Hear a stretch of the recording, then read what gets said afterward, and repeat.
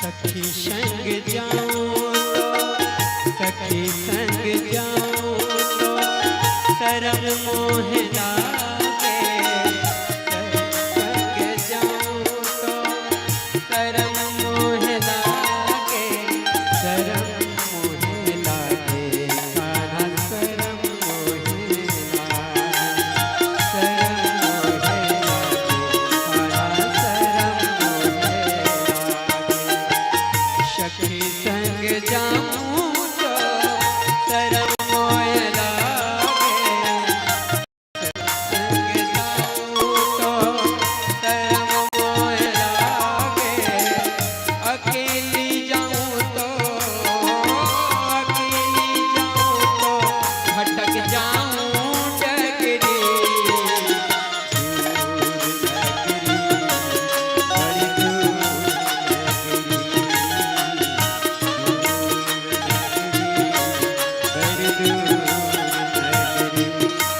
ऐसे आऊं रे कन्हैया। ऐसे आऊं रे कन्हैया तेरी गोल नगरी। बड़ी दूर नगरी।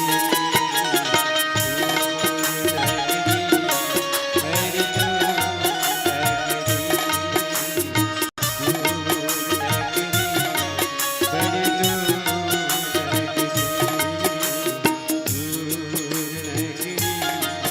दूर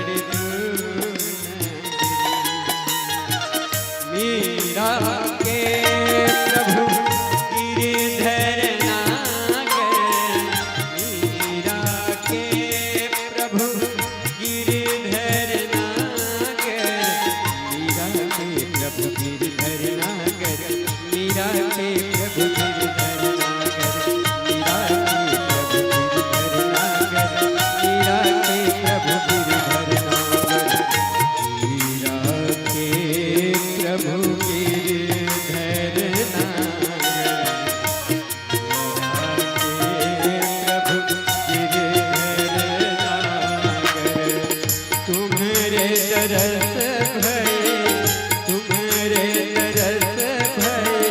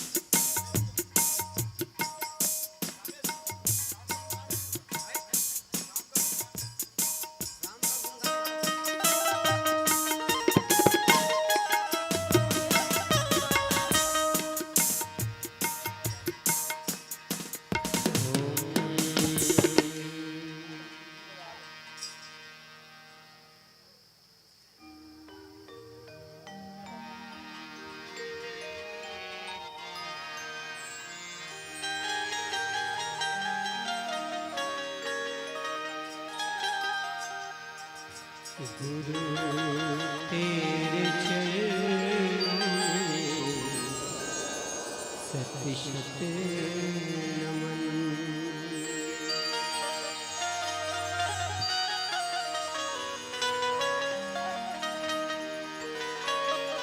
कृपा दृष्टि आपकी,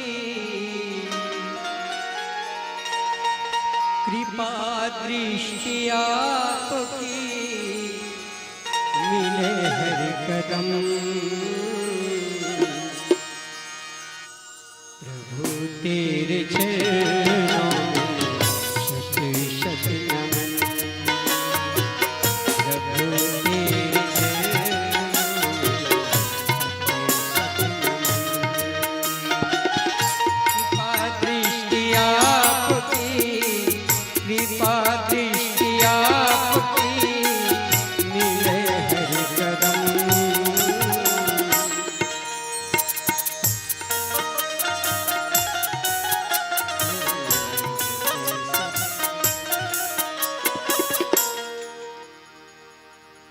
बोलिए वृंदावन बिहारी लाल की जय। तुम हमारे थे प्रभु जी, तुम हमारे हो,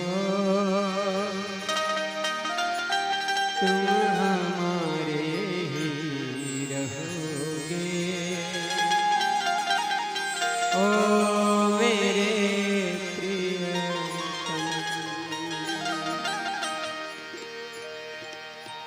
तुम हमारे थे प्रभु जी, तुम हमारे हो,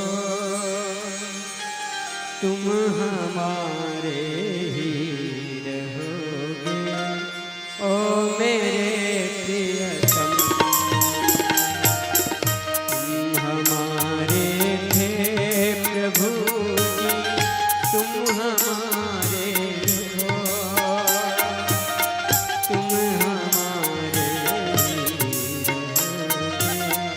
ओ मेरे प्रियतम, तुम हमारे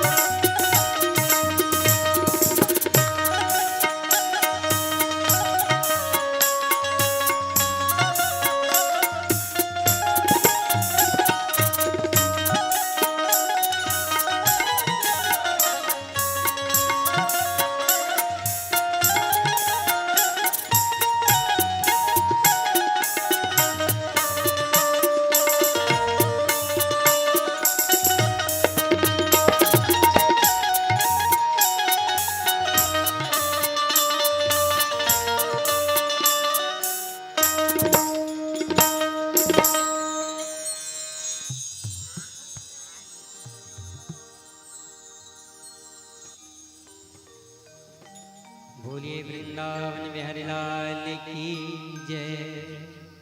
श्री सीताराम भगवान की जय। निम शिवलोकाश विश्वनाथ भगवान की जय। श्री राधे श्री राधे। हरि ओम हरि ओम हरि ओम। श्री राधे श्री राधे श्री राधे श्री राधे श्री राधे। ओ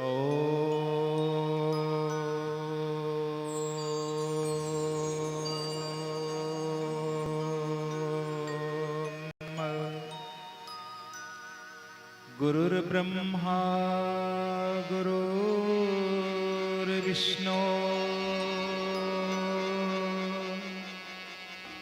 गुरुर्देवो महेश्वरः।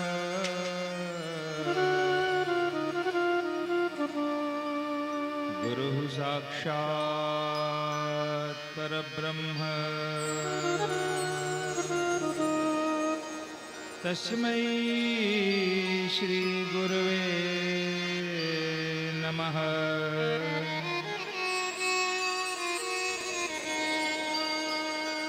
वक्रतुंड महाकाय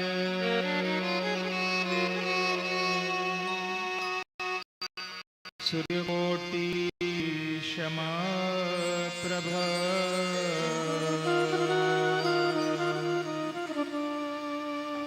निर्विघ्नं कुरु मे देव।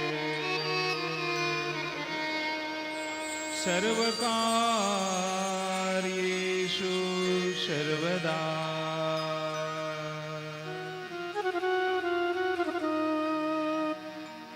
सर्वमंगलमांगल्ये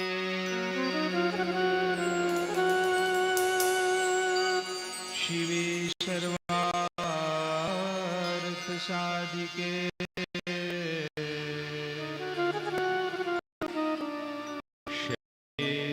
त्र्यंबके गौरी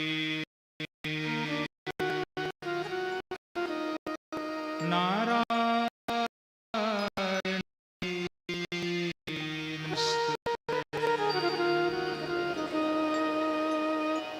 नमस्तुते व्यास विशालबुद्धे फुल्लारविन्दायत पत्रनेत्र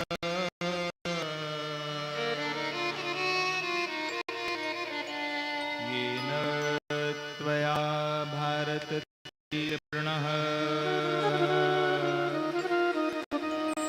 प्रज्वालितो ज्ञानमयः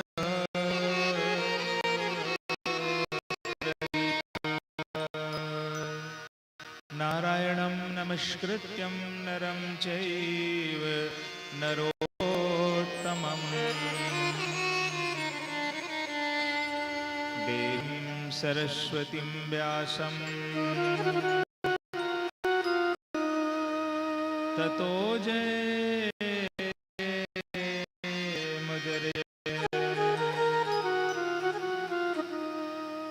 कृष्णाय वासुदेवाय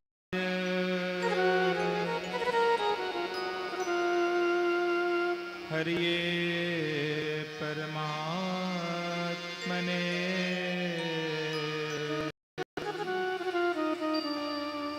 प्रणतक्लेशनाशाय गोविन्दाय नमो नमः। नीलाम्बुजश्यामलकोमलाङ्गं सीताशमारोपितवामभागम् पर्णौ महासायकचारुचापम् नमामि रामं रघुवंशनाथम्। अतुलितबलधामं हेमिशैलाभदेहम्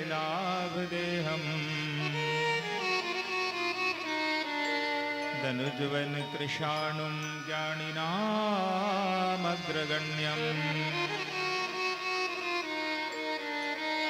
सकल गुण निधानम वानराणामधीशम्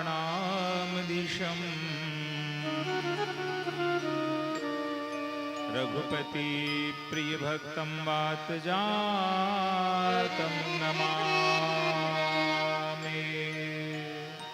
ध्यान लगा सुमिरन करो शारदा शेष महेश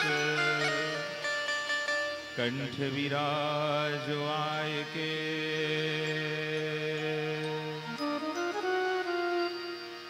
काटहु सकल कलेश। ओम हरिये नमः ओम हरिये नमः ओम हरिये नमः। श्री राम शरणं मम श्री राम शरणं मम श्री राम शरणं मम। बोलिए वृंदावन बिहारी लाल की जय। श्रीमद्भागवत महापुराण की जय। श्री व्यास भगवान की जय। पूज्य गुरुदेव भगवान की जय। वंदनीय माता जी की जय। आवाहित देवी देवताओं की जय। ग्राम के समस्त देवी देवताओं की जय। श्री जगन्नाथ भगवान की जय। श्री काशी विश्वनाथ भगवान की जय। श्री आंजनेय हनुमान जी महाराज की जय। सियावर रामचंद्र की जय। सब संतन की जय। सब भक्तन की जय। अपने अपने माता पिता गुरु गोविंद की जय। जय जय श्री सीता।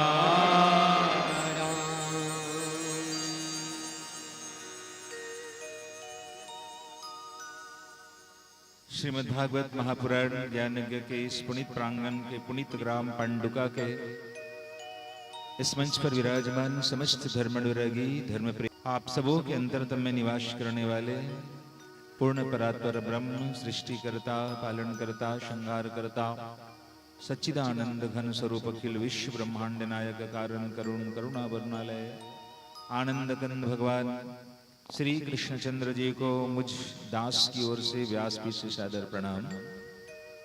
आइए द्विवेदी परिवार के शुभ संकल्पों से इस पुनित प्रांगण में जो श्रीमद्भागवत महापुराण की कथा आयोजित है, कथा आरंभ कथा रसपान करने के लिए सादर आमंत्रित है।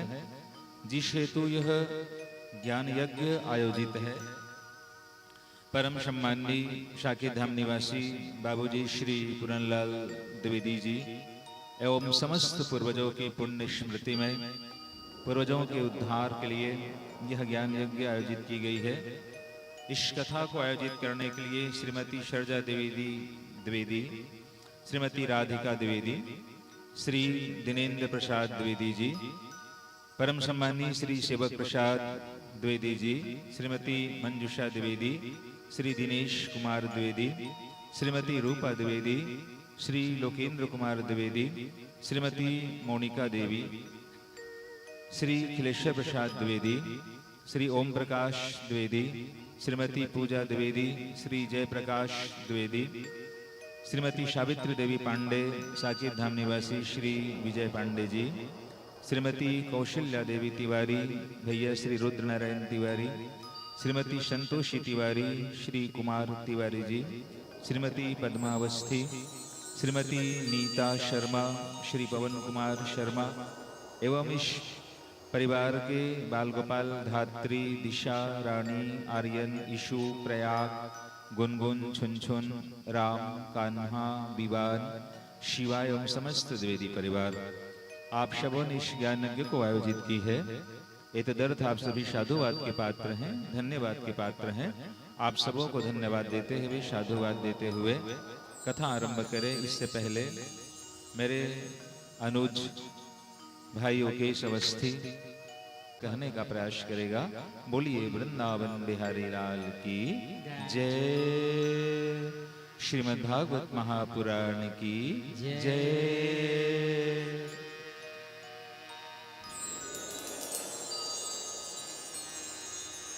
राधा का नाम मोल बोलो राधे राधे।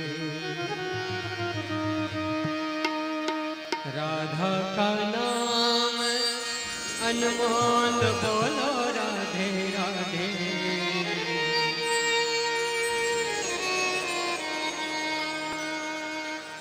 कृष्णा का नाम अनमोल बोलो राधे राधे। राधा का नाम अनमोल बोलो राधे राधे।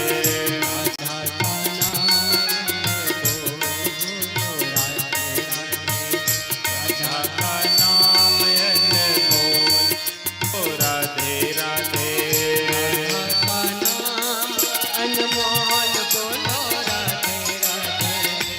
राधा का नाम अनमोल बोलो राधे राधे। राधा का नाम अनमोल बोलो राधे राधे। राधा का नाम अनमोल बोलो राधे राधे।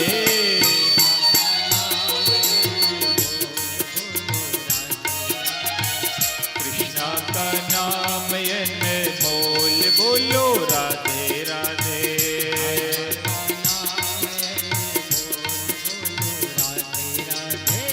राधा का नाम अनमोल बोलो राधे राधे।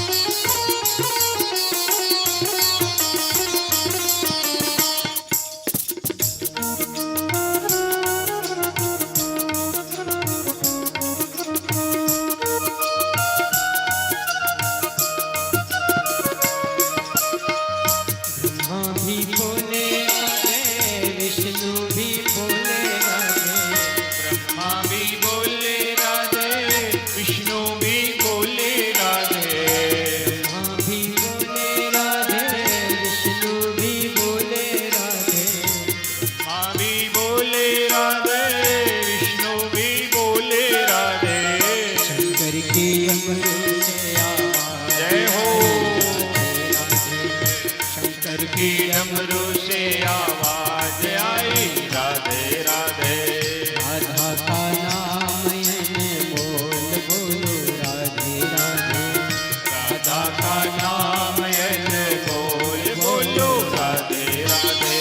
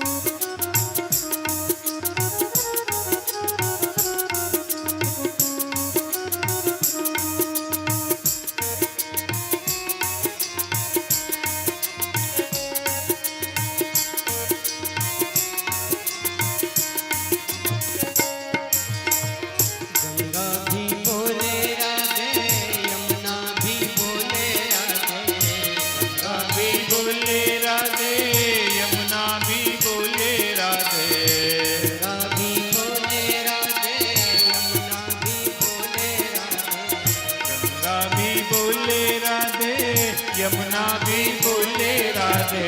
सरयू की धार से आवाज आई राधे राधे। सरयू की धार से आवाज आई राधे राधे। राधा का नाम अनमोल बोलो राधे राधे।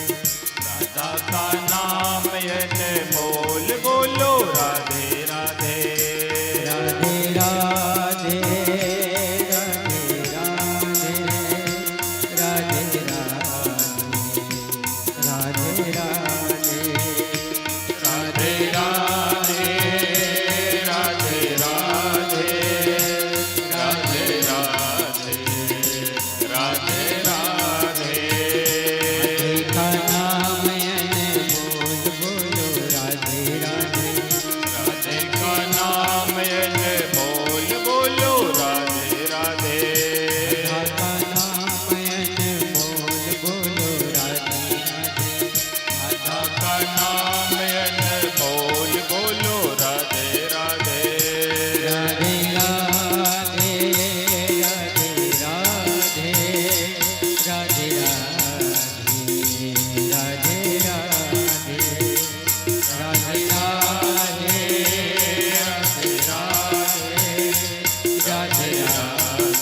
राधे राधे राधे राधे राधे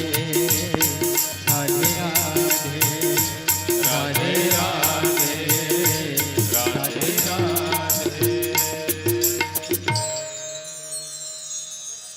बोलिए राधे रानी सरकार की जय।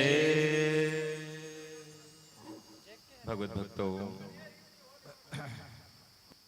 श्रद्धामयी, करुणामयी, वात्सल्यमयी माताओं, बहनों, प्यारे प्यारे बाल गोपालों, मेरी व साथियों, आइए कुछ क्षणों के लिए शांत चित्त हो एकाग्र मन से मन, बुद्धि और चित्त को भागवत महापुराण की कलिमलहरणी, मनोमलहरणी, मोक्षदायिनी पावनी कथा से जोड़ते हैं। कल सांध्यकालीन की वेला में जहां पर कथाओं को विराम दी गई थी, उससे आगे कथा पर चिंतन और मनन करें। पावन गंगा के घाट पर श्री शुकदेव जी महाराज राजा परीक्षित को मोक्षदायिनी कथा सुना रहे हैं। श्री सुत जी महाराज नैमिषारण्य तीर्थ में शौनक इत्यादि 86,000 ऋषियों की मध्य कथा कह रहे हैं। पावन गंगा के घाट पर महाराज मैत्रेय जी विदुर जी को मोक्षदायिनी उपाख्यान समर्पित कर रहे हैं। हम और आप भी अनवरत 6-7 दिनों से बैठकर द्विवेदी परिवार की सौजन्य से इस पुनीत प्रांगण में, जहां पर स्वयं भगवान जगन्नाथ जी, देवाधिदेव महादेव, वेद माता गायत्री, संकट हरता हनुमान जी महाराज विराजमान है, उन्हीं की पुनीत छो छत्र छाया में बैठकर इस अमृतमय कथा पर चिंतन और मनन कर रहे हैं। कथा आरंभ हो इससे पहले हम लोग भारत देश के निवासी है। हमारा देश निसंदेह देवताओं के द्वारा भी पूजित है, देवताओं के द्वारा वंदना की जाती है। धन्यास्तु ये भारत भूमि भागे। आज हमारे देश के वीर सैनिक जिस दौर से गुजर रहे हैं, सर्वप्रथम मैं व्यासपीठ से समस्त देवी देवताओं को दंडवत प्रणाम करते हुए, भागवत भगवान को प्रणाम करते हुए भगवान से इतनी प्रार्थना करता हूं कि मेरे देश के एक एक सैनिक सुरक्षित रहे और जिस लक्ष्य के लिए वो लोग सीमा पार करके जा रहे हैं, भगवान उन्हें उस लक्ष्य में सफलता प्रदान करे, तभी हम लोग का भारतवासी कहलाना सार्थक होगा। आज जो स्थिति हमारे देश में है, हमारे सैनिक जान की परवाह किए बिना जान हथेली पर लेकर के दुश्मनों के बीच आज जिस दौर से गुजर रहे हैं, मैं भगवान से प्रार्थना करता हूं व्यासपीठ से, उन सैनिकों को प्रणाम करता हूं व्यासपीठ से, जो अपनी जान की बाजी लगाकर हाथ जान हथेली पर रखकर देश की आन बान और शान के लिए आज डटे हुए हैं। अगर प्रभु हम सत्य के मार्ग पर हैं, धर्म के मार्ग पर है, न्याय के मार्ग पर है, तो भगवान मेरे देश के एक एक सैनिक की रक्षा करना, उनको मैं व्यासपीठ से सादर प्रणाम निवेदन करता हूं। न जाने कितनी माएं, कितने बहनें अपनी सुहाग हंसते हंसते देश के लिए समर्पित कर दी।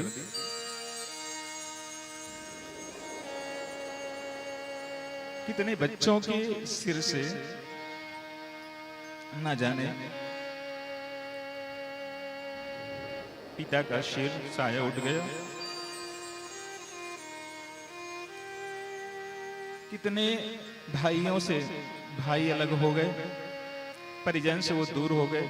आखिर क्या गलती थी बेचारों की, क्या अपराध किया था?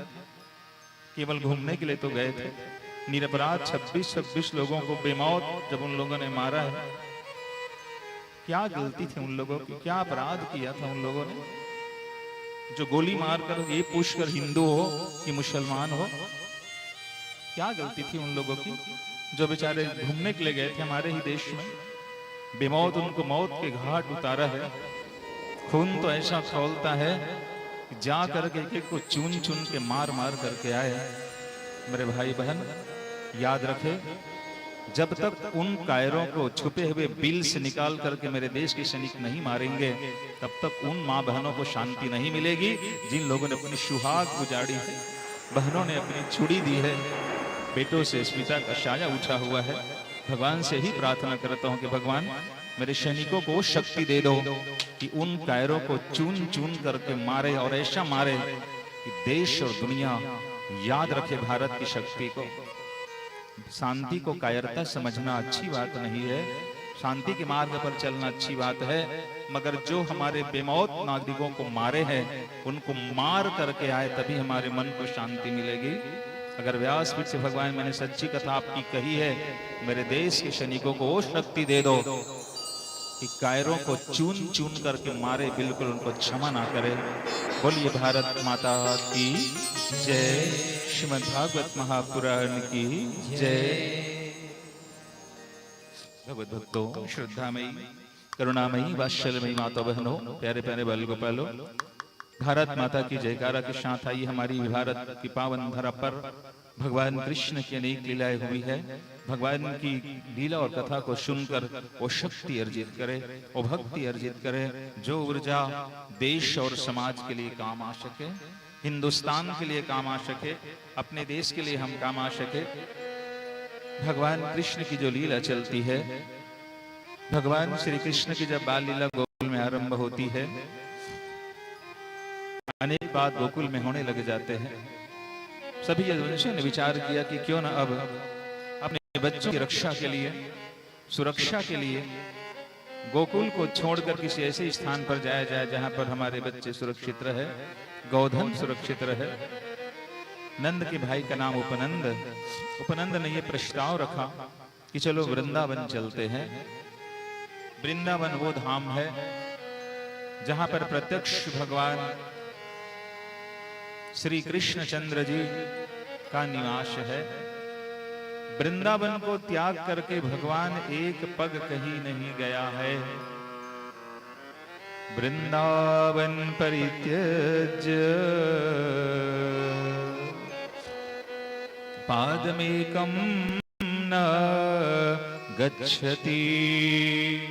भगवान कृष्ण कहते हैं, मैं वृंदावन को त्याग करके एक पग कहीं नहीं गया हूं। वृंदावन जाने की बारी आई, और जो लोग वृंदावन जाते हैं एक बात याद रखें, और कुछ सीखे ना सीखे, लेकिन एक शब्द बोलना जरूर सीख जाते हैं। वृंदावन जाने वाले भी रोते हैं, वृंदावन ना जाने वाले भी रोते हैं, और वृंदावन से लौट कर आने वाले भी रोते हैं, कारण कि वो प्रेम की भूमि है।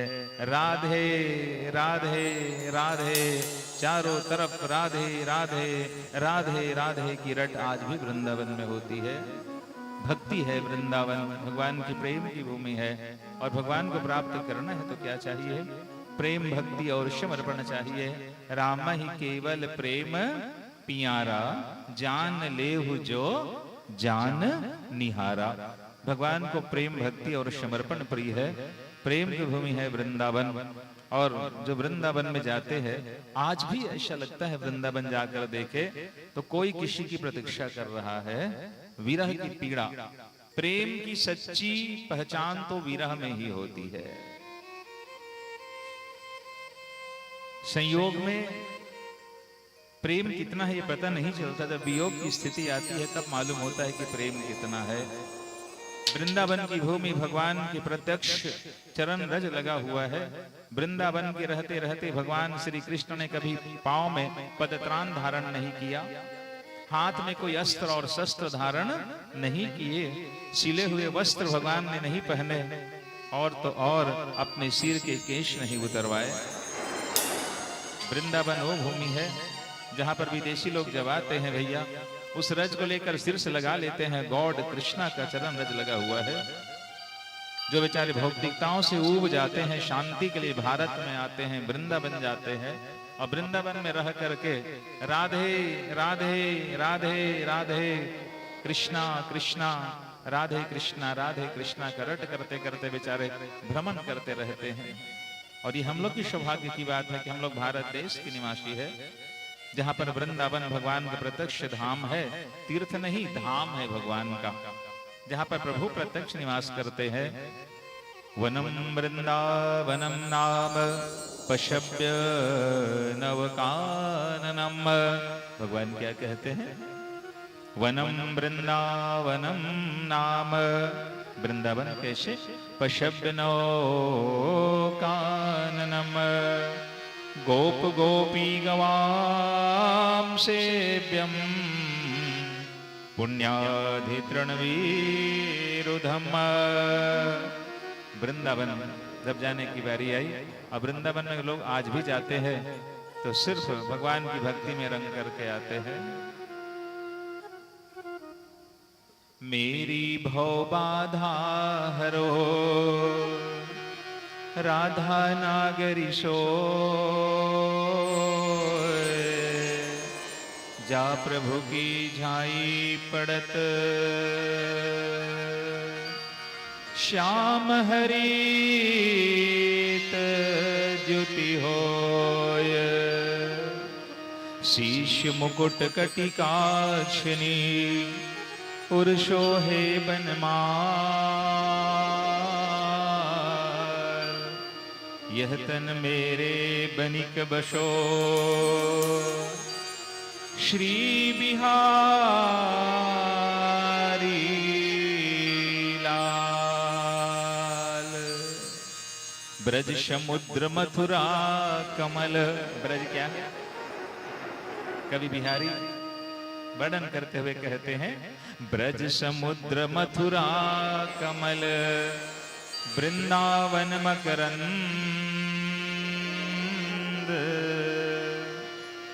ब्रज बनिता शब पुष्प है भौरा श्री ब्रज चंद्र। श्री वृंदावन धाम को मर्म न जाने को, डाल डाल फल पात में राधे राधे होय। डाल डाल फल पात में राधे राधे होय। सब कुछ दीना आपने हो, भेंट करूं क्या नाथ। नमस्कार की भेंट लो, जोड़हूं दोनों हाथ, जोड़हूं दोनों हाथ। भगवत भक्तों, वृंदावन प्रेम की भूमि है, और जो भगवान के प्रेम में रंग जाते हैं, अरे भैया दुनिया के प्रेम में रंग जाएंगे तो कदाचित एक दिन हमको निराश होना पड़ जाएगा, लेकिन भगवान के प्रेम में अगर रंग है एक बार तो फिर याद रखे वो रंग जीवन भर छूटने वाली नहीं है। प्रेम परिचय को पहचान बना देता है, प्रेम वीराने को गुलिस्तान बना देता है। मैं औरों की नहीं आप बीती कहता हूँ, प्रेम इंसान को भगवान बना देता है। अगर वो प्रेम प्रभु के प्रति हो जाए, श्री राधे के चरणों में हो जाए और प्रभु श्री कृष्ण के चरणों में हो जाए। हर सितारों ने कहा सारा गगन बदल गया, हर सितारों ने कहा सारा गगन बदल गया, हर बुलबुलों ने कहा सारा चमन बदल गया। तब एक फकीर ने कहा कुछ नहीं बदला है, मुर्दा वही का वही है, सिर्फ कफन बदल गया। दृष्टि चेंज करके देखे, भगवान के प्रेम में डूब करके देखे, ज्यो ज्यो बोड़े श्याम रंग त्यों त्यों उज्ज्वल होए। अरे श्याम के रंग में डूब जाओ एक बार तो भैया जीवन में उज्ज्वलता आ जाती है। श्याम रंग में डूबने से वृंदावन की भूमि प्रेम की भूमि है। और आज भी भगवान जाकर देखे, वृंदावन में राधे राधे राधे राधे की रट लगी रहती है। राधा मतलब दिव्य आह्लादनी शक्ति, भगवान की दिव्य आह्लादनी शक्ति का नाम राधा है। और एक बार राधा कहीं बोले तो महाराज भगवान कृष्ण जी पीछे पीछे चले आते हैं। सुखदेव जी के गुरु का नाम है राधा। जब भी भागवत में राधा प्रसंग आया, महाराज सुखदेव जी कहीं एक बार बोल दे राधा तो 6 माह की समाधि लग जाती थी। राधा 2 बार उनको समाधि लगी भागवत कथा कहते कहते। कब? जब भगवान कृष्ण की वृंदावन की लीला कह रहे थे। महाराज भगवान के प्रेम में गदगद हो गए सुखदेव जी महाराज। दूसरी बात जब सुदामा चरित्र कह रहे थे, सुदामा चरित्र कहते कहते महाराज सुखदेव जी समाधिस्थ हो गए। पंडितों ने वेद मंत्र उच्चारण करके जगाया। अरे महाराज जब कहने वाले ही समाधिस्थ हो जाओगे तो राजा परीक्षित को मोक्ष कौन दिलाएगा। उनकी समाधि तोड़ी और राधे राधे अगर उच्चारण करते हैं तो भगवान कृष्ण जी स्वतः चले आते हैं। वृंदावन जा करके देखे, भगवान के प्रेम में रंग करके देखे तो निसंदेह जीवन धन्य हो जाएगा। श्री वृंदावन में कौन है? बांके बिहारी, जिनकी छटा अनुपम है। अफगानिस्तान मुस्लिम कंट्री, एक सोफिया नामक युवती आई थी भारत देश, हमारे देश में सोफिया उनका नाम था। वृंदावन घूमी और घूम लेने के पश्चात शांतकालीन वेला बांके बिहारी की मंदिर में गई सोफिया। भगवान बांके बिहारी की नजर ऐसी लगी कि सूद बुध खो बैठी। बहुत ढूंढा तेरा पता ना चला, और जब तेरा पता चला तो मेरा पता ना चला। भूल गई कि मैं मुस्लिम हूँ। वृंदावन की वो भूमि है जहाँ पर जो जाते हैं भगवान के प्रेम में रंग करके आते हैं। किसी से मेरी मंजिल का पता पाया नहीं जाता, जहाँ मैं हूँ वहाँ फरिश्तों से भी जाया नहीं जाता। प्रेम के लिए कुछ खास दिल मखसूस होते हैं। ये वो नगमा है जिसे हर साज पर गाया नहीं जाता। वो नगमा है भाई जिनको हर साज पर गाया नहीं जाता। बोलिए वृंदावन बिहारी लाल की जय, भागवत महापुराण की जय। हरि कर गए दिल पे टोना, कर गए दिल पे टोना, बांके बिहारी के नैना, बांके की नैना बिहारी के नैना, बांके की नैना बिहारी के नैना, कर गए दिल पे टोना, बांके बिहारी के नैना, कर गए दिल पे टोना, बांके बिहारी के नैना, कर गए दिल पे टोना, बांके बिहारी के नैना, कर गए दिल पे टोना, बांके बिहारी के नैना, बांके की नैना बिहारी के नैना, बांके की नैना बिहारी के नैना, बांके की नैना बिहारी के नैना, बांके की नैना बिहारी के नैना, कर गए जय हो, कर गए जय हो। कर गए दिल पे टोना, बांके बिहारी के नैना, कर गए दिल पे टोना, बांके बिहारी के नैना।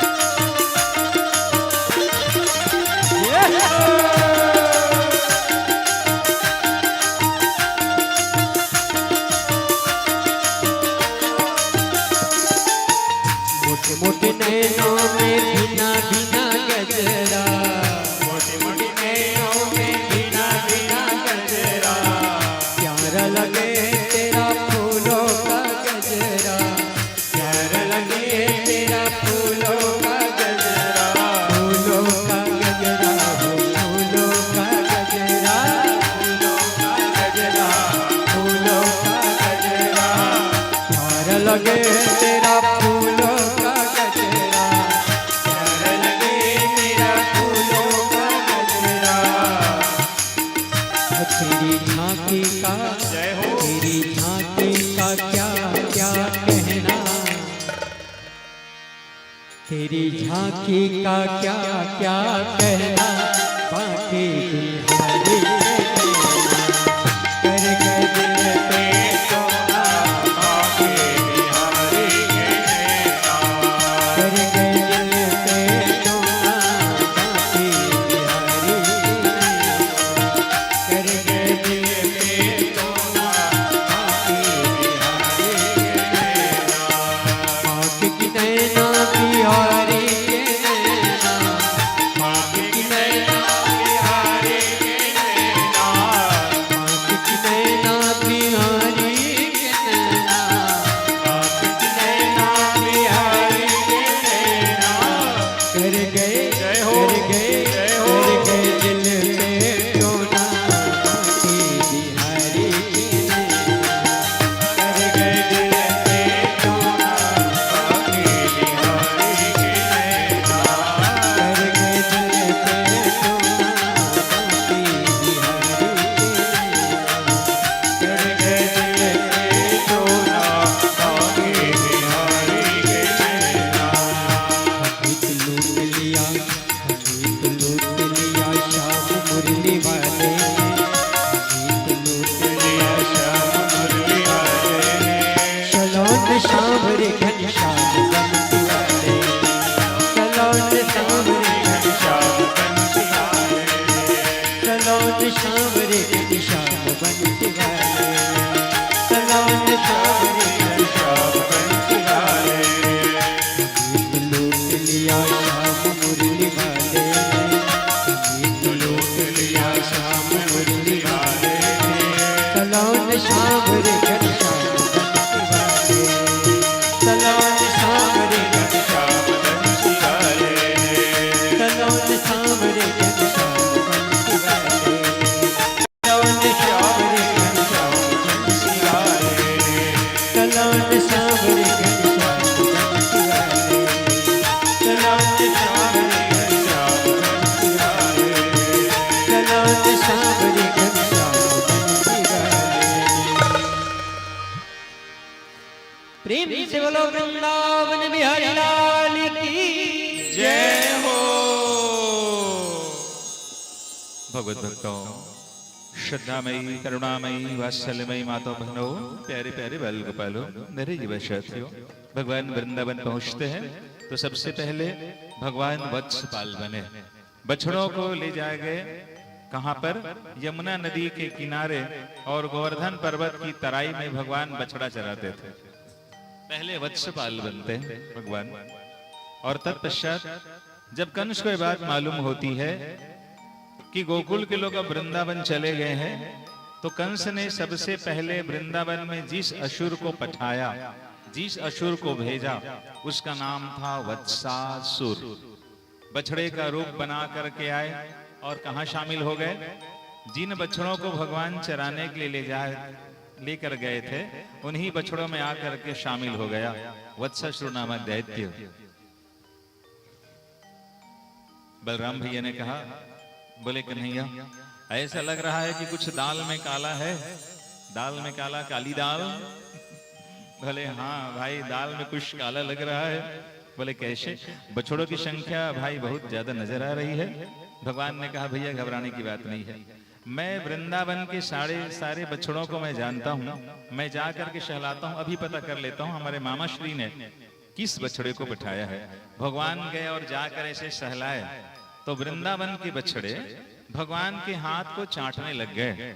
लेकिन जो वत्सासुर नामक दैत्य था, जो बछड़े का रूप बना करके आया था, सीधे सीधे अकड़ करके आंखें लाल लाल करके पुंछ जोर से पटकी भगवान की ओर आंखें लाल लाल करके देखा भगवान समझ गए, बस भैया बलदाऊ भैया यही है जो अकड़ रहा है।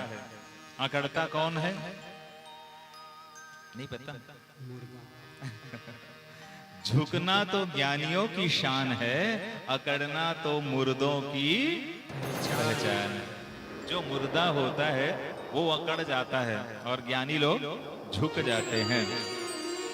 मैं एक निवेदन कर रहा हूं, रावण को किसी ने झुकना नहीं सिखाया। रावण को सिर्फ और सिर्फ एक ने झुकना सिखाया और उसका नाम मैं आप सबसे सुनना चाहता हूं।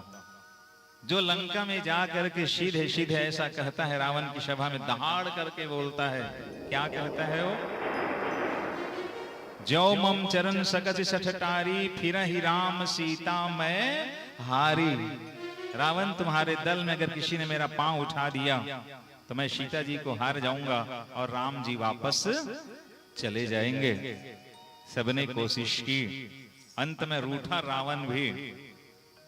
कौन है जिन्होंने अपना पांव रोक करके रखा रावण की उस सभा में? अंगद। अंगद ने पांव पटका जोर से और कहा, तुम्हारे दल में अगर किसी ने मेरा पांव बस उठा दिया रावण तो मैं सीता जी को हार जाऊंगा, राम जी वापस चले जाएंगे। रावण स्वयं उठा, कोई नहीं उठा पाए तो, और जैसे रावण ने झुकना चाहा, अंगद कहता है बस कैसे झुकना है ये मैंने बताया है, लेकिन मेरे सामने झुकने से तुम्हारा कल्याण नहीं होगा। अरे रावण, अगर तुमको झुकना है तो मेरे राम जी के चरणों में जा करके झुको। राम के चरणों में झुकने से तुम्हारा कल्याण होगा, मेरे सामने झुकने से तुम्हारा कल्याण नहीं होगा। अंगद जैसा भक्त, हनुमान जैसा भक्त अपने आप को छिपाते हैं और हम जैसे तथाकथित भक्त अपने आप को छपाते हैं। हम लोग को छपास की बीमारी है, छपाने की बीमारी है। हनुमान जी अपने आप को छिपाते हैं, अंगद जी अपने आप को छिपाते हैं, राम जी को प्रकट करते हैं।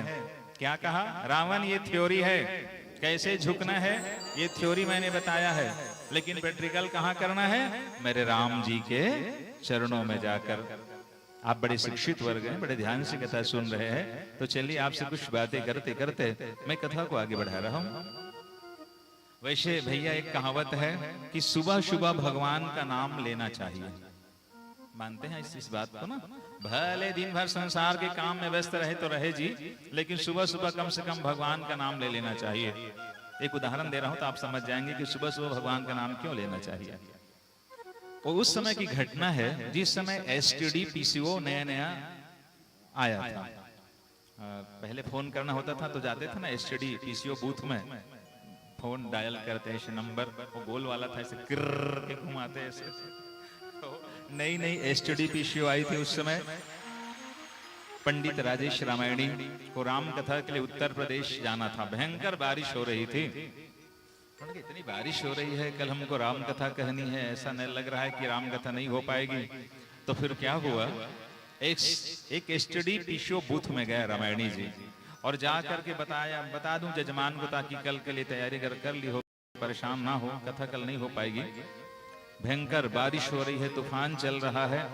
गया एसटीडी में नंबर डायल की और जैसे नंबर डायल की, रिसीवर उठाया तो वहां से एक आवाज क्या आई? इस रोड की सभी लाइनें व्यस्त है, कृपया थोड़ी देर बाद नंबर डायल करे। एक बार फोन लगाया, दूसरी बार फिर घंटी बजाई, फिर रिसीवर उठाया, फिर वही आवाज आई। क्या आवाज आया? इस रोड की सभी लाइनें व्यस्त हैं, कृपया थोड़ी देर बाद नंबर डायल करें। एसटीडी वाला साधु स्वभाव का था। बोले महाराज आप रात भर नंबर लगाते रहो, नंबर नहीं लगने वाला है। बोले क्यों? इसलिए नहीं लगेगा कि रात्रिकालीन की वेला में इस रोड की सभी लाइनें व्यस्त रहती। महाराज आपको काम कब है? बोले हमको कल सुबह जाना था राम कथा में। तो बोले ऐसा करना महाराज, एकदम सुबह सुबह 5 बजे आ जाना, मैं आपके लिए दुकान खोल दूंगा और आप नंबर डायल कर लेना, जिससे बात करनी है बात हो जाएगी। 5 बजे गए रामायणी जी और रीडायल की। जैसे रिडायल की रिसीवर उठाई और एक बार में फोन लग गई, बातचीत हो गई। कहा भैया बिल कितना हुआ, मशीन से बिल निकला, बिल पेड कर दिया। लेकिन रामायणी जी के मन में एक जिज्ञासा रही। क्या जिज्ञासा रही? बोले भैया मैं रात 12 बजे इतना फोन लगाया, फोन लगा ही नहीं। और सुबह 5 बजे सुबह जब मैंने फोन लगाया तो फोन एक बार में लग गई। कारण क्या है? तो एसडी पीसीओ वाला क्या कहता है, महाराज जी बात यह है कि सुबह सुबह लाइन क्लियर होती है, और सुबह सुबह लाइन क्लियर होने की वजह से एक बार में नंबर लग जाती है। तो रामायणी जी ने क्या शिक्षा ग्रहण की? बोले भैया आप कह रहे हैं कि सुबह सुबह लाइन क्लियर होती है एसटीडी पीसीओ की, ठीक वैसे ही हमें तो ये शिक्षा मिली कि भगवान के घर की भी लाइन सुबह सुबह क्लियर होती है। अगर दिन भर संसार के काम में रहे तो रहे, लेकिन सुबह सुबह भगवान का नाम जरूर ले ले, लाइन एकदम क्लियर होती है और नंबर एक बार में लग जाएगी। आज बहुत बड़ी शिक्षा हमको मिल गई कि सुबह सुबह भगवान के घर की लाइन भी क्लियर होती है। पुराना सियान मन की थे ना, अरे राम राम के बेल लड़ाई झगड़ा झन करो रे, भगवान के नाम लो रे। सुबह सुबह काबर लड़ाई करत, राम राम के बेरा काबर बोलते, राम राम के बेरा ये कारण बोलते कि सुबह सुबह भगवान के घर की लाइन क्लियर होती है। तो सुबह सुबह भगवान का नाम लेना चाहिए। आप सहमत है ना? चलो हो बोलो, हाओ काबर हो बोले, अब कटघरम खड़ा करूँ अब। बोले महाराज 3 बोले बर के हिस्सा बोल देना। ठीक है बोले हो ना, हो कहे हो ना, चलो अब बताओ। सुबह सुबह भगवान का नाम जरूर ले, लेकिन रामचरितमानस सुंदर कांड जरा ध्यान से सुनना कथा। सबका तो नाम सुबह सुबह लेना चाहिए, मगर एक का नाम सुबह, मैं नहीं कह रहा हूं, मैं स्पष्ट करूंगा उस बात को भाई, नहीं तो आरोप मेरे ऊपर लग जाएगा। सबका नाम सुबह सुबह लेना चाहिए, मगर एक ने ऐसा भय दिखाया है कि जो सुबह सुबह हमारा नाम लेगा उसको दिन भर खाने को नहीं मिलेगा। कौन है जिनका नाम सुबह सुबह नहीं लेना चाहिए? वो भय दिखाता है। अगर सुबह सुबह सुत के उठ के ओखर नाम ले देवे ना तो दिन भर खाए पर नहीं मिले। मैं नहीं कह रहा हूं, उसको स्पष्ट करूंगा आगे चल करके। रामचरितमानस के 5म सोपान सुंदर कांड में वो चौपाई लिखी है, प्रात लेई जो नाम हमारा, ताहि ते ही दिन मिले ना आहारा। ये कहाँ की चौपाई है? सुंदर कांड, रामचरितमानस 5म सोपान सुंदर कांड की चौपाई है। किसने कहा है ये चौपाई कि सुबह सुबह अगर कोई मेरा नाम ले देगा तो उस आदमी को दिन भर खाने पीने को नहीं मिलेगा? भाई कहा किसने है? जरा बताएं। अगर आपने रामायण ध्यान से पढ़ी होगी तो कहा किसने है इस चौपाई को? हनुमान जी महाराज। हनुमान जी महाराज कहते हैं अगर सुबह सुबह कोई आदमी मेरा नाम ले देगा तो दिन भर उसको खाने पीने को नहीं मिलेगा। कई लोग इतने भोले भाले होते हैं, एकांत में पूछ लेते महाराज सही बात है क्या महाराज? अगर सुबह सुबह हनुमान जी का नाम ले देंगे तो दिन भर खाने को मिलेगा कि नहीं मिलेगा? चलो आप लोग क्या सोचते हो? अभी तो पांडुका में 3 दिन और रुकना है, हमको 2 दिन और रुकना है पांडुका में। कल सुबह शुद्ध करके उठना, उठ करके बोलना जय हनुमान जी ज्ञान गुण सागर जी, जय कपीस्ति लोक उजागर जी, रामदूत अतुलित बल धामा जी, ऐसा बोलना सुबह सुबह। जय हनुमान जय बजरंग बली बोलना, और दिन भर खाए वाल नहीं मिली तो हमला बता देना जी। हम जैसे लोग को तो हनुमान जी के नाम से ही खाने पीने को मिलता है। अगर सुबह सुबह हनुमान जी का नाम नहीं लिए, राम जी का नाम नहीं लिए, बजरंग बली का नाम नहीं लिए तो लोग हमको खाने को नहीं देंगे। हमको तो भोजन मिलता है तो सुबह सुबह उसी का नाम लेते हैं, हनुमान जी का नाम लेते हैं जो बाएं तरफ विराजमान है। अगर उनका नाम लेंगे सुबह सुबह तो भैया हमको कोई भोजन भी नहीं देगा। ये तो हनुमान जी महाराज की महानता है, उनका बड़प्पन है। वो क्या कहता है? प्रात ले जो नाम हमारा। हनुमान जी महाराज कहते हैं क्या? प्रात ले जो नाम हमारा, ताहि तेहि दिन मिले ना आहारा। अगर कोई व्यक्ति सुबह सुबह मेरा नाम ले, उसको दिन भर भोजन नहीं मिलेगा। सच्चाई ये है, हनुमान जी महाराज अपने आप को छिपाते हैं, राम जी को प्रकट करते हैं। मेरा नाम नहीं भैया, मेरे राम जी का नाम लो, भगवान का नाम लो।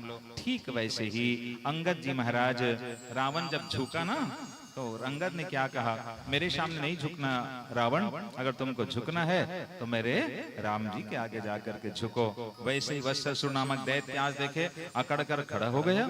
भगवान ने पुंछ पकड़ी और पुंछ पकड़ करके जोर से घुमाया, और जैसे जोर से घुमाया और पटकी जोर से, मरने के समय राम राम का नाम उच्चारण किया, कृष्ण का नाम उच्चारण किया, वत्सासुर का उद्धार होता है।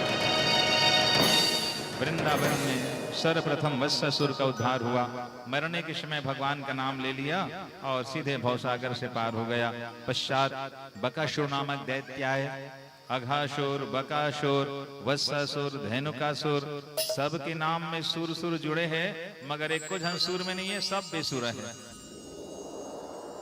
वत्सासुर, धेनुकासुर, सबे सुर सुर है, एक कुछ सुर में नहीं है, सब बेसुर है। भगवान ने सबको सुर में ला लिया।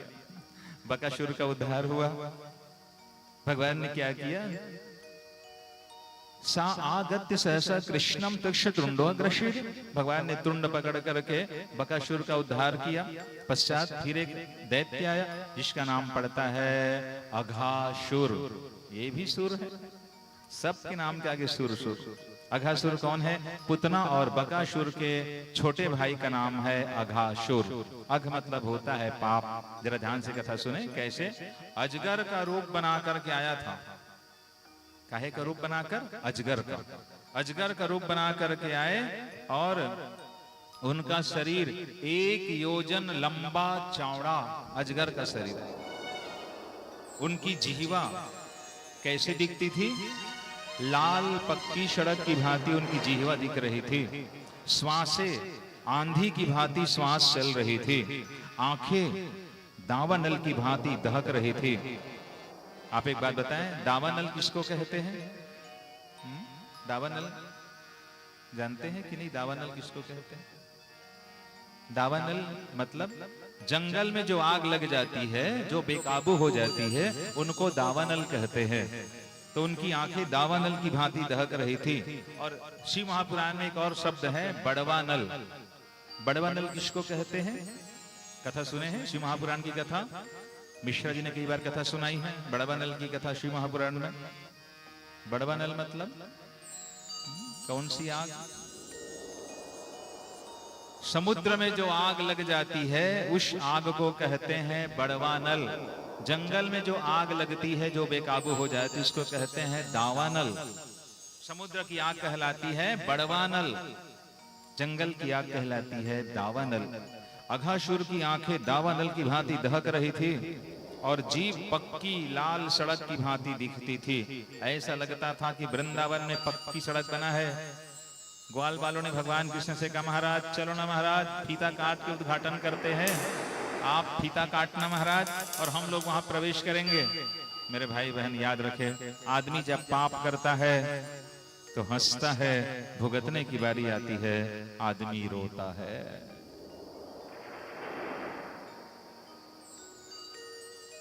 बहुत अल्प वय में भगवान की कृपा है, मुझ पर बहुत कृपा है निसंदेह। 289 क्रम का भागवत चल रहा है। इतनी कम उम्र में भगवान की कृपा से इतना भागवत पढ़ने का मुझको सौभाग्य प्राप्त हुआ है। इतनी भागवत पढ़ने के बाद मुझको कुछ न कुछ तो अनुभव होता होगा भगवान का। व्यासपीठ से असत्य वचन नहीं। 289 का क्रम का भागवत चल रहा है अभी जो हो रहा है द्विवेदी परिवार में। 289 इतना भागवत पढ़ने के पश्चात निसंदेह मन के किसी न किसी कोने में भगवान की झलक जरूर मिलती है कि नहीं? एक दो नहीं, भगवान की असीम कृपा है मुझ पर। और मैंने जो अनुभव किया है भगवान को, मैं चाहता हूं कि जो कथा सुनने वाले हैं वो भी उसको अनुभव कर ले। आप सही सही बताएं, भगवान को आप जानना चाहते हैं कि नहीं जानना चाहते हैं? अरे भाई तभी तो भागवत करवाते हैं, इतना इतना खर्च करते हैं, लाखों का खर्च करके भागवत का आयोजन करते हैं। भगवान को जानना है, भगवान को समझना है, भगवान को अनुभव करना है। तो घड़ी देख लीजिए, 10 सेकंड नहीं लगेगा। 10 सेकंड बहुत हो जाएगा भगवान को अनुभव करने के लिए, 5 सेकंड भी नहीं लगेगा। आप घड़ी देखते रहिए कैसे भगवान को अनुभव किया जाता है। जो मैंने अनुभव किया है आपसे निवेदन कर देता हूं, बहुत सरल है वो। मैं आप सबों से एक निवेदन करूं, हमारे मन में ईमानदारी के साथ जवाब देना। एक क्षण के लिए भूल जाओ कि कोई व्यासपीठ पर बैठा है और कोई जमीन पर बैठकर कथा सुन रहा है। श्रोता वक्ता ज्ञान निधि कथा राम का गोड़। श्रोता और वक्ता दोनों ज्ञान की निधि होते हैं। केवल व्यासपीठ पर बैठने वाला ज्ञानी होता है ऐसी बात नहीं है। श्रोता लोग बहुत ज्ञानी होते हैं मगर वाणी को मौन करके कथा सुनते हैं। भाई मैं एक निवेदन कर रहा हूं सभी माता बहनों से, सज्जनों से, कथा का सार अभी 2 मिनट में आपके सामने निवेदन करूं। सही सही बताना, हमारे मन में जो भी अच्छी या बुरी बातें आती है, आप सबों से सवाल है, सुनते रहना ध्यान से। हमारे मन में जो भी अच्छी या बुरी बातें आती है, ईमानदारी के साथ बताना। यहां पर बैठा कोई जानता है कि नहीं जानता है उसको?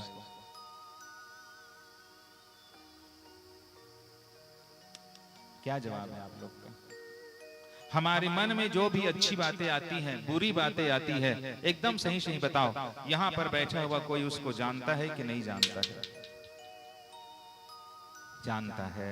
वही जानने वाला ईश्वर है। कितना समय लगा घड़ी देख लो, 2 सेकंड भी तो शायद नहीं लगा।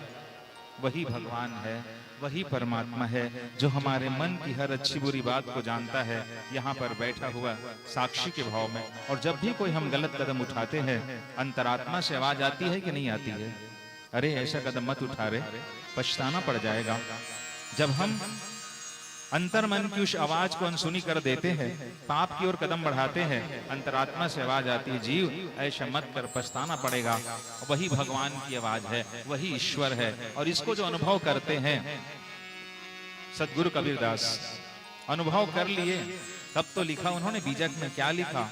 मोको कहाँ ढूंढे बंदे, मैं तो तेरे पास में हूं।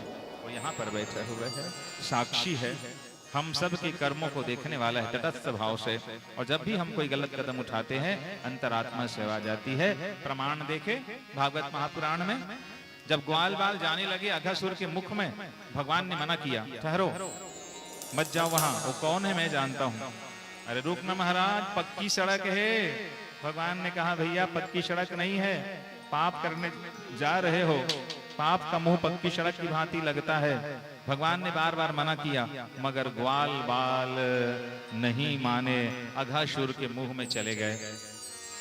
जो अजगर का रूप बना करके आए थे मेरे भाई बहन। हम भी कोई गलत कदम उठाते हैं, हमारे अंतरात्मा से आवाज आती है, ऐसा मत कर, मगर हम उस अंतरात्मा की आवाज को सुन करके अनसुनी कर देते हैं, तभी जाकर पाप के मुंह में समा जाते हैं। और एक बात और याद रखना, आदमी पाप कब करता है? जब 2 चीजों को भूल जाता है। हमेशा 2 चीज को याद रखें, कभी पाप नहीं करोगे। कौन सी 2 चीज? 2 बातन को भूल मत। क्या क्या? 2 बातन को भूल मत, जो चाहत कल्याण।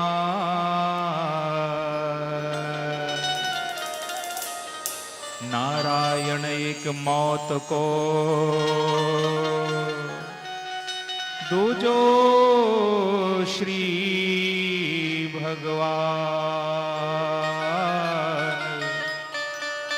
दूजो श्री भगवान।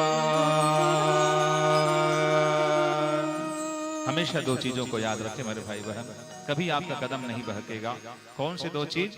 हमेशा अपनी मौत को याद रखना। मौत को हमेशा याद रखने वाला आदमी कभी पाप नहीं करता है। मौत को आदमी भूल जाता है, तभी पाप की ओर कदम बढ़ाता है। दूसरा ये कहा गया है, हमेशा भगवान को याद रखे। 2 बातन को भूल मत, जो चाहत कल्याण। नारायण एक मौत को, दूजो श्री भगवान। जब भगवान को भूल जाते हैं, मौत को भूल जाते हैं, तभी आदमी का कदम बहकता है, आदमी पाप करता है। कथा में सुनिए ध्यान से। भगवान ने ग्वाल बालों को रोका कि नहीं रोका? भगवान ने बार बार मना किया, मत जाओ, वो गुफा नहीं है, अघासुर का मुंह है, अघासुर का जिह्वा है जो लाल लाल दिख रहा है। ये बात हमारे लिए भी लागू होती है मेरे भाई बहन। हर बुरे से बुरे व्यक्ति के अंदर भगवान छिपा बैठा हुआ है। कस्तूरी कुंडल बसे मृग ढूंढे मन माही, ऐसे घट घट राम है दुनिया जाने ना। जो इसको अनुभव कर लेते हैं महाराज वो जान जाते हैं कि हमारे परमात्मा हमारे पास है। अंतरात्मा से जो आवाज आती है वो ईश्वर की आवाज है।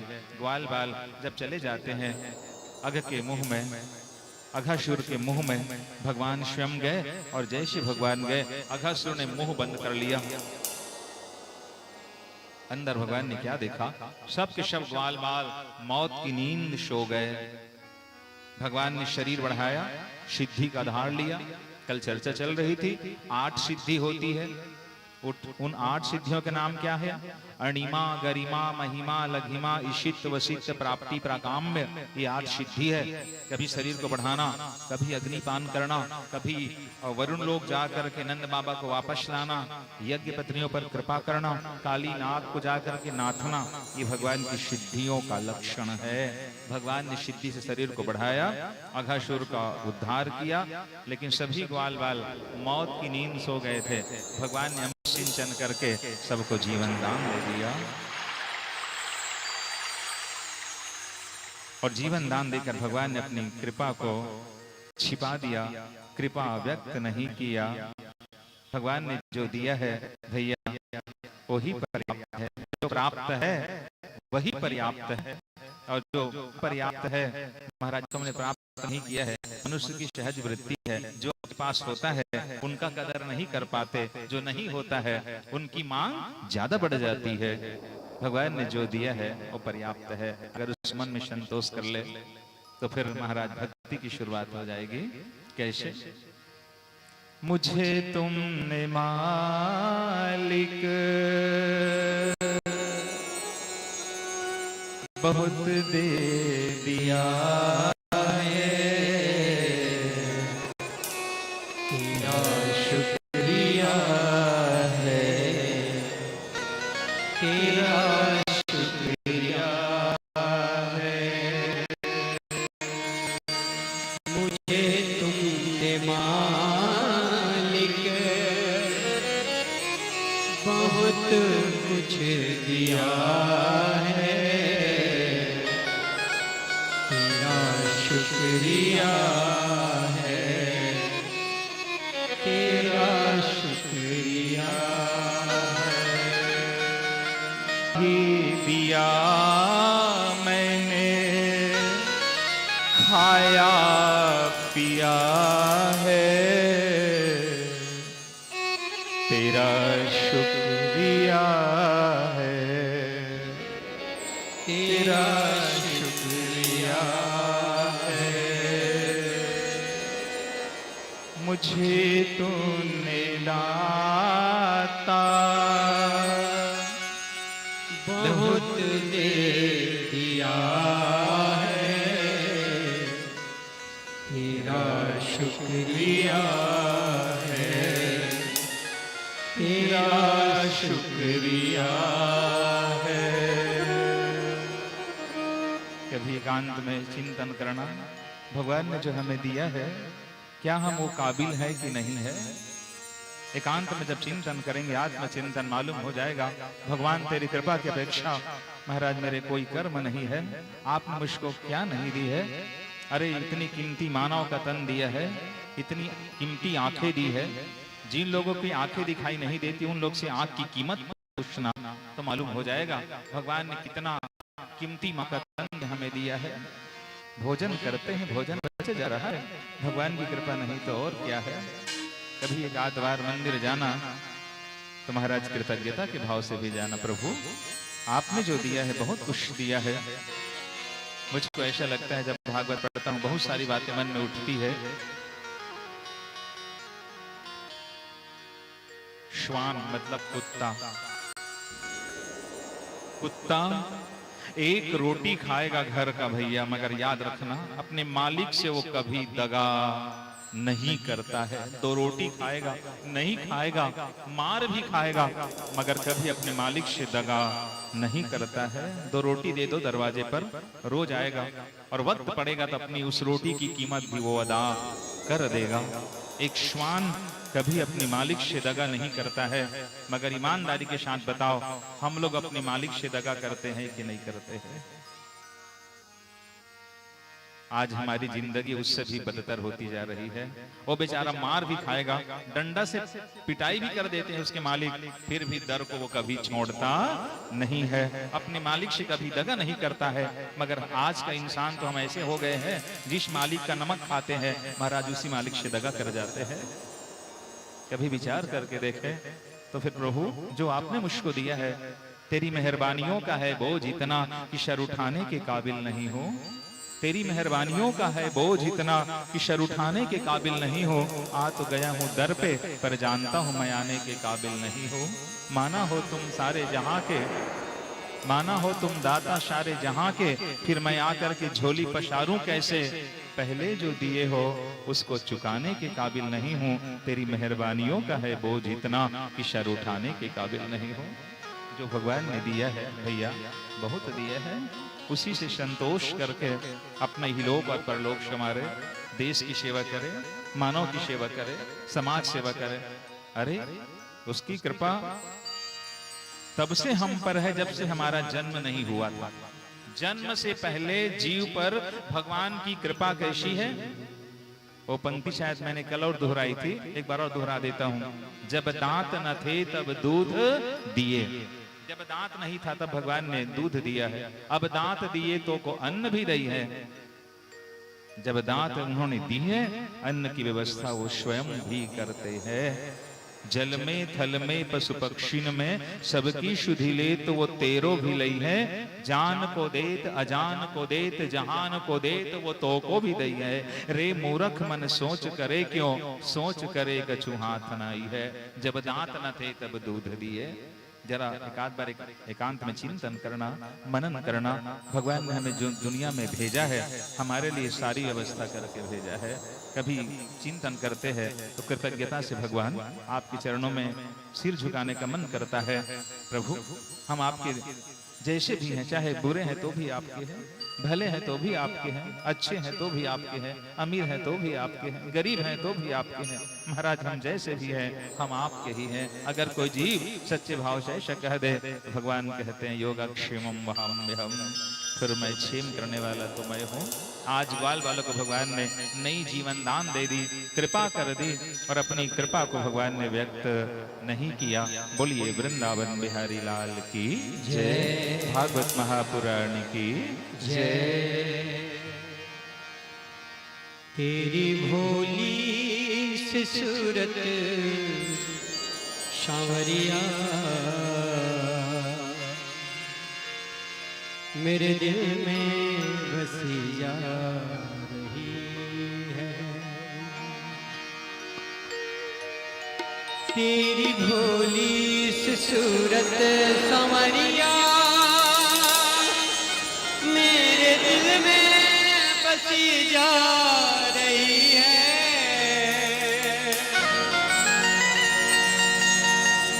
तेरी भोली सी सूरत सांवरिया मेरे दिल में बसी जा रही है। अब तो पहले से भी तेरी ज्यादा,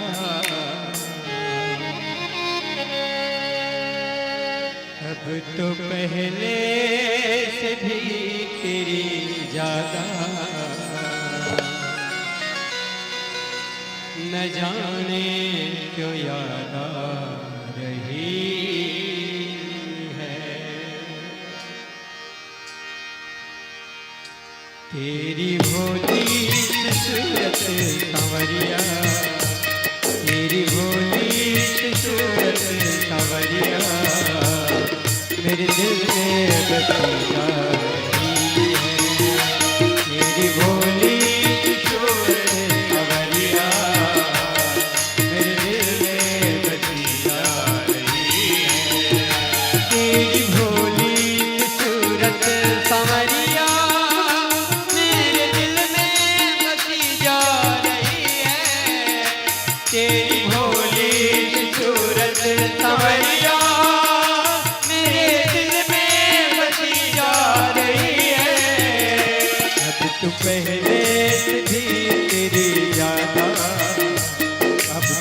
पहले से भी तेरे ज्यादा न जाने क्या याद आ रही है। अब तो पहले से भी तेरे ज्यादा न जाने क्या याद आ रही है। तेरी भोली सी सूरत संवरिया मेरे दिल में बसी जा रही है। तेरी भोली सी सूरत संवरिया मेरे दिल में बसी जा रही है।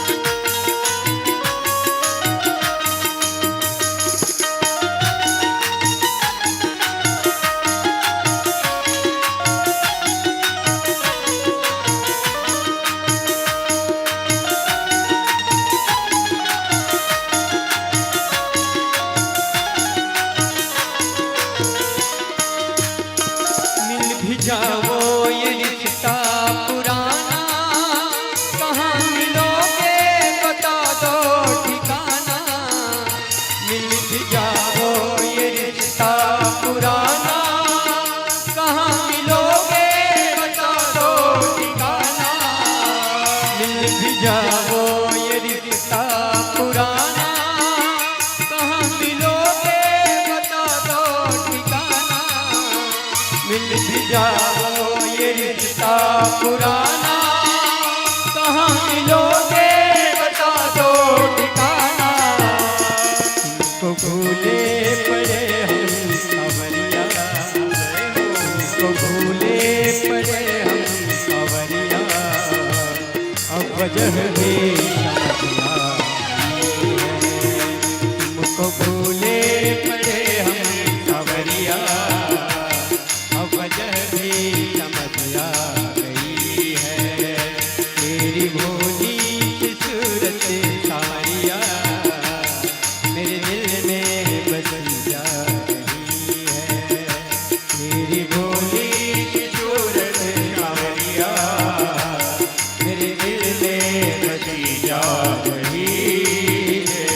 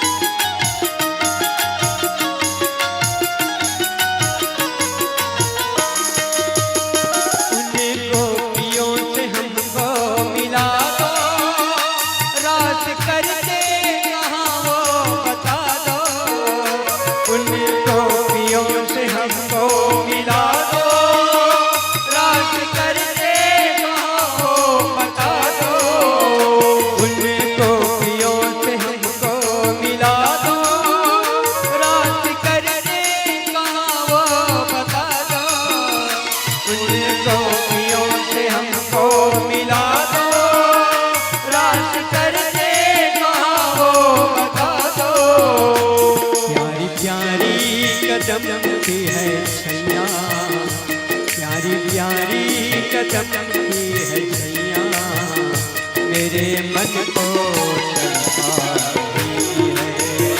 प्यारी प्यारी चमकी है छैया, मेरे मन को तड़पा रही है।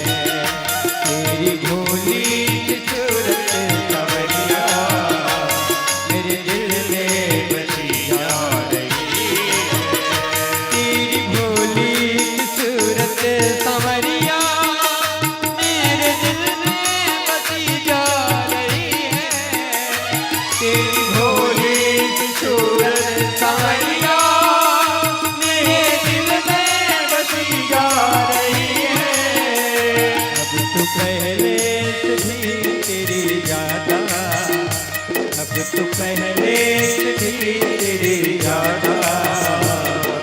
न जाने क्यों याद आ रही है। अब तो पहले से भी तेरी याद न जाने क्यों याद आ रही है। तेरी भोली सी सूरत सवरिया मेरे दिल में बसी जा रही है। तेरी भोली सी सूरत सवरिया मेरे दिल में बसी जा रही है। मेरे दिल में बसी जा रही है। मेरे दिल में बसी जा रही है।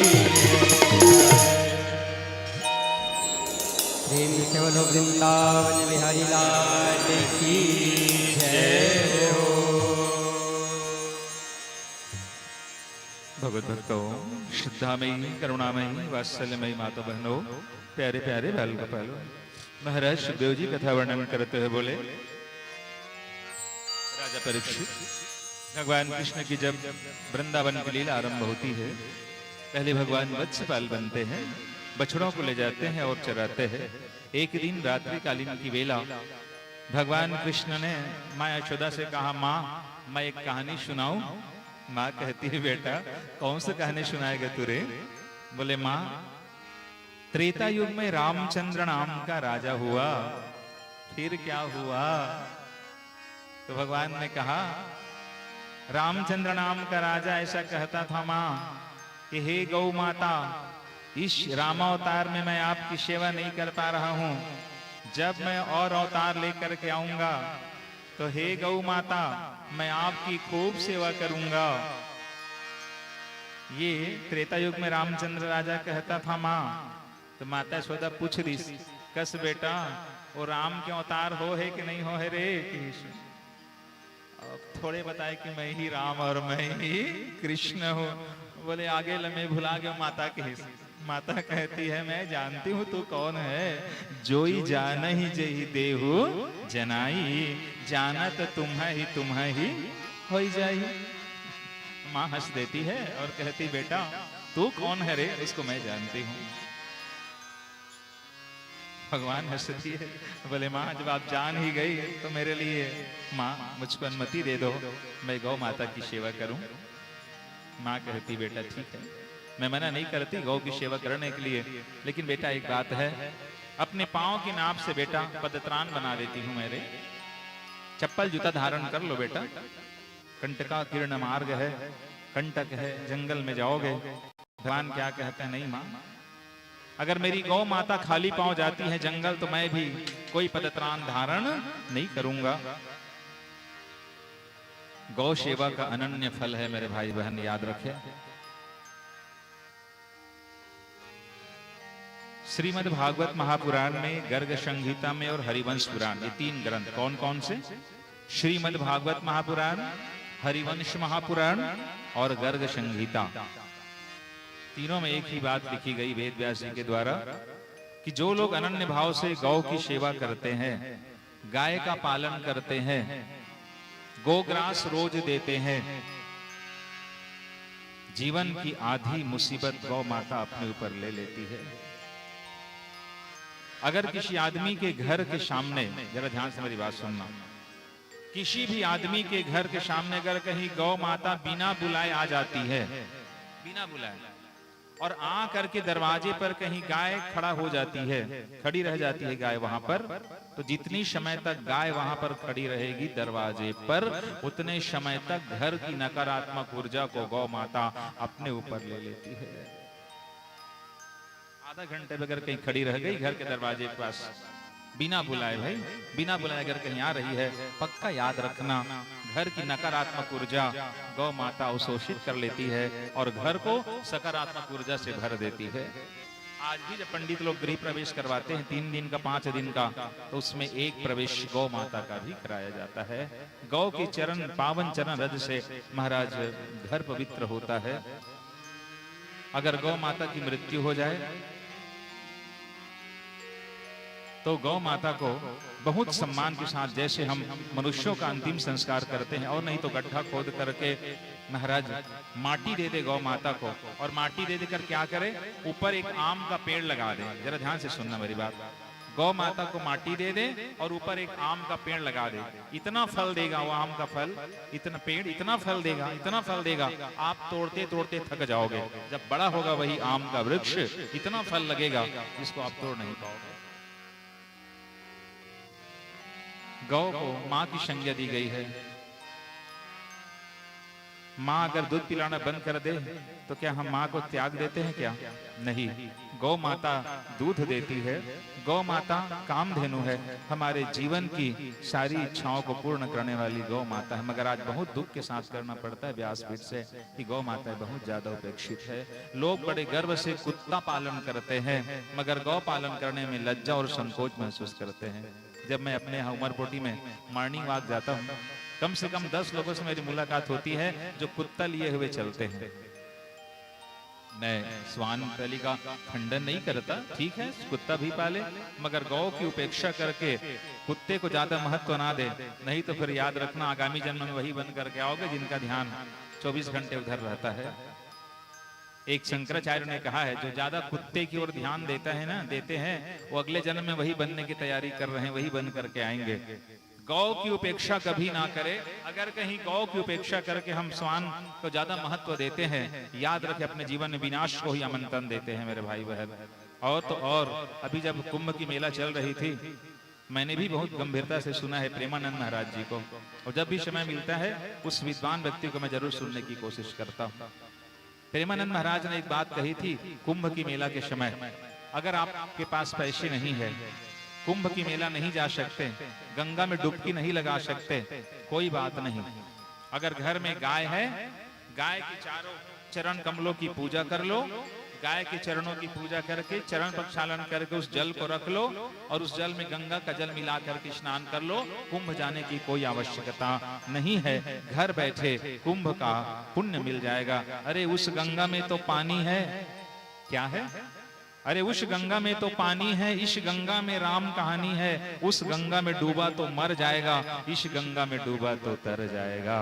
ये वो गंगा है ज्ञान की गंगा, जिसमें डुबकी लगाएंगे महाराज तो महाराज तर जाएंगे, डूब भी जाएंगे तो तर जाएंगे। ज्यो ज्यो बूढ़े श्याम रंग त्यों त्यों उज्जवल होए। गौ माता की सेवा कर ले। मेरी माताएं भोजन बनाती हैं तो निवेदन करूं व्यासपीठ से हाथ जोड़कर, पहली रोटी गौ माता के लिए बनाया करे। घर में जो भी अन्न बनता है, दाल चावल रोटी सब्जी, गौ माता के लिए निकाल दे। जिस घर में गौ ग्रास दी जाती है, याद रखे उस घर में कभी अन्न की कमी हो ही नहीं सकती। गौ की उपेक्षा ना करें। आज हमारे ही देश में बूचड़ खाने खुले हुए हैं, गौ की हत्या की जा रही है। बूचड़ खाने का दृश्य अगर कहीं आप देखेंगे तो खून खौल जाएगा। कैसे यंत्र के द्वारा गौ की हत्या की जाती है, कैसे उनका मांस अलग किया जाता है और कैसे मांस का निर्यात किया जाता है। याद रखें मेरे भाई बहन, पंचगव्य पान करने से पुराणों में कहा गया है, पंचगव्य अगर कोई आदमी नियमित पान करे तो बड़े बड़े भयंकर के भयंकर रोगों से आदमी की रक्षा हो सकती है। पंचगव्य में क्या क्या होता है अब मैं आपसे सुनना, अब तक तो मैं बोल रहा था, अब आपको बोलने का अवसर दे रहा हूं। चलिए, पंचगव्य में क्या क्या मिलाया जाता है, उसको पंचगव्य कहा जाता है। 5 वस्तुएं मिलाते हैं पंचगव्य में। क्या क्या? गाय का दूध, जरा ध्यान से सुने। एक हो गया, दूध हो गया। दूसरा पेप्सी, कोका कोला, फेंटा नहीं। पंचगव्य में पहले तो गाय का दूध, ठीक है, पहले उत्तर सही दिया, उसको मारो गोली। पेप्सी फेंटा कोका कोला को पहले गाय का दूध, गाय की दधी, गाय की घी, गोमूत्र और गोबर, ये 5 अल्प अल्प मात्रा मिला करके अगर कोई पंचगव्य का पान करे, नियमित अपने व्यवहार में शामिल कर ले, तो महाराज पुराणों में कहा गया है भयंकर से भयंकर रोगों से हमारी रक्षा हो जाती है। असाध्य कहने वाले रोग भी महाराज धीरे धीरे समाप्त हो जाते हैं। नियम ये है, शर्त ये है, ईमानदारी के साथ पंचगव्य का पान करे तो फिर बड़े बड़े रोगों से रक्षा हो जाती है। दुनिया में गौ माता ही एक ऐसी प्राणी है जिसके अंदर एक नाड़ी पाई जाती है, जिस नाड़ी का नाम है सूर्य केतु नाड़ी। याद रखना उसको, क्या नाम है? सूर्य केतु नामक नाड़ी केवल गौ माता में ही पाई जाती है और उसमें उतनी क्षमता है। वैज्ञानिकों ने एक बात सिद्ध की है, एटम बम को निरस्त करने की क्षमता सूर्य केतु नाड़ी में है और दुनिया में किसी भी प्राणी में नहीं है। अभी कुछ दिन पहले गुजरात में घटना घटी थी, आपने भी शायद अखबार में पढ़ी होगी। गुजरात में एक दिलीप पटेल नाम का बालक है, जिन्होंने एक ऐसा इंजेक्शन इजाद किया है, सर्च किया है, इंजेक्शन खोजा है। अगर उस इंजेक्शन को गौ माता को लगा दे तो कोई भी दुष्ट अगर कहीं गौ मांस खाने का प्रयास करेगा तत्काल मर जाएगा। मैं तो कहता हूं भारत सरकार से सभी गौ माता को वो इंजेक्शन लगवा दो ताकि कोई दुष्ट ऐसा दुस्साहस ना कर सके कि गौ मांस खाने की कोशिश करे या गौ माता को कत्ल खाने में ले जाने की दुस्साहस करे। दिलीप पटेल उस बालक का नाम है, गुजरात का रहने वाला है। मेरे भाई बहन याद रखे, अगर हमारी मनोकामना विवाह के पश्चात अगर किसी माता बहन की गोद नहीं भर पा रही हो, घबराने की बात नहीं है। देसी गाय की खूब सेवा करना मेरी माता बहने, और देसी गाय की सेवा करके सहलाना और गौ माता के कान में जाकर कह देना, गौ माता मुझको एक संतान चाहिए, तो देर सवेरे माताओं बहनों की गोदी भर जाती है। शर्त ये है बहुत ईमानदारी के साथ गौ माता की सेवा करें। कहां कहां पर कहने से कामनाएं पूर्ण होती है? एक तो गौ माता है, गौ के कान में, दूसरा नंदी के कान में, और तीसरा कहा गया है अशोक सुंदरी। कहां होती है अशोक सुंदरी? अनवरत सुनते रहते हैं पुराण, तो चलो तो ये बताओ अशोक सुंदरी कहाँ होती है? जब भगवान शिव जी होते हैं, भगवान शिवलिंग के ठीक नीचे ऐसी आकृति की बनाई जाए तो उसको कहा जाता है अशोक सुंदरी। अशोक सुंदरी के सामने भी बातें कहने से मन की कामनाएं पूर्ण हो जाती है। जो अनवरत गौ की सेवा करते हैं महाराज, उसके कुल का कभी नाश नहीं होता, कल्प के अंत तक कुल चलता है, वंश चलता है। शर्त यह है बहुत ईमानदारी के साथ गौ की सेवा करे, गौ का पालन करे। आज विडंबना ये है, आश्चर्य की बात यह है, दुख की बात यह है, दूध हम सबको चाहिए, दूध हम सबको चाहिए, मगर गाय पालना कोई पसंद नहीं करते। दूध जरूर चाहिए हमको, मगर जब गाय पालने की बारी आती है तो कई बहाना सामने होता है, हमारे यहाँ जगह नहीं है, पहली बहाना। अरे कोशिश करे तो जगह कैसे नहीं होगा? सांप झूठ बोल जाते हैं कि हमारे घर जगह नहीं है। कुत्ते के लिए जगह जरूर है, मगर गाय के लिए जब बारी आती है तो लोग मुकर जाते हैं, मुंह मोड़ लेते हैं। दूध सबको चाहिए, मगर गाय पालना कोई पसंद नहीं करता। परिपूर्ति कैसे होगी मेरे भाई? गौ माता इतनी संवेदनशील है कि गौ माता के पास रहकर अगर कोई व्यक्ति, एक पुस्तक है जिसका नाम है, कभी अवसर मिले तो पढ़ना, उस पुस्तक का नाम है गीता दैनंदिनी, जो गीता प्रेस गोरखपुर से एक गाइड के रूप में निकली है। उसमें एक बात बताई गई है, अगर किसी व्यक्ति को बीपी की शिकायत है, बीपी हाई हो रहा हो, बात बात में बीपी हाई हो जाती है, तो क्या करें? अधिकांश लोग बीपी और शुगर से पीड़ित हैं। लोग दवाई खाना पसंद कर लेते हैं, मगर प्रैक्टिकल कुछ काम करना पसंद नहीं करते। उसमें लिखा है कल ही प्रैक्टिकल कर लेना और मुझको बता देना। अगर सुबह सुबह आप बीपी चेक करवा लेना डॉक्टर से, या स्वयं चेक कर लेना बीपी, और अगर मान लो बीपी 180 और 110 है, चलो इसको हाई बीपी माना गया, 180 ऊपर वाला हो गया और नीचे वाला 110 हो गया, चलो हाई बीपी है।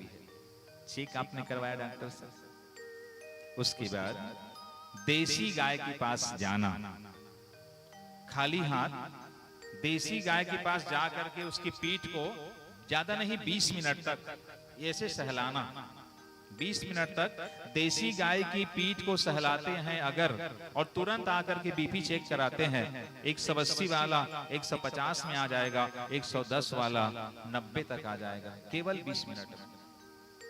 3 दिन की बासी रोटी को गाय के दूध में अगर खाली पेट ले लेते हैं तो बीपी नॉर्मल होता है। असाध्य रोग गोमूत्र पान करने से महाराज मिट जाते हैं। इतनी विशेषता गौ माता में है, मगर ना जाने आज हमें क्या हो गया है कि हम गौ माता की उपेक्षा कर देते हैं। भगवान कृष्ण स्वयं गौ का पालन करते हैं, और जब गौ का पालन करते हैं प्रभु हमें और आपको संदेश देते हैं, मानो अगर उत्थान चाहते हो जीवन में, प्रगति चाहते हो, उत्कर्ष चाहते हो, ईमानदारी के साथ गौ का पालन करे, गौ की सेवा करे। गौ की सेवा कभी व्यर्थ नहीं जाती है, वंश और कुल कभी नाश नहीं होता है। आज गौ माता उपेक्षित है। कई बार आपने भी देखा होगा, मार्ग में जब चलते हैं, भिलाई दुर्ग भिलाई में जब आते जाते हैं पूजा पाठ में हम लोग, कई बार सड़क में गौ माताएं बैठी रहती है, कई दुर्घटनाएं भी वहां पर होती है, कई लोग टकरा भी जाते हैं जा करके, असमय कई गौ माताएं विकलांग हो जाती है। मुझको ऐसा लगता है कि शायद गौ माता ऐसा कहती है, अरे मानो तूने बहुत उपेक्षा कर दी है मेरी, इसलिए कदाचित मैं ध्यान आकृष्ट करने के लिए, अनशन करने के लिए सड़क पर आ गई हूँ। शायद अपनी मौन वाणी से गौ माता यही कहती है। आज याद रखें मेरे भाई, गौ की उपेक्षा ना करें। अगर गौ की उपेक्षा करेंगे तो महाराज देश और संस्कृति के ऊपर आंच आ जाएगी, सनातन धर्म के ऊपर आंच आ जाएगा। गौ है तो हम सुरक्षित हैं। मुझको अब पता नहीं कोर्स में है कि नहीं, मैं नहीं जानता। जब हम लोग प्राइमरी स्कूल में पढ़ते थे उस समय रचना लिखाई जाती थी स्कूल में। काहे की रचना? गाय की रचना। पता नहीं बुजुर्ग लोग हैं बैठे हुए हैं, गुरुजी लोग बैठे हुए हैं, उन लोग को ये बात याद होगी। हम लोग जब 5वीं क्लास में थे, तीसरी चौथी में पढ़ते थे, तो गाय की रचना लिखी जाती थी, कोर्स में था।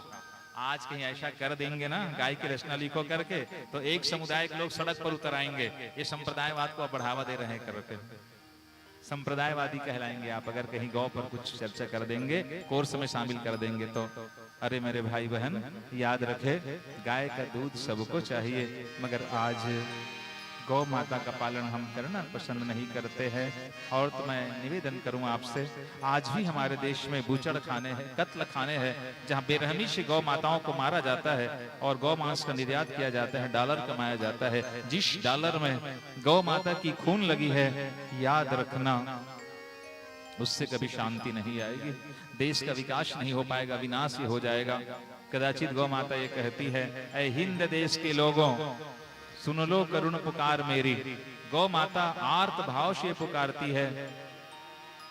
जिस गौ माता ने दूध पिलाई है, आज उस गौ माता की अपेक्षा कर देते हैं। बोलिए वृंदावन बिहारी लाल की जय, गौ माता की जय।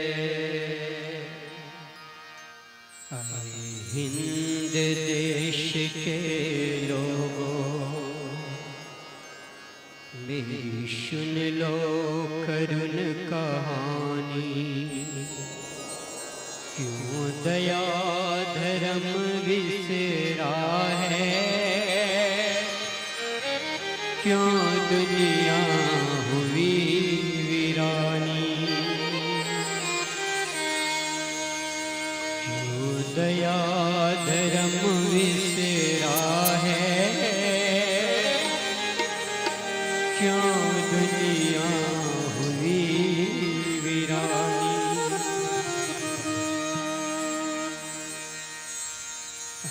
हिंद देश के लोगों मेरी सुन लो करुण कहानी।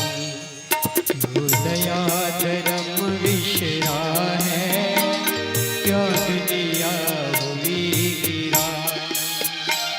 क्यों दया धर्म विसरा है, क्यों दुनिया हुई वीरानी। हिंद देश के लोगों मेरी सुन लो करुण कहानी। क्यों दया धर्म विसरा है, क्यों दुनिया हुई वीरानी। क्यों दया धर्म विसरा है, क्यों दुनिया हुई वीरानी।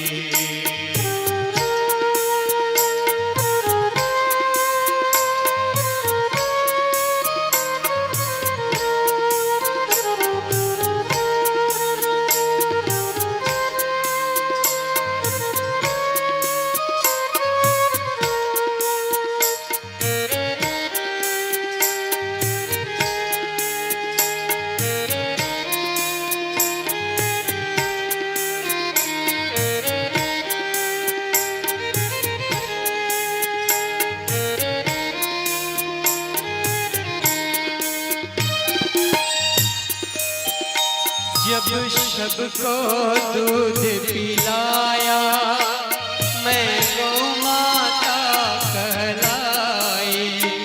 जब सबको दूध पिलाया, मैं गौ माता कहलाई। क्या है अपराध हमारा जो कांटे आज कसाए? क्या है अपराध हमारा जो कांटे आज कसाए? बस भीख प्राण की दे दो,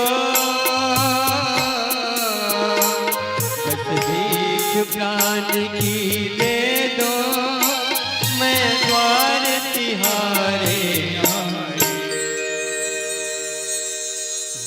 शब्द से निर्मल प्राणी, मत करो आज मन मानी। वो दया धर्म विश्रा है, क्यों दुनिया हुई वीरानी। वो दया धर्म विश्रा है, क्यों दुनिया हुई वीरानी। हिंद देश के लोगों, सुन लो करुण कहानी। क्यों दया धर्म विश्रा है, क्यों दुनिया हुई वीरानी। क्यों दया धर्म विश्रा है, क्यों दुनिया हुई वीरानी।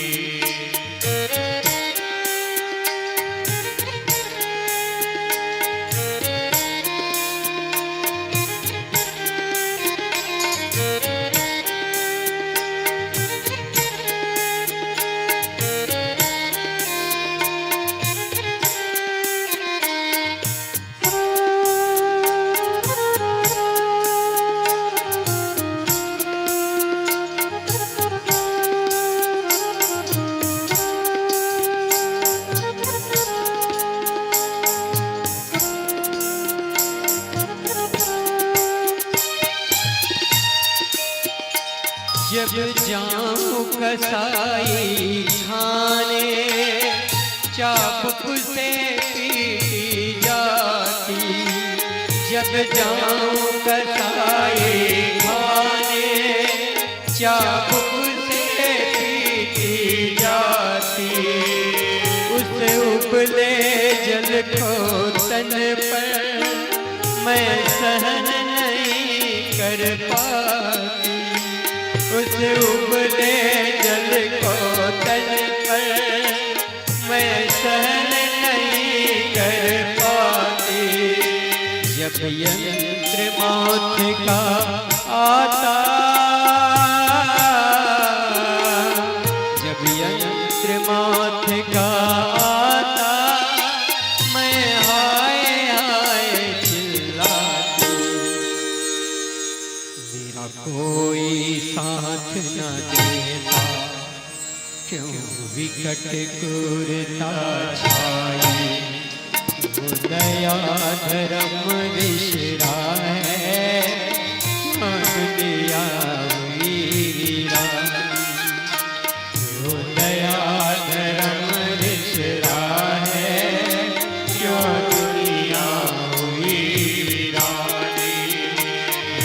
हिंद देश के लोगों, सुन लो करुण कहानी। वो दया धर्म विश्रा है, क्यों दुनिया हुई वीरानी। वो दया धर्म विश्रा है, क्यों दुनिया हुई वीरानी।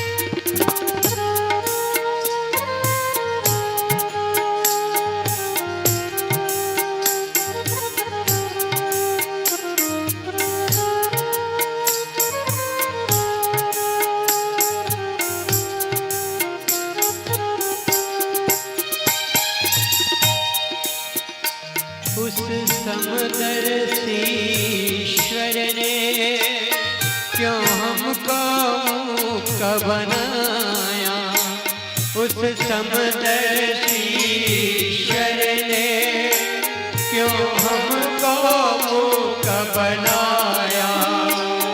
ना हाथ दिया लड़ने को, अपना भी हुआ पराया। ना हाथ दिया लड़ने को, अपना भी हुआ पराया। भैया मोहन बन जाओ,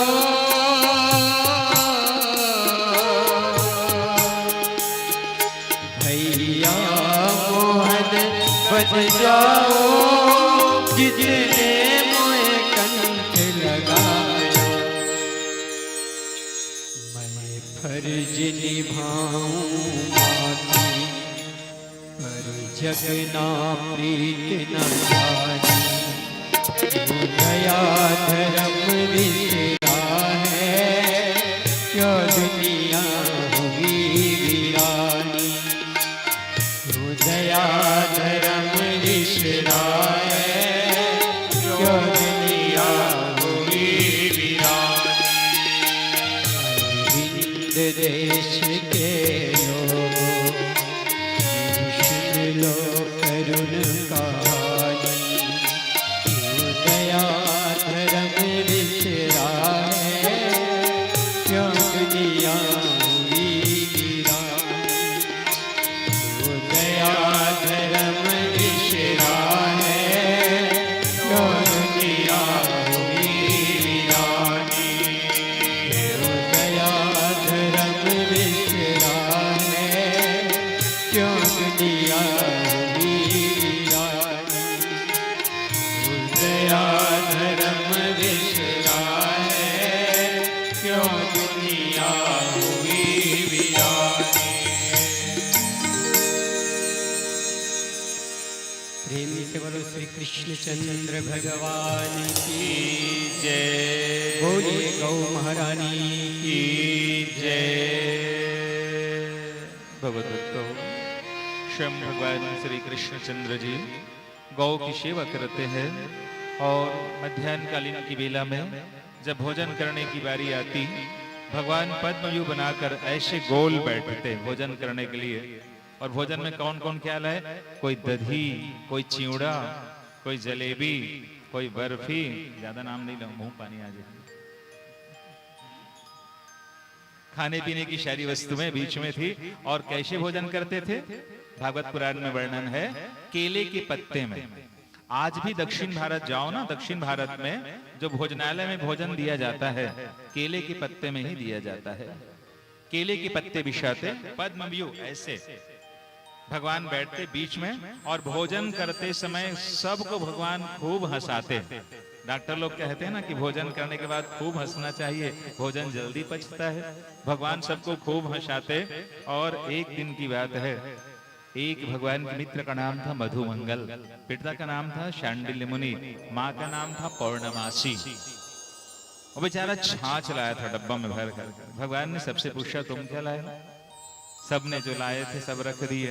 बेचारा देखता है गरीब ब्राह्मण का बेटा है। भगवान ने पूछा, मधुमंगल क्या लाए हो? बोले, महाराज मैं जो लाया हूँ आपको देने के काबिल नहीं है। बेचारा छिपा करके रख लिया। भगवान ने कहा, तुम पवित्र ब्राह्मण हो, तुम्हारे पिता तपस्वी है, प्रयाग की भांति तुम पवित्र हो, तुम्हारे घर का एक एक अन्न प्रसाद नहीं महाप्रसाद है। तुम्हारे पिता को मैं जानता हूँ, बहुत तपस्वी है, तुम्हारी माँ भी तपस्विनी है। जो लाए मधुमंगल मुझको दे दो। मधुमंगल देखता है बेचारा खाने पीने की बहुत सारी वस्तुएं हैं, तो मैं जो छाछ लाया हूँ भगवान को कैसे अर्पण कर दूं? इसका उत्तर दिया गया है गीता के 9वें अध्याय में। घर जाकर देखना, श्लोक लिखा है गीता के 9वें अध्याय में, पत्रम पुष्पम फलम तोयम यो में भक्तया प्रयच्छति। गीता का 9वां अध्याय। भगवान कृष्ण अर्जुन से कहते हैं कि अर्जुन, जो मेरे भक्त मुझको पत्र पुष्प और फल समर्पित करते हैं, मैं उनको स्वीकार करता हूं और उनका ऋण अपने पास नहीं रखता। अगर एक फूल भी हमने ईमानदारी के साथ भगवान को चढ़ाया है, याद रखना मेरे भाई, वो किसी का ऋण अपने पास नहीं रखते। जिस चीज की हमें आवश्यकता पड़ेगी एक दिन भगवान वो हमें समर्पित कर देंगे। गीता के 9वें अध्याय भगवान ने स्वयं कहा है, पत्रम पुष्पम फलम तोयम यो में भक्तया प्रयच्छति। आज जब उन्होंने छिपाया, नहीं दिया भगवान मांगे तो, ढक्कन निकाला डिब्बे का और सीधे बेचारा स्वयं गड़गड़ गड़गड़ पी गया। जैसे पी गए छाछ तो बगल से बह गया, ऐसे जैसे बगल से बहे, भगवान ने पकड़ा उनका चेहरा, सिर, और जो बहा था ना छाछ, उसी को चाट दिया। और जैसे भगवान ने उसको चाटा तो फिर ब्रह्मा जी आकाश मंडल में हंस में सवार होकर भगवान कृष्ण की लीला देख रहे थे। उसके मन में ये भ्रम हो गया, अरे यही भगवान है जो साधारण से ब्राह्मण के जूठन को चाट रहे हैं। अगर ये भगवान होगा, यदि ये ईश्वर होगा, इनकी सारी गौ माताओं को ले जाकर मैं गुफा में बंद कर देता हूँ। भगवान की लीला देख करके ब्रह्मा जी को भी मोह हो गया। सब गौ माताओं को ले जाकर के गुफा में बंद कर दिया। भगवान ने अपनी संकल्प के बल पर उतनी ही गौ का निर्माण किया। 1 वर्ष तक वो लीला जारी रही। ब्रह्मा जी ने देखा, अरे वो तो गौ वही है, ग्वाल बाल भी वही है। जाकर देखा तो गुफा में गौ माता सब बंद है। रोल रोल डबल रोल, इधर भी उधर भी। ब्रह्मा जी आए और हंस से कूदकर भगवान श्री कृष्ण के चरणों में मुकुट रख करके, चारों सिर रख करके भगवान कृष्ण के चरणों को प्रणाम निवेदन किए। बोले, प्रभु मुझको क्षमा करे, मैं आपके इस लीला को देख करके मोह में फंस गया। मोह शकल व्याधीन कर मूला, तिन्हते पुनि उपजहि बहु शूला। ब्रह्मा जी मोह ग्रस्त हो जाते भगवान की लीला को देखकर, और फिर भगवान की वंदना करते हैं। नौमिड्यते अभ्रपोषित डिंबराय, गुंजावतंसम परिपिच्छिल सन्मुखाय, वन्य वस्त्रजे कवल वेत्र, विषाण वेणु लक्ष्मी प्रिय, मृदुपते पशु पांग जाय। हाथ जोड़कर ब्रह्मा जी भगवान कृष्ण की वंदना करते हैं। भगवान क्षमा कर देते हैं। और एक बात याद रखे, भगवान की शगुन लीला को देख करके ब्रह्मा जी को जब भ्रम हो गया, मोह हो गया, तो भाई हम और आप किस खेत की मूली है? जो साक्षात सृष्टि के रचयिता है वो भ्रम में रह जाते हैं। महाराज वर्णन करते हुए बोले, ब्रह्मा जी का मोह समाप्त हुआ, प्रभु के श्री चरणों में प्रणाम निवेदन किया। एक दिन की बात है, भगवान जब भ्रमण कर रहे थे, कहाँ? यमुना के किनारे कुछ गौ माताएं मृत अवस्था में पड़ी मिली। भगवान ने पूछा, ये गौ माता है कैसे मृत हो गई? ग्वाल बालों ने कहा, महाराज क्या बात है, एक लंबे समय तक हम काली नाग के दंश को झेलने के लिए विवश हैं। भगवान ने कहा, काली नाग? बोले, जी महाराज। कहाँ रहता है? यमुना के इस काली हृदय में, और जहर फैलाता है महाराज चारों तरफ। भगवान ने कहा, इनका उपाय करना पड़ेगा। गेंद खेलने के बहाने भगवान ने गेंद को काली हृदय में डाला। बच्चों ने कहा, महाराज हमको वही गेंद चाहिए। भगवान सीधे चढ़े कदम के पेड़ में और छलांग लगा दी काली हृदय में। काली हृदय में कौन? भयंकर काली नाग, कालिया नाग रहता है। जब भगवान गए, भगवान की सुंदरता को देख करके नाग पत्नियां रीझ जाती है। इतने सुंदर भगवान, मुझको ऐसा लगता है भगवान की सुंदर रचना है। संसार की इतनी अच्छी रचना भगवान ने की है। नदी बनाया है, पहाड़ बनाया है, पर्वत बनाया है, ये वृक्ष बनाए हैं, जंगल बनाए, सब कुछ भगवान ने बनाया हुआ है। उनकी रचना को देखकर उनकी सुंदरता की कल्पना की जा सकती है। जिन्होंने इतनी सुंदर संसार की रचना की है, मुझको तो ऐसा लगता है कि जब इतनी सुंदर संसार उन्होंने बनाया है तो वो स्वयं कितना सुंदर होगा।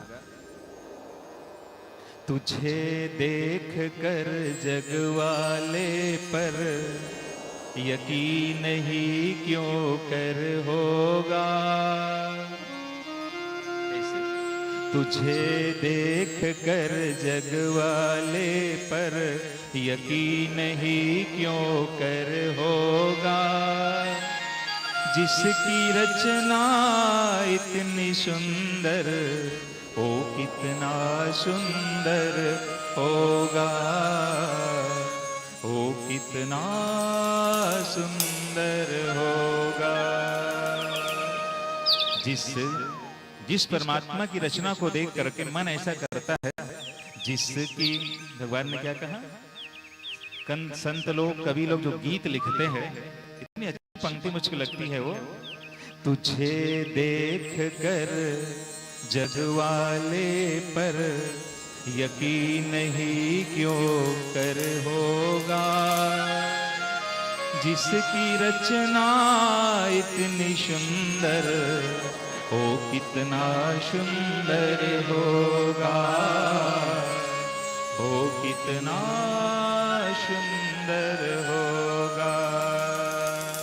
तुझे देखने को मैं क्या हर दर्पण तरसा करता है, जो तुलसी के बिरवे को हर आंगन तरसा करता है, हर आंगन तरसा करता है। अंग अंग तेरा रस की गंगा, हो अंग अंग तेरा रस की गंगा, रूप का वो सागर होगा। जिसकी रचना इतनी सुंदर, ओ कितना सुंदर होगा, ओ कितना सुंदर होगा। जिस भगवान की रचना इतनी सुंदर है, सुंदर सुंदर पेड़, नदियां, पहाड़ बनाया है, वो कितना सुंदर होगा। तुझे देखने को क्या मैं हर दर्पण कर तरसा करता है, जो तुलसी के विरवे को हर आंगन तरसा करता है। भगवान की सुंदरता इतनी है, भगवान की सुंदरता को देख करके आज नाग पत्नियां रीझ जाती है। बोले बेटा तू कौन है, कहां से आया है? बोले नागिन हम उत्तर दिशा से आए हैं। और गीतात्मक शैली में बातचीत भी होती दोनों के बीच में। नाग पत्नियां क्या कहती भगवान को देखकर? कौन दिशा से आयो रे बालक, क्या तिहारो नाम है? उत्तर दिशा से आयो रे नागिन, कृष्ण हमारो नाम है। अरे नागिन उत्तर दिशा से आए हैं, कृष्ण हमारा नाम है। नाग पत्नियां कहती महाराज वापस लौट जाओ, हमारा नाग बहुत जहरीला है। और मैं एक निवेदन करूं, आपने भी कथा सुनी होगी, बताओ नागिन अपने बच्चों को खा जाती है कि नहीं खा जाती? इतनी कठोर हृदय वाली होती है नागिन, अपने बच्चों को ही निगल जाती है। और आज वो नागिन भगवान की सुंदरता को देखकर रिझ जाती है। और फिर अगर काली नाग अहंकार है तो महाराज उसकी दो पत्नियां हैं, पद और प्रतिष्ठा। जरा ध्यान से कथा सुनना। दुनिया के जितने सारे पद हैं वो भूतपूर्व हो सकते हैं। एक बार ट्रेन में एक ऐसी घटना घटी थी भैया, ट्रेन में कुछ लोग जा रहे थे, एक नवयुवक गया, एक बुजुर्ग बगल में बैठा हुआ था। नवयुवक ने क्या कहा? बोले बाबा जी हमको बैठने के लिए जगह दे दो। बुजुर्ग क्या कहता है? ऐ नवयुवक हमको बाबा बाबा मत बोलो। बोले फिर क्या बोले बाबा जी? हमसे कहो ऐ भूतपूर्व नौजवान। अरे वेरी गुड।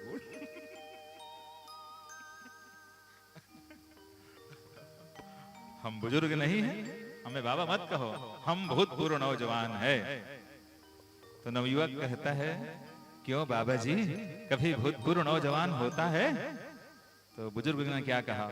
जब भूतपूर्व प्रधानमंत्री होते हैं, भूतपूर्व राष्ट्रपति होते हैं, भूतपूर्व विधायक होते हैं, भूतपूर्व सरपंच होते हैं, भूतपूर्व महापौर होते हैं, तो हम भी भूतपूर्व नौजवान है। नवयुवक ने कहा ए मिस्टर भूतपूर्व नौजवान, हमको बैठने के लिए जगह दे दो, आइए बैठिए। दुनिया के सारे पद जो है वो भूतपूर्व हो सकते हैं, मगर एक बात याद रखना मेरे भाई बहन, भगवान के भक्त का जो पद है वो कभी भी भूतपूर्व नहीं होता। वो क्या होता है? अभूतपूर्व। कभी आपने ऐसा पढ़ा है क्या? भूतपूर्व भगवान के भक्त तुलसीदास, भूतपूर्व भगवान के भक्त सूरदास? नहीं, भक्त का जो पद है वो भूतपूर्व नहीं अभूतपूर्व होता है। दुनिया के सारे पद भूतपूर्व हो सकते हैं, मगर भक्त का पद ऐसा है जो कभी भूतपूर्व नहीं होता। आज जब भगवान गए और जाकर कालीनाग के पास गए और सीधा होता यह है, थन पर प्रहार किया और कालीनाग जहर उगला, पूरा कृष्ण का शरीर काला पड़ गया। और इस कथा का आध्यात्मिक भाव जरा ध्यान से सुनना। कथाएं तो आपने बहुत सारी सुनी है। कालीनाग की वृत्ति क्या है? जहां रहना, जिस जगह रहना, उसी जगह जहर फैलाना। काली नाग रहता है यमुना में और यमुना में ही जहर फैलाता है। हमें भगवान ने मानव का तन दिया है। जिस शहर में रहते हैं, जिस नगर में रहते हैं, जिस गांव में रहते हैं, वहां जहर ना फैलाए। हमारे देश में भी 190 साल तक काली नाग लोग रहे। सन 1757 की प्लासी के युद्ध से लेकर के 1947 तक काली नागों का राज रहा। देश को बंटवारा कर दिए, बांग्लादेश बना, पाकिस्तान बना, कई टुकड़े कर दिए भारत के, और टुकड़े करके महाराज तमाशा देखते रहे। 190 साल तक रहे काली नाग लोग। हमारे ही देश को लूटे, सोने की चिड़िया को तो ले गए, केवल पिंजरा ही छोड़ गए। नफरत की वो दीवार खड़ा करके गए हैं, जो दीवार आज युद्ध के कगार पर पहुंच गई है। इतनी नफरत पैदा करके गए हैं। यही काली नाग की वृत्ति है। जहां रहना, जिस देश में रहना, जिस गांव में रहना, जिस शहर में रहना, वहीं पर जहर फैलाना। अरे भाई, भगवान ने मानव का तन दिया है, मानव बन करके ही दिखा दे, यही बहुत बड़ी बात है। देवता बनना तो दूर की बात है। काली नाग बनने के दुस्साहस ना करे, अन्यथा महाराज वही दुष्परिणाम भुगतना पड़ेगा जो काली नाग ने भुगता। भगवान ने फन को कुचला, समर्पित होता है। भगवान ने कहा, कालिया इसको छोड़कर रमणक द्वीप चले जाओ। भगवान की वंदना करते हैं काली नाग। नमस्तुभ्यं भगवते पुरुषाय महात्मने भूतावाशाय भूताय पराय परमात्मने नमः। भगवान कृष्ण की वंदना करते हैं। अब ये तो कथा आपको मैंने ज्यों की त्यों सुना दी है। आइए कथा के कुछ आध्यात्मिक भाव पर आपसे चर्चा करना चाहता हूं। काली नाग भूतपूर्व पूर्व जन्म का वो वेद शिरा नाम का ऋषि है। कथा जरा ध्यान से सुनना। ये पूर्व जन्म का वेद शिरा नाम का ऋषि है। उसके आश्रम में एक बार अश्वशिरा नाम का ऋषि आया। ये कौन है? पूर्व जन्म का वेद शिरा नाम का ऋषि है। इसी के आश्रम पर अश्वशिरा नाम का ऋषि आया और दोनों में किसी बात को लेकर के तू मैं हो गया और दोनों एक दूसरे को श्राप दे दिए। एक ने श्राप दिया, जाओ मेरा श्राप है, तू काली नाग बन जाएगा रे। वेद शिरा को श्राप मिला, काली नाग बन करके आया। उन्होंने श्राप दिया, तूने मुझको श्राप दिया है, मैं तुमको श्राप देता हूं, जा तू कौवा बन करके रहेगा। कौवा कोई और नहीं, वही काकभूषण बन करके आया और वेद शिरा नाम का ऋषि काली नाग बन करके आया। अब आप सबसे एक सवाल कर रहा हूं, जरा ध्यान से उत्तर देना। ज्ञानी लोग एक जगह आपस में मिलकर रहते हैं कि नहीं रहते हैं? क्या सोचते हो? चलो उत्तर दो। ज्ञानी लोग एक जगह आपस में मिलकर रह सकते हैं कि नहीं रह सकते हैं? नहीं रह सकते। दो ज्ञानी जहां पर मिलेंगे वहां पर विवाद होता है, पक्का है। ज्ञानी लोग कभी भी मिल करके नहीं रहते। देखो, शेर के पास बल है, सर्प के पास जहर है, ब्राह्मणों के पास ज्ञान है, मगर ये तीनों की बहुत बड़ी कमजोरी है। क्या कमजोरी है? सर्प के पास जहर है, वो चाहे तो किसी का जान ले सकता है, मगर दुनिया का सबसे डरपोक प्राणी यदि कोई है तो वो सांप है। सबसे डरपोक दुनिया में अगर कोई है तो सर्प है। बहुत डरता है सर्प, उसके पास जहर है मगर नंबर 1 का डरपोक है। शेर के पास बहुत बल है, मगर दुनिया का सबसे बड़ा आलसी यदि कोई है तो वो शेर है। अगर पेट भर जाए ना, इतना सोता है, इतना सोता है, हिरण आग बैठ जाए लेन मिस्टर लायन मोल खा ले करके तब नहीं खाए वो। मुख सामने आग बैठ जाए ना, हिरण लेन शेर भैया मोल खा ले करके रुक यार अभी सोवन दे के। इतना सोता है, पेट बस भर जाए शेर का, फिर इतना सोता है, इतना सोता है। नंबर 1 का आलसी है। पेट अगर भर जाए तो सोने का काम करता है और कुछ काम नहीं करता। ब्राह्मणों के पास ज्ञान है मगर ब्राह्मण असंगठित है। दो ज्ञानी जहां पर मिलते हैं, मैं इसलिए निवेदन कर रहा हूं। आज जब मैं दुर्ग भिलाई में देखता हूं, मैंने कोशिश भी की थी, बहुत साल पहले की बात है। ब्राह्मण वर्ण असंगठित है। हम लोग दुर्ग में एक बार चंडी मंदिर में इकट्ठा हुए, दुर्ग के जितने ब्राह्मण थे, और कहा कि पंडित परिषद का गठन करते हैं। सभी पंडित लोग आए। दुर्ग के पंडित जी करीब करीब 250 पंडित इकट्ठा हुए, चलो हमारे समाज के लिए नियम बनाएंगे करके 250 एकत्रित हुए, पंडित परिषद का गठन किया, पैसे भी जमा किए। अगले माह फिर मीटिंग हुई तो 250 पंडित में ले दे करके पांडे जी 5 जन आए रहे, 5 जन। तीसरा महीना में एको जन नहीं है।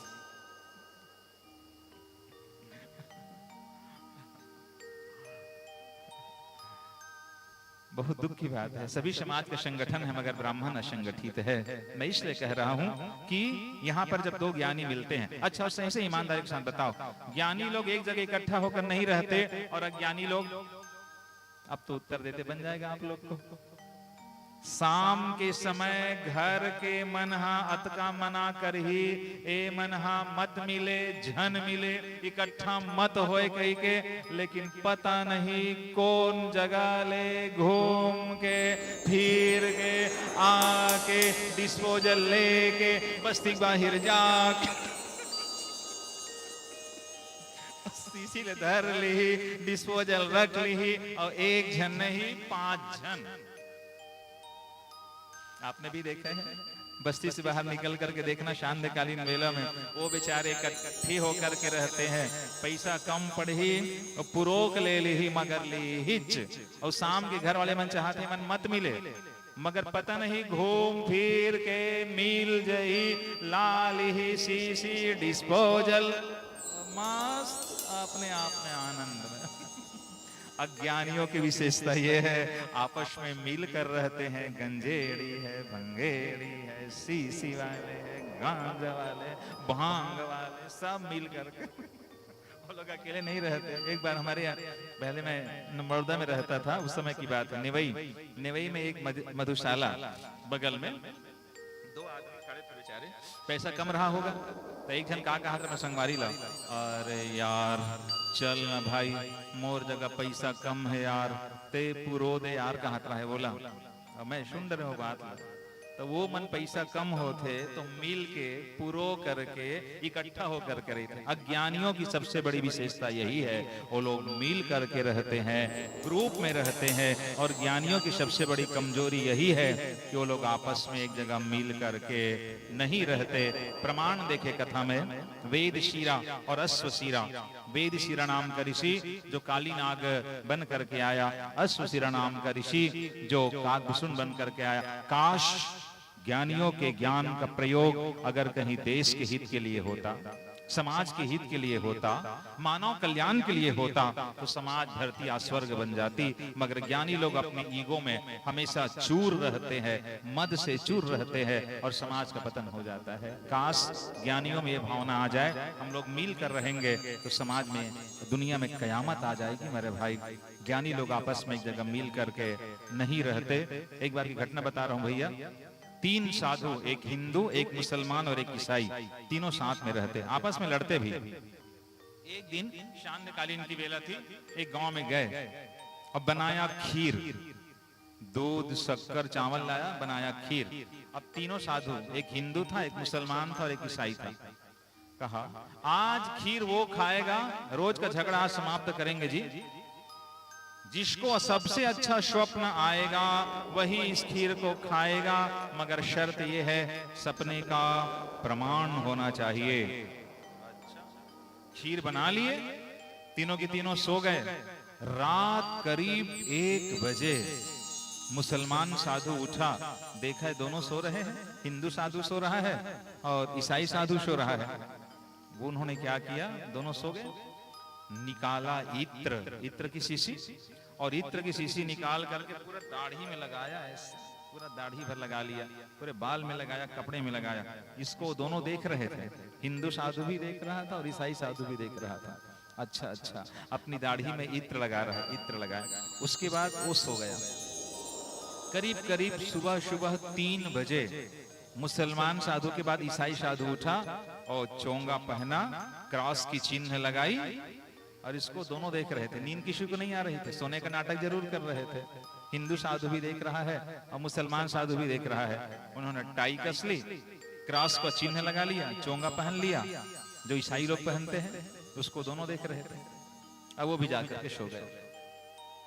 अब हिंदू साधु ने सोचा मैं क्या करूं, एक ने तो इत्र लगा लिया, एक ने टाई कस ली और क्रॉस का चिन्ह लगाया।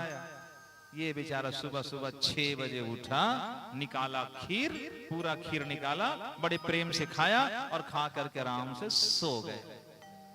सुबह सुबह 7 बजे तीनों उठे, चलो उठो, अपना अपना स्वप्न बताओ।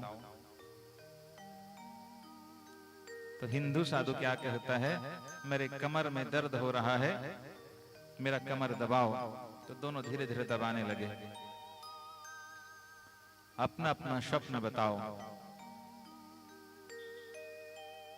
तो मुस्लिम साधु क्या कहता है, हमारे स्वप्न में मोहम्मद पैगंबर साहब आए थे, हम चौथे आसमान पर गए थे। क्या कहा, हमारे स्वप्न में मोहम्मद पैगंबर साहब आए थे और हम चौथे आसमान पर गए थे। दोनों ने कहा सबूत क्या है?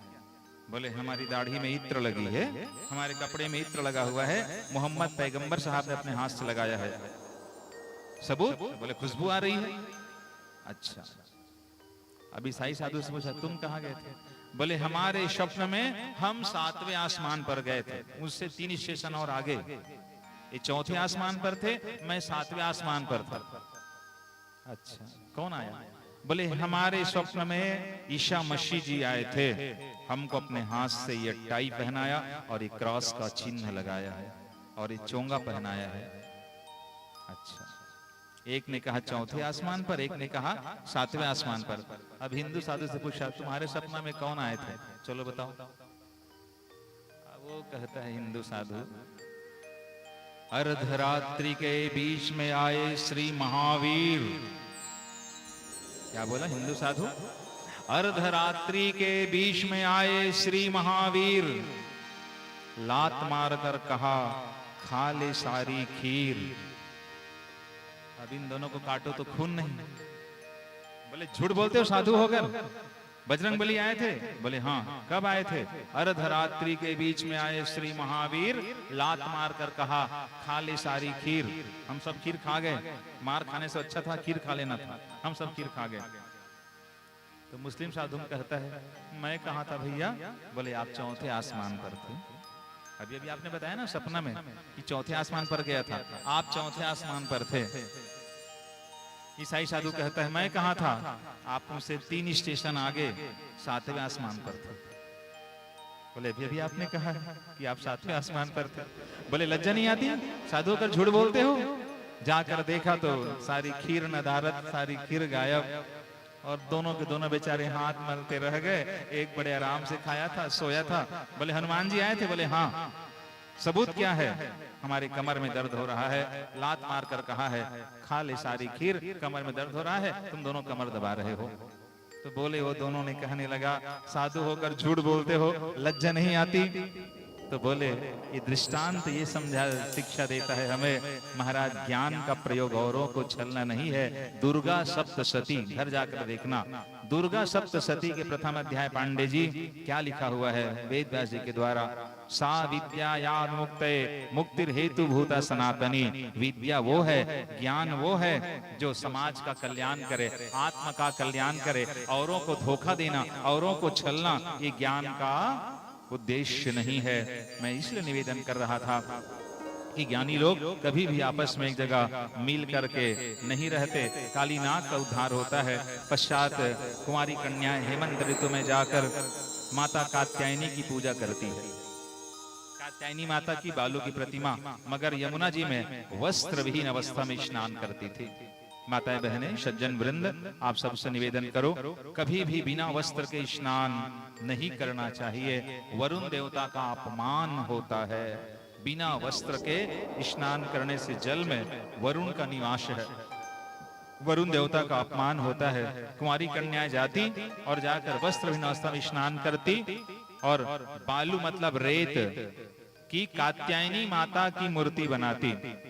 अब आपसे निवेदन कर रहा हूं मेरी माताएं, आप लोग हरितालिका व्रत करती हैं कि नहीं करती हैं? पक्का है लुगरा जिताए छे।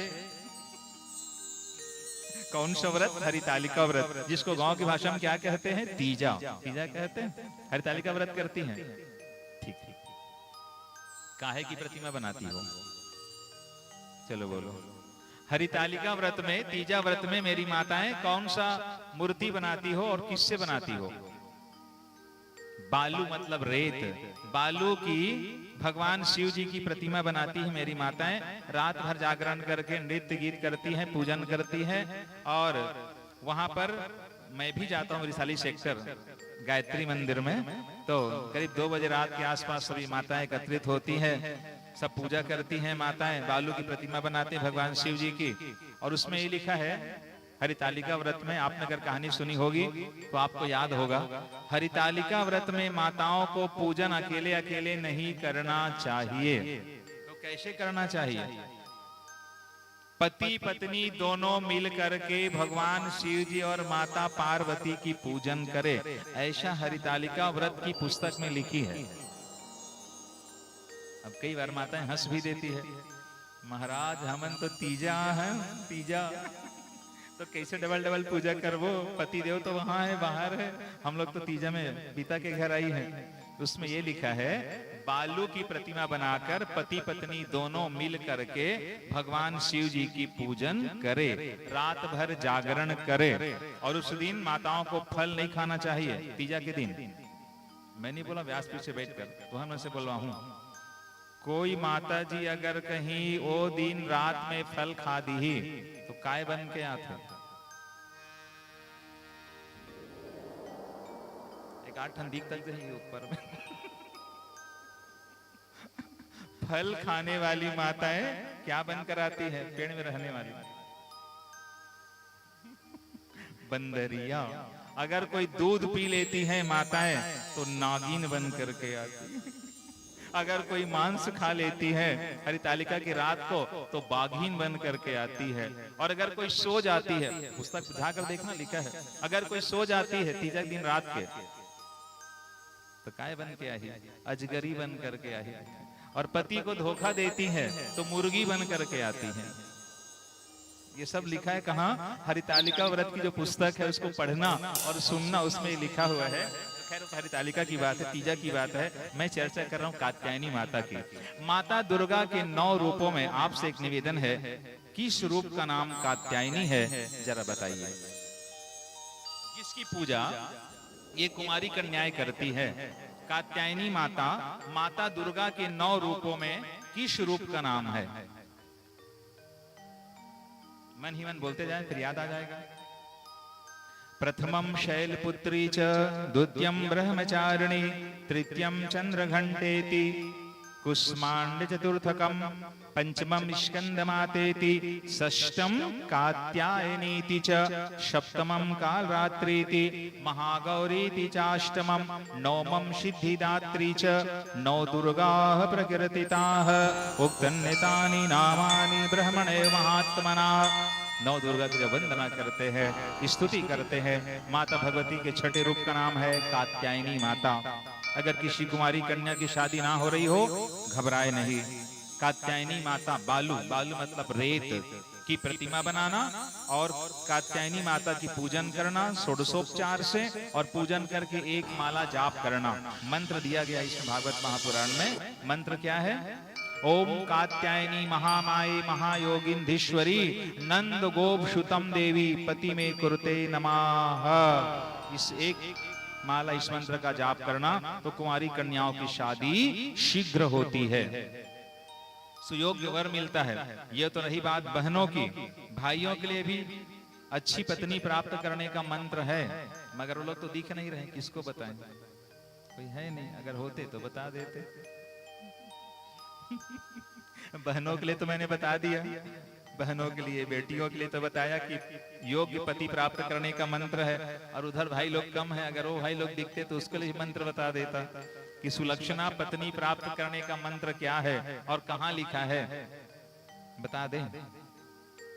अब सुन के काय करो, बड़े बड़े मन है, बुजुर्ग मन है, सियान मन है, ओ भाई मन रितिश जैसे आशीष है, एक मन के काम आ सकत है, तो क्या करना है? दुर्गा सप्तशती में सिद्ध संपुट मंत्र है, आशीष सुनना ध्यान से। क्या मंत्र है? सुलक्षणा पत्नी प्राप्त करने का मंत्र, दुर्गा जी की पूजा करना, आराधना करना, कुंवारी कन्या की पूजन करना और एक माला इस मंत्र को जाप करना, जो दुर्गा सप्तशती का सिद्ध संपुट मंत्र है, उससे सुलक्षणा पत्नी की प्राप्ति होती है। मंत्र क्या है, ध्यान से सुने। पत्नी मनोरमाम देहि मनोवृत्तानुसारणीम तारणीम दुर्ग संसार सागरस्य कुलोद्भवाम। ये मंत्र है सुलक्षणा पत्नी प्राप्त करने का। कहाँ दिया गया है, दुर्गा सप्तशती में ये मंत्र दिया गया है। कुमारी कन्याएं माता कात्यायनी की पूजन करती, भगवान ने वस्त्र छिपा दिया।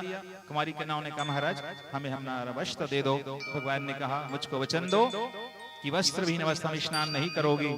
कन्याओं ने वचन दिया, कुमारी कन्याओं का वस्त्र भगवान ने वापस कर दिया और तत्पश्चात परंपरा अनुसार पूजन होती थी। कहाँ, वृंदावन में देवराज इंद्र की। भगवान ने कहा देवराज इंद्र की पूजन नहीं करेंगे, अब हम गोवर्धन पूजन की तैयारी करते हैं। भगवान कृष्ण ने कहा जहाँ हमारी गौ माताएं जाती हैं हम गोवर्धन की पूजन करेंगे। बुजुर्ग लोग घबरा गए, इंद्र नाराज हो गए तो महाराज कयामत आ जाएगी, जल प्रलय हो जाएगा। बुजुर्गों ने कहा कि महाराज किसी परंपरा को तोड़ना उसके लिए हिम्मत की आवश्यकता चाहिए। गोवर्धन पूजन की तैयारी आरंभ होती है। पहले तो भगवान मानसी गंगा के जल से गोवर्धन पर्वत को स्नान कराई गई। भगवान एक रूप में स्वयं आए और तत्पश्चात महाराज गोवर्धन को 56 प्रकार के नैवेद्य लगाए गए। भोग लगा करके गोवर्धन की पूजन करते हैं। अभी हमारे कुछ मित्र लोग कहते हैं महाराज हमको पूजा पाठ करने का समय नहीं मिलता, तो मैं निवेदन कर रहा हूं ऐसे भाइयों से, नवयुवक भाइयों से, अगर समय नहीं है पूजन करने का तो आप स्नान के पश्चात हाथ जोड़कर अपने इष्ट देवता के सामने हाथ जोड़कर खड़े होकर मानसिक पूजा कर लीजिए। घड़ी देख लीजिए, बहुत मुश्किल से आधा मिनट भी नहीं लगेगा।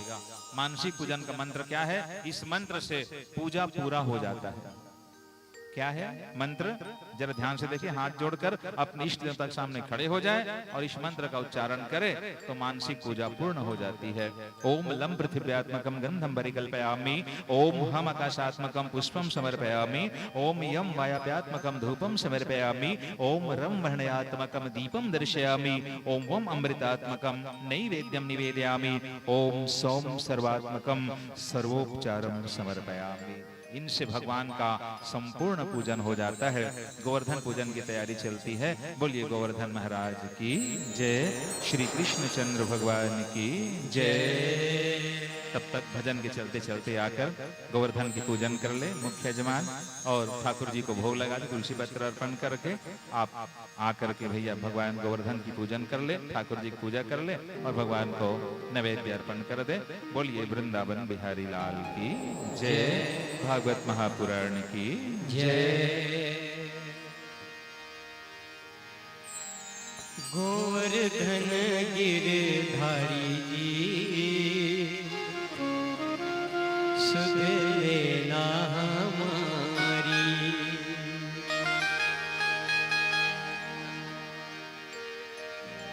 गोवर्धन गिरधारी जी सुध लेना हमारी, गोवर्धन गिरधारी जी सुध लेना हमारी, गोवर्धन गिरधारी जी सुध लेना हमारी, गोवर्धन गिरधारी जी सुध लेना हमारी, लेना हमारी सुध लेना हमारी, लेना हमारी सुध लेना हमारी, लेना हमारी सुध लेना हमारी, लेना हमारी सुध लेना हमारी, आए करण बिहारी जी हो, आए करण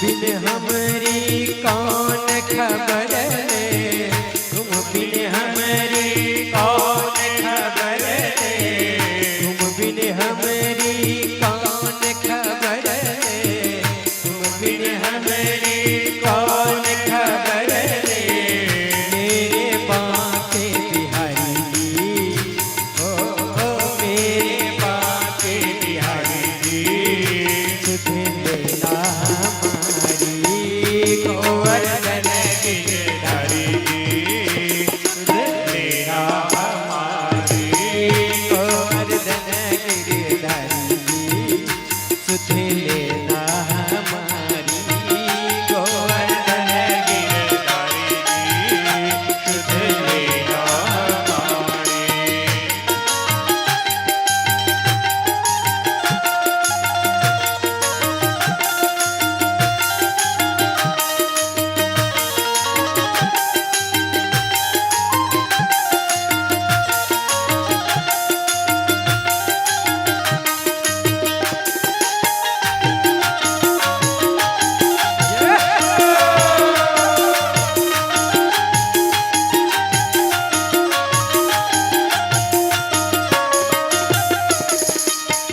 मीरा के प्रभु गिरधर नागर, मीरा के प्रभु गिरधर नागर, मीरा के प्रभु गिरधर नागर, मीरा के प्रभु गिरधर नागर, संतन के हितकारी जी, ओ संतन के हितकारी जी, सुध लेना हमारी गोवर्धन गिरधारी जी, सुध लेना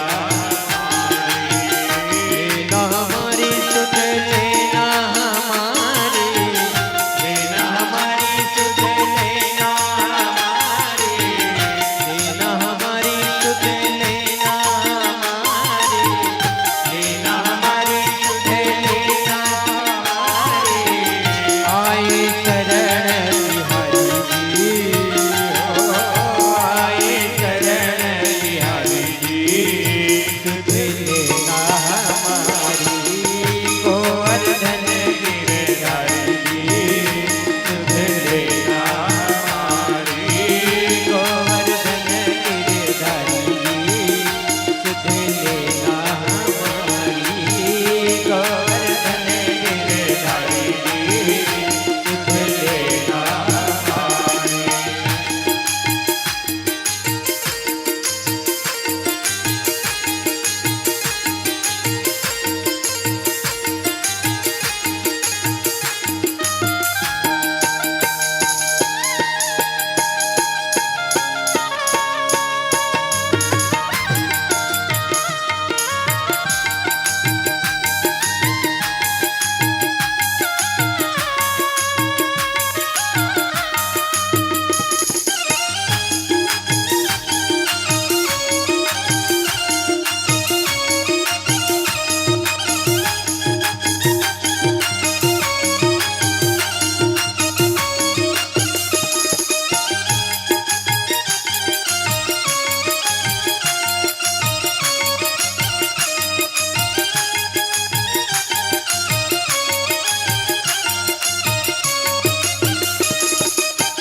गोवर्धन गिरधारी जी, सुध लेना हमारी गोवर्धन गिरधारी जी, सुध लेना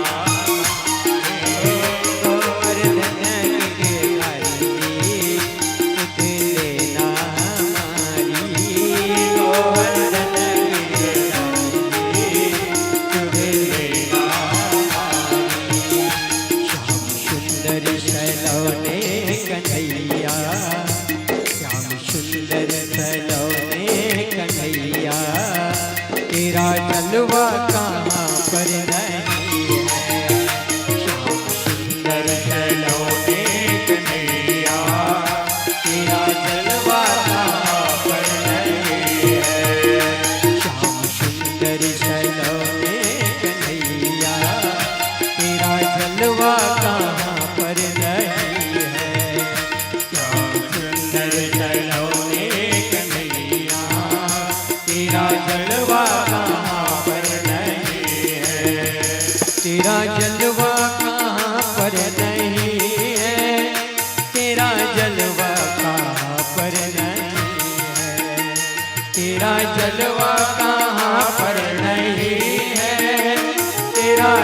जलवा कहाँ पर नहीं है, तेरा जलवा कहाँ पर नहीं है, तेरा जलवा कहाँ पर नहीं है, तेरा जलवा कहाँ पर नहीं है, तेरा जलवा कहाँ पर नहीं है।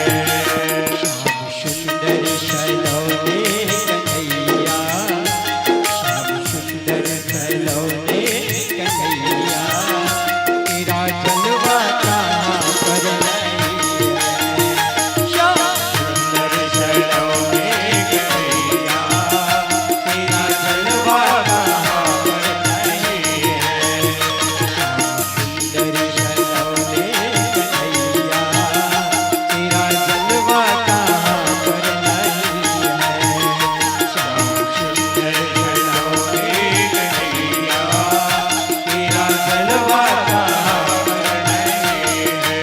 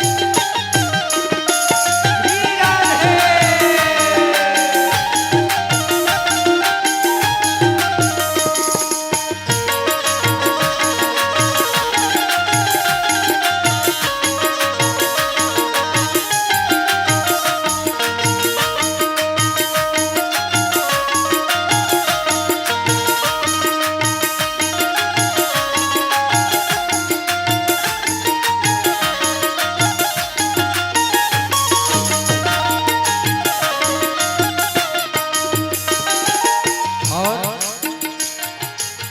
हर शाम किसी के लिए सुहानी नहीं होती, हर शाम किसी के लिए सुहानी नहीं होती, हर चाहत के पीछे कोई कहानी नहीं होती। अजी कुछ तो असर है दो आत्माओं के मेल से, वरना गोरी राधा सावने श्याम की दिवाली नहीं होती। आँख वालों ने तुमको है देखा, कान वालों ने तुमको सुना है। आँख वालों ने तुमको है देखा, कान वालों ने तुमको सुना है। आँख वालों ने तुमको है देखा, कान वालों ने तुमको सुना है। आँख वालों ने तुमको है देखा, कान वालों ने तुमको सुना है। तेरा जलवा तो तेरा जलवा, तेरा जलवा उसी ने है देखा, तेरा जलवा उसी ने है देखा। जिसकी आँखों में पर्दा नहीं है, तेरा जलवा उसी ने है देखा। जिसकी आँखों में पर्दा नहीं है। श्याम सुंदर सलोने कन्हैया, तेरा जलवा कहाँ पर नहीं है। श्याम सुंदर सलोने कन्हैया, तेरा जलवा कहाँ पर नहीं है। श्याम जिसे मिलने का, श्याम जिसे मिलने का सत्संग ही बहाना है। श्याम जिसे मिलने का सत्संग ही बहाना है। श्याम जिसे मिलने का सत्संग ही बहाना है। श्याम जिसे मिलने का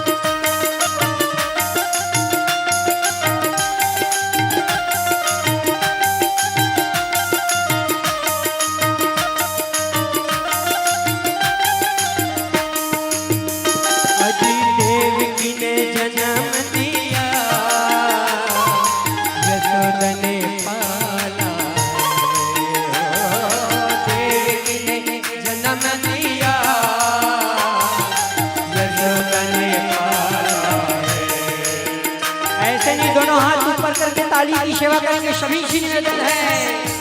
जय हो। देव की ने हाँ हाँ देव की ने जन्म दिया, यशोदा ने पाला है। देव की ने जन्म दिया, यशोदा ने पाला है। और नंद जी के आंगन में, हाँ नंद जी के आंगन में हो मेरा राम का ठिकाना है। नंद जी के आंगन में मेरा श्याम का ठिकाना है। श्याम जी से मिलने का सतसंग गाना है। श्याम जी से मिलने का सतसंग गाना है। श्याम जी से मिलने का सत्संग ही बहाना है। ओ श्याम जी से मिलने का सत्संग ही बहाना है। श्याम जी से मिलने का सत्संग ही बहाना है। श्याम जी से मिलने का सत्संग ही बहाना है। जब से लगन लगी है, अजी जब से लगन लगी है, दिल हो गया दीवाना है। जब से लगन लगी है, दिल हो गया दीवाना है। श्याम जी से मिलने का सत्संग ही बहाना है। श्याम जी से मिलने का सत्संग ही बहाना है। देखिए लगन एक छोटा सा शब्द है। लगन एक छोटा सा शब्द है, पर जिसको लग जाती है, मेरे ठाकुर जी, मेरे कन्हैया, मेरे राघवेंद्र सरकार उनके जीवन को बदल देते हैं। लगन तुमसे लगा बैठे,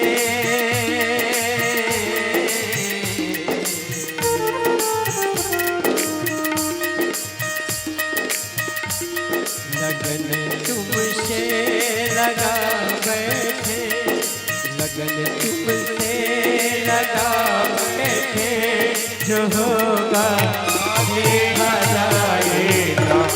लगन तुमसे लगा बैठे, जो होगा देखा जाएगा। जो होगा देखा जाएगा, जो होगा देखा जाएगा। जो होगा देखा जाएगा, जो होगा देखा जाएगा। जो होगा देखा जाएगा। तुम्हें अपना बना बैठे,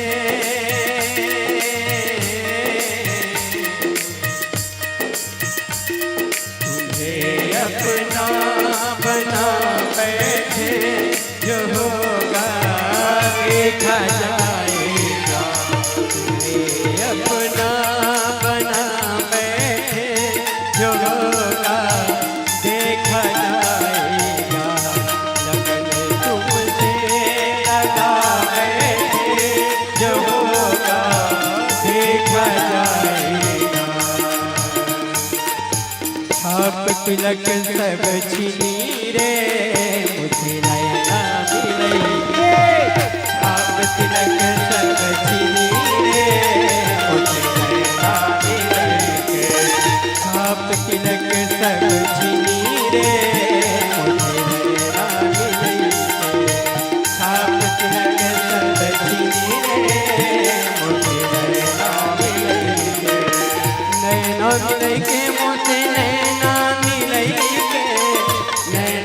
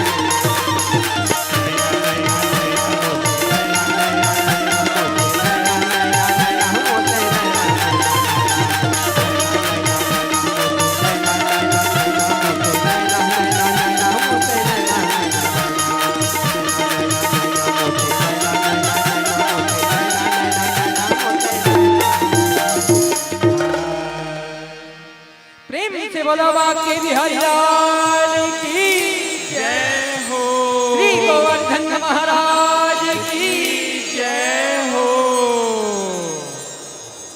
भगवत भक्तों, महाराज सुखदेव जी कथा वर्णन करते बोले, राजा परीक्षित जब गोवर्धन की पूजन आरंभ होती है 56 प्रकार के नैवेद्य अर्पण करते हैं और मानसी गंगा के जल से गोवर्धन महाराज को स्नान करते हैं। देवराज इंद्र के पास जाकर नारद ने कहा, नारायण नारायण नारायण नारायण। बोले देवराज इंद्र, आपकी पूजा पाठ बंद होने वाली है। बोले महाराज कौन बंद कर रहा है? बोले कि अब वृंदावन में आपकी जगह गोवर्धन की पूजन हो रही है। देवराज इंद्र कुपित होता है और शामवर्तक नामक मेघ को भेजते हैं। और ये मेघ कौन सा मेघ है? प्रलय काल का है। आपने शिव महापुराण की कथा तो रोज सुनी होगी, सुनते भी हैं। अगर कहीं आपने बहुत ईमानदारी के साथ शिव महापुराण की कथा सुनी होगी तो इस कथा का बहुत गहरा संबंध शिव महापुराण से है। बताओ, शामवर्तक मेघ की उत्पत्ति कहां से हुई है? अगर उत्तर नहीं बता पाओगे तो मिश्रा जी को फोन करके बताऊंगा मैं। नहीं बताऊंगा? हाँ तो उत्तर बताओ। चलो, शामवर्तक मेघ की उत्पत्ति कैसे हुई है, कहां से हुई है? अगर शिव महापुराण की कथा आपने आस्था चैनल में बहुत गंभीरता से सुनी होगी तो जरूर बता पाएंगे। श्रोता भी 3 प्रकार के होते हैं भैया, एक बच्चों की भांति, एक माताओं की भांति और एक सज्जनों की भांति। देखो हमारे पुरुष भाई लोग भी कथा सुनते हैं, इधर से सुनेंगे, निकाल सुने इधर से, निकाले इधर। हो गया 7 दिन की भागवत हो गया महाराज। माताएं सुनती है इधर से और निकाल देती है। ये महाराज विषय की, ओ महाराज विषय की, हो गए 7 दिन भागवत हो गए 7 दिन। बच्चे भी कथा सुनते हैं, बच्चे इधर से और यहाँ बिछाते हृदय में। मुझको ये देखना है कि आप लोग कथा बच्चों की भांति सुनते हैं, पुरुषों की भांति सुनते हैं कि माताओं की भांति सुनते हैं। अभी पता चल जाएगा। शिव महापुराण की कथा है, आपकी परीक्षा नहीं ले रहा हूं, केवल आपका ध्यान अभी एकाग्र है, इसलिए ध्यान एकाग्र करने के लिए सवाल किया था।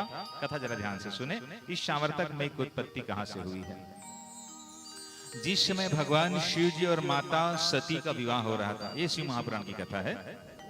जब दोनों के विवाह संपन्न हो रहे थे, भगवान शिव जी मंडप में दुल्हा बन करके बैठे और माता सती दुल्हन की वेश में है। मेरे भाई बहन याद रखना, विवाह, लौकिक विवाह भी जो होता है तो मंडप में जो दुल्हा होता है, वर होता है, वो साक्षात भगवान नारायण का स्वरूप माना जाता है। और जो कन्या होती है वो साक्षात लक्ष्मी का स्वरूप है। इसीलिए अगर कोई पिता अपनी कन्या का चरण प्रक्षालन करे मंडप में तो कोई गलत नहीं है। वर साक्षात नारायण है, कन्या साक्षात लक्ष्मी होती है। जब विवाह संपन्न हो रहा था भगवान शिव जी और मां सती का, उस समय पंडित लोग वैदिक पद्धति से भगवान का विवाह संपन्न करवा रहे थे। घराती बराती सब बैठे बड़े आनंद में थे। माता पार्वती सती, माता सती के पांव को जैसे ही ब्रह्मा जी ने देखा तो ब्रह्मा जी इतने सुंदर पांव को देखकर अभिभूत हो जाते हैं। जब माता सती का पांव इतना सुंदर है, इनका मुख चंद्र और कितना सुंदर होगा। लेकिन माता जी घूंघट काट करके बैठी थी दुल्हन की वेश में। ब्रह्मा जी ने सोचा ऐसा कौन सा उपाय अपनाऊं जिससे सती के चेहरा मैं देख पाऊं। हवन चल रहा था, यज्ञ कुंड सामने थी, भगवान शिव जी माता सती दोनों बैठे हुए हैं। बगल में कुछ लकड़ियां रखी थी, समीधा, उसमें कुछ लकड़ियां गीली थी, गीली लकड़ी रखी थी। ब्रह्मा जी ने क्या किया, यज्ञ कुंड के समीप बैठ करके गीली लकड़ियों को उठाया और सीधे डाल दिया हवन कुंड में। पंडितों ने सोचा अग्नि कम हो रही है इसलिए डाला जा रहा है। गीली लकड़ी उठा करके ब्रह्मा जी ने डाला यज्ञ कुंड में। और गीली लकड़ी जब डाल दी गई तो उस समय क्या होता है, सीधे सीधे चारों तरफ धुआं धुआं धुआं धुआं फैल गया। अमूमन भगवान शिव जी के आंख में भी धुआं चली गई। भगवान ने ऐसा की, सब अपने आंख मल रहे थे। अब ब्रह्मा जी को अवसर मिल गया, सती के पास गए। ब्रह्मा जी घूंघट उठा करके सती के चेहरे को देख लिया। और जब भगवान शिव को बात मालूम होती है कि ब्रह्मा जी ने सती का घूंघट उठाकर चेहरा देखा है, सीधा त्रिशूल उठाया और त्रिशूल उठा करके कहता है, आज मैं इस भरी सभा में, मंडप में ब्रह्मा जी का वध करूंगा। आज मुझको कोई रोक ना पाए। सब के सब घबरा गए। भगवान शिव जी का कोप है, उनका कोप कैसे शांत हो। और उस समय होता यह है, भगवान विष्णु जी भगवान शिव जी की वंदना करते हुए बोले, प्रभु तो माया बस जीव जड़ संतत थुरई भुलान, तही पर कोप न करिए प्रभु कृपा सिंधु। भगवान आप ब्रह्मा जी को क्षमा कर दीजिए। मैं दोनों हाथ जोड़कर आपसे क्षमा याचना करता हूँ। जब भगवान विष्णु जी क्षमा याचना करने लगे, भगवान शिव का कोप शांत हो गया और त्रिशूल को वहीं रख दिया भगवान शिव जी। लेकिन माता सती की सुंदरता को देख करके ब्रह्मा जी का 4 बूंद तेज यज्ञ वेदी के सम्मुख गिरा हुआ था। 4 बूंद तेज जब उनका गिर गया तो भगवान विष्णु ने कहा ब्रह्मा जी को, इस तेज को महाराज आप आशीर्वाद दो, इनसे किसी संसार में नए सृजन की सृष्टि हो। तब भगवान शिव जी ने कहा, जो 4 बूंद तेज ब्रह्मा जी का गिरा हुआ है यज्ञ वेदी के सम्मुख, उसी तेज को मैं आशीर्वाद दे रहा हूँ। सदा सदा के लिए आकाश मंडल में रहेंगे और इसका 4 नाम पड़ेगा। और 4 नाम क्या पड़ा, जरा ध्यान से सुनना। वही ब्रह्मा जी का तेज है जो भगवान विष्णु के कहने पर भगवान शिव जी ने आकाश मंडल में उन 4 तेजों को स्थापित किया और उनका 4 नाम पड़ा, आवर्तक, सांवर्तक, पुष्कर और द्रोण। ये कथा शिव महापुराण में है। 4 नाम जो पड़ा है, आवर्तक, सांवर्तक, पुष्कर और द्रोण, और इनका प्रयोग किया जाता है केवल प्रलय काल के समय। ये प्रलय काल के बादल हैं। कौन? सांवर्तक बादल, जिनका प्रयोग आज देवराज इंद्र ने कर दिया। मैं कथा इसलिए सुना है शिव महापुराण की, कारण कि ये सांवर्तक मेघ की उत्पत्ति कहाँ से हुई है। भागवत महापुराण में कथा है, गणम सांवर्तकम नाम मेघा नाम चांतकारिणाम। सांवर्तक मेघ की उत्पत्ति ब्रह्मा जी के तेज से हुई है। और न केवल सांवर्तक की, आवर्तक, पुष्कर और द्रोण, प्रलय काल में इनका प्रयोग किया जाता है। आज देवराज इंद्र ने इसी बादल का प्रयोग कर दिया ब्रजमंडल को डुबाने के लिए। और मूसलाधार बारिश होती है। भगवान कृष्ण ने क्या किया, बाएं हाथ की कनिष्ठिका उंगली से सीधे महाराज गोवर्धन पर्वत को धारण कर लिया। सब यदुवंशी आपस में उनकी छत्र छाया में रहे। 7 दिन तक मूसलाधार बारिश होती है। देवराज इंद्र पक गए। सांवर्तक नामक मेघ वापस चले जाते हैं। अब देवराज इंद्र घबराया। एक कृष्ण साधारण पुरुष नहीं है, साक्षात पर ब्रह्म परमात्मा है। देवराज इंद्र स्वर्ग से कामधेनु गौ को लेकर आया और कामधेनु गौ को लेकर उसी के दूध से भगवान श्री कृष्ण का अभिषेक करवाया। और वृंदावन में जाना तो देखना, भागवत पुराण में लिखा है कि उस समय एक कुंड का निर्माण हुआ। भगवान को जब अभिषेक किया गया कामधेनु गौ के दूध से, तो एक कुंड का निर्माण वहां पर होता है। उसका नाम पड़ता है, भागवत में नाम दिया गया है सुरभि कुंड। सुरभि कुंड उसका नाम पड़ा, जो वृंदावन में है। पता नहीं अभी वर्तमान में है कि नहीं, मैं नहीं जानता, लेकिन उस समय उसका नाम था सुरभि कुंड। और देवराज इंद्र ने अपना मुकुट उतार करके भगवान के श्री चरणों में रख दिया और हाथ जोड़कर वंदना करते हैं, नमस्तुभ्यं भगवते पुरुषाय महात्मने वासुदेवाय कृष्णाय सात्वताम पतिये नमः। प्रभु आप साक्षात पर ब्रह्म परमात्मा है, महाराज मुझको क्षमा कर दीजिए, मैंने आपको साधारण पुरुष समझा। भगवान ने देवराज इंद्र को क्षमा कर दी। तत्पश्चात महाराज, अगर भगवान ने हमें जिंदगी दी है, अगर हमारा शरीर स्वस्थ है, तो जीवन काल में कम से कम 2 में से 1 की परिक्रमा हर एक मनुष्य को करनी चाहिए। या तो गोवर्धन परिक्रमा कर ले जीवन काल में, या नर्मदा परिक्रमा कर ले। नर्मदा परिक्रमा करने से भी वही पुण्य मिलता है जो गोवर्धन परिक्रमा करने का पुण्य मिलता है। हर एक साल गंगा मैया नर्मदा जी में स्नान करने के लिए आती है और उस समय मेला लगता है नर्मदा के तट पर। वैशाख मास के शुक्ल पक्ष की सप्तमी तिथि को, ये वैशाख चल रहा है क्या पांडे जी? वैशाख महीना चल रहा है ना। आज तिथि शायद नौमी है कि दसवीं है आज? कल एकादशी, कल एकादशी है क्या? आज दसवीं तिथि है। आज दसवीं, कल नौमी, परसों नरसों। अभी 2-3 दिन पहले की बात है, जब वैशाख मास की शुक्ल पक्ष की सप्तमी तिथि को नर्मदा में मेला लगती है। उसी दिन एक दिन गंगा मैया स्वयं नर्मदा जी में स्नान करने के लिए आती है, और जो लोग नर्मदा परिक्रमा करते हैं उनको भी गोवर्धन परिक्रमा का फल प्राप्त होता है। अगर शरीर स्वस्थ है, भगवान ने हमको स्वस्थ रखा है, तो स्वस्थ रहते रहते ही जा करके भैया या तो गोवर्धन परिक्रमा कर ले या नर्मदा परिक्रमा कर ले, जीवन धन्य हो जाएगा। ऐसे जैसे भगवान ने अपनी कनिष्ठिका उंगली से पर्वत धारण किया, नाम पड़ा गिरधारी, हमारे और आपके जीवन में भी एक एक पर्वत है। कौन सा पर्वत है? जिसकी चर्चा रामचरितमानस में की गई है। गृह कारज नाना जंजाला, ते अति दुर्गम शैल विशाला। हमारे जीवन में भी पर्वत है। महाराज वर्णन करते हैं, बोले अब भगवान कृष्ण की वृंदावन की अंतिम लीला आरंभ होती है, जिसको कहा गया है रास महाराज की लीला। जरा ध्यान से सुने, रास महाराज की लीला कैसी है। सबसे पहले रास महाराज की लीला करने के लिए भगवान श्री कृष्ण चंद्र जी ने मां राधा का आवाहन किया।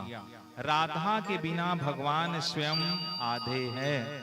राधा और कृष्ण परस्पर अभिन्न है, दोनों में कोई अंतर नहीं है। गिरा अरथ जल बीज सम, कहियत भिन्न न भिन्न, बंदों सीता राम पद, जिन्ह ही परम प्रिय खिन्न। भगवान ने राधा का आवाहन किया। और एक बात याद रखे, राधा कोई साधारण शब्द नहीं है। बीच में विवाद छिड़ गया था ना, जब प्रेमानंद महाराज जी ने उसको स्पष्ट किया था। राधा कोई साधारण शब्द नहीं है। राधा जो है वो सभी मंत्रों का महामंत्र है। राधा जितने मंत्र है उसी सभी मंत्रों का महामंत्र राधा है।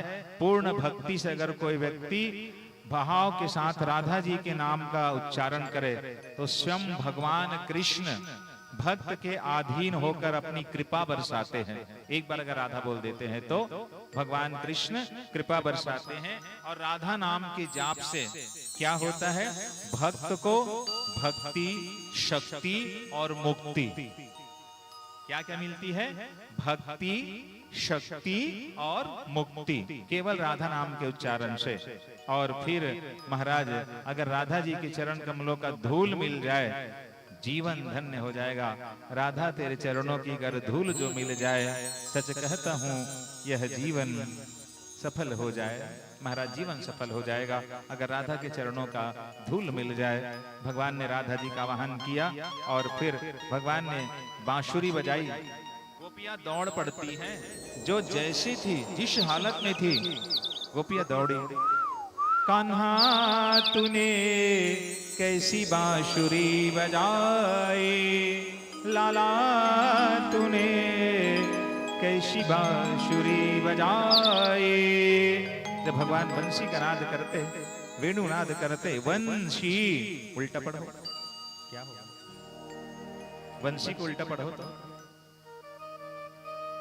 क्या हो जाएगा? शिव। वंशी की नाद साक्षात ब्रह्म की नाद है। जब भगवान बांसुरी बजाते, यमुना जी की धारा रुक जाती, गोपियां भोजन बनाती, तो महाराज लकड़ियां गीली हो जाती। गोपियां शिकायत करती, महाराज जब हम भोजन बनाती हैं आप बंसी ना बजाए करें। जब भगवान वेणु नाद करते तो उस समय क्या हुआ? कान्हा तूने कैसी बांसुरी बजाई, लाला तूने कैसी बांसुरी बजाई। योगी छोड़े योग समाधि, छूटे ध्यानी का ध्यान। योगियों का ही ध्यान टूट जाता जब भगवान बंसी बजाते। योगी छोड़े योग समाधि, छूटे ध्यानी का ध्यान। लहर लहर लहराए यमुना माई, कान्हा तूने कैसी बांसुरी बजाई, लाला तूने कैसी बांसुरी बजाई। वृंदावन में मौन हुए है मृग सुख चातक मोर। जब भगवान बंसी बजाते हैं तो क्या होता? वृंदावन में मौन हुए है मृग सुख चातक मोर। वृक्षों की हर डाल पात पर मचा हुआ है शोर। लहर लहर लहराए यमुना माई, कान्हा तूने कैसी बांसुरी बजाई। लाला तूने कैसी बांसुरी बजाई।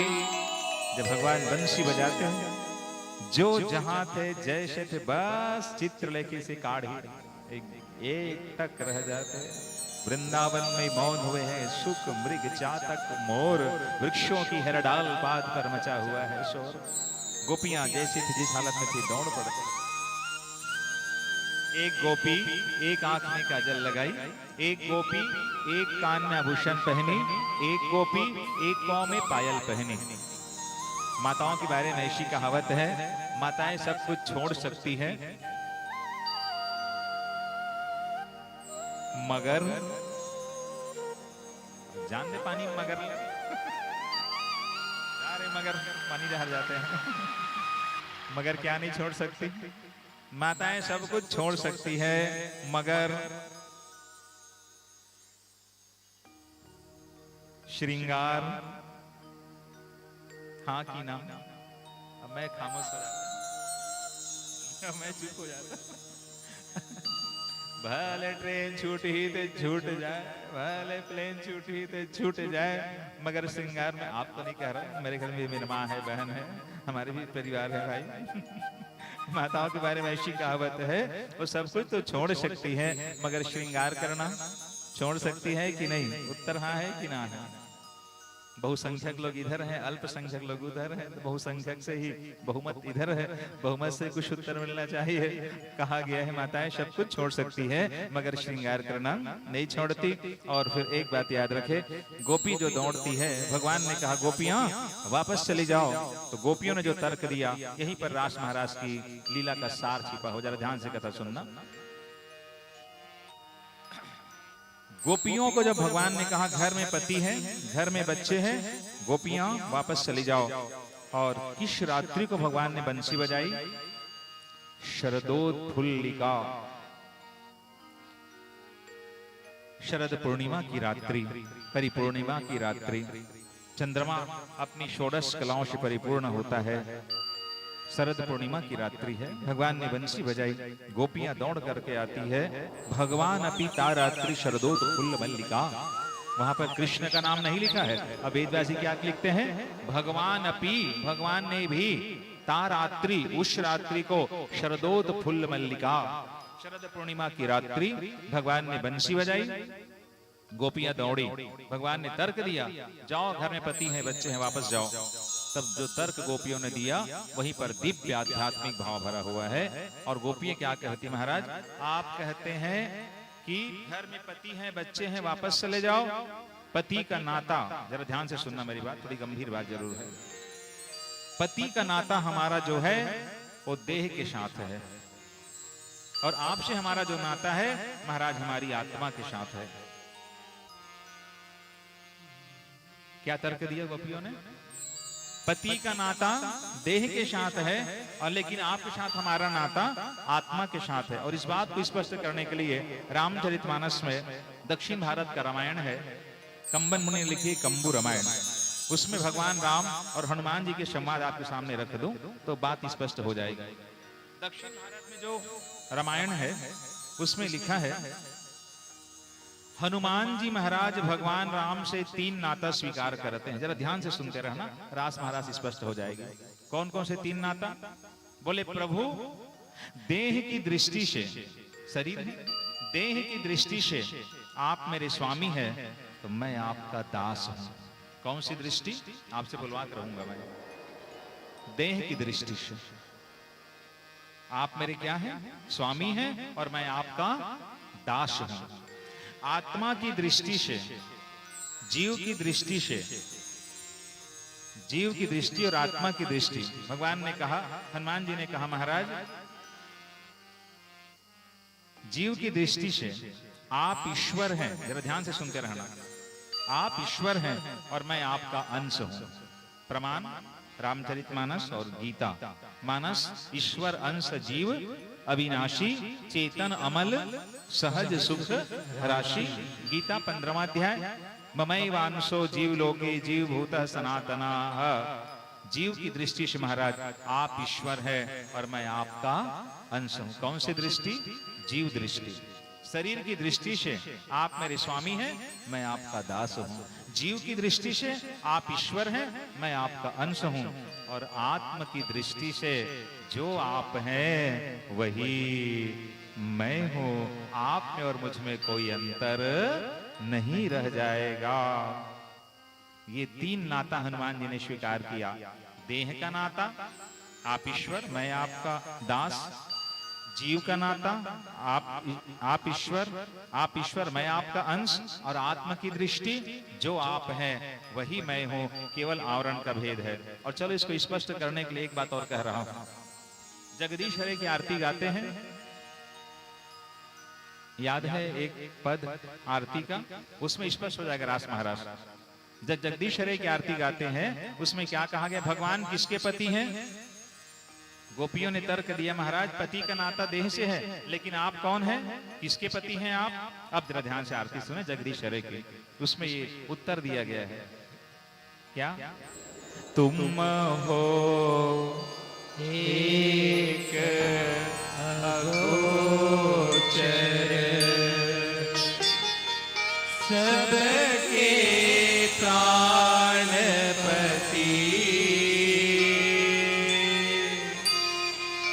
किस विधि मिलहु दयामय, तुमको मैं कुमति। ओम जय जगदीश हरे। गोपियों ने तर्क क्या दिया? महाराज आप किसके पति हैं? तुम हो एक अगोचर सबके प्राण पति। हम सबके प्राण है और इस प्राण के पति कौन है? भगवान है। शरीर है और प्राण नहीं है, तो बताओ क्या कीमत रहेगी इसकी? शरीर है और प्राण निकल जाए तो कोई कीमत रहेगी क्या? जल्दी ले गो भूंज के आओ की दी, घर वाले मन नहीं रखे बोला कोई। प्राण है और प्राण के पति कौन है? भगवान है। तुम हो एक अगोचर सबके प्राणपति। सबके प्राण के पति भगवान है, ईश्वर है। गोपियों ने तर्क दिया। और एक तर्क और दे रहा हूं, जरा ध्यान से सुनना। सदगुरु कबीरदास जी क्या कहते हैं, बहुत गंभीर बात है रास महाराज में। सदगुरु कबीरदास बीजक की भाव, इतना अच्छा तर्क दिया है। कबीरा कुआं एक है, सुनना ध्यान से। क्या? कबीरा कुआं एक है, पनिहारी अनेक, बर्तन सबके न्यारे है। बताओ हम सबका शरीर अलग अलग है कि नहीं? कोई माताओं के रूप में है, कोई बच्चों के रूप में है, कोई पुरुष के रूप में है, कोई नवयुवक है, कोई वृद्ध है। क्या बोलते हैं कबीरदास जी महाराज? कबीरा कुआं एक है, पनिहारी अनेक। हम सब पनिहारी हैं, बर्तन सबके न्यारे हैं। हम सबका शरीर अलग अलग है कि नहीं? कहने वाले का, सुनने वाले का, कोई माताओं के रूप में है, कोई बच्चों के रूप में है, लेकिन सब में क्या है? कबीरदास जी कहते हैं बर्तन सबके न्यारे हैं, पर जल सब में एक। हम सबके शरीर अलग अलग है, बर्तन अलग अलग है भैया, मगर जो मूल तत्व है वो सब में एक ही है, केवल आवरण का भेद है। कोई स्त्री के रूप में है, कोई पुरुष के रूप में है, कोई बच्चों के रूप में है, कोई बुजुर्ग के रूप में है। बर्तन सबके न्यारे हैं पर जल सब में एक। जो आप में है वो आत्मा मेरे अंदर भी है। जो आत्मा चींटी में है वही आत्मा हस्ती में भी है, हाथी में भी है। इसलिए कबीरदास जी महाराज क्या कहते हैं, कबीरा कुआं एक है, भगवान एक है, ईश्वर एक है, पनिहारी अनेक है। मतलब हम सब अलग अलग पनिहारी है, बर्तन सबके न्यारे हैं, हम सबका पात्र अलग अलग है, शरीर अलग अलग है, मगर जल सब में एक। ये रास महाराज की लीला जो गोपियों ने तर्क दिया। जल में कुंभ, कुंभ में जल, भीतर बाहर पानी, फूटा कुंभ जल जल ही समाना, यह तथ कहियो ज्ञानी। एक दिन ये घड़ा फूट जाएगा और इसमें का जल भगवान में जाकर मिल जाएगा। इसलिए कहा गया है रास महाराज की लीला जीव और ब्रह्म के मिलन की लीला है। जो आवरण है गोपी एक माध्यम बन जाती है। और गोपियों ने तर्क दिया, महाराज पति का नाता हमारे देह से है, आपसे नाता हमारी आत्मा से, हमारे प्राण के पति तो आप है। और उदाहरण देते हुए क्या कहा, गोपियां तर्क देते हुए कहती हैं कि महाराज जैसे कोई पतिव्रता स्त्री घर में है, उनके पति विदेश गए पैसा कमाने के लिए, और अगर कहीं उस समय फोन की सुविधा नहीं थी तो पत्नी ने कहा जी आपकी याद आएगी तो मैं क्या करूंगी। तो पति ने कहा मैं अपना फोटो दे रही हूँ, फोटो रख लो, इसको देखकर पूजा कर लेना, मन शांत हो जाएगा। बेचारी पतिव्रता स्त्री पति विदेश में है, अपने पति की फोटो की पूजा करती है। और 3 साल बाद अगर पति वापस आ जाए तो मैं आपसे निवेदन करूं, वो फोटो की पूजा करेगी कि पति की पूजा करेगी? बोलो। 3 साल के बाद पति पैसे कमा कर वापस आया, घर में फोटो है और एक और पति है, एक और फोटो है, तो किसकी पूजा करेगी? वो फोटो की पूजा करेगी कि पति की पूजा करेगी? बोले साक्षात जब पति है तो फिर फोटो की क्या आवश्यकता। गोपियों ने तर्क दिया, महाराज आप साक्षात पति हैं और वो लोग फोटो हैं। बोले उनसे हमारा नाता तन से है, आपसे हमारा नाता हमारी आत्मा से है। ये रास महाराज की लीला। बोलिए वृंदावन बिहारी लाल की जय, भागवत महापुराण की जय। गोकुल में देखो, वृंदावन में देखो, मुरली बाजे रे, श्याम संग राधा नाचे रे, श्याम संग राधा नाचे रे। गोकुल में देखे, वृंदावन में देखो, मुरली बाजे श्याम संग राधा नाचे रे, श्याम संग राधा नाचे रे। गोकुल में देखो, वृंदावन में देखो, मुरली बाजे श्याम संग राधा नाचे रे, श्याम संग राधा नाचे रे।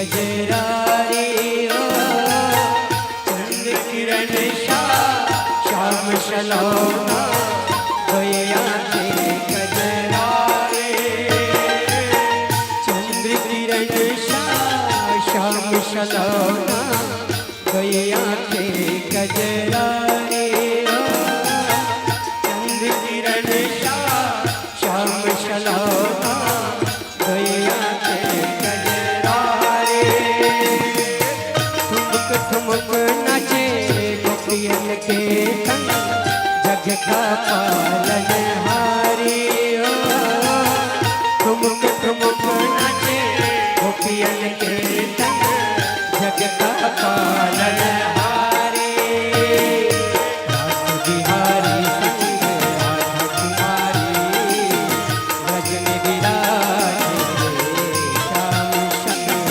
राधा नाचे श्याम संग राधा नाचे कुल में देखो वृंदावन में देखो मुरली बाजे श्याम संग राधा नाचे श्याम संग राधा नाचे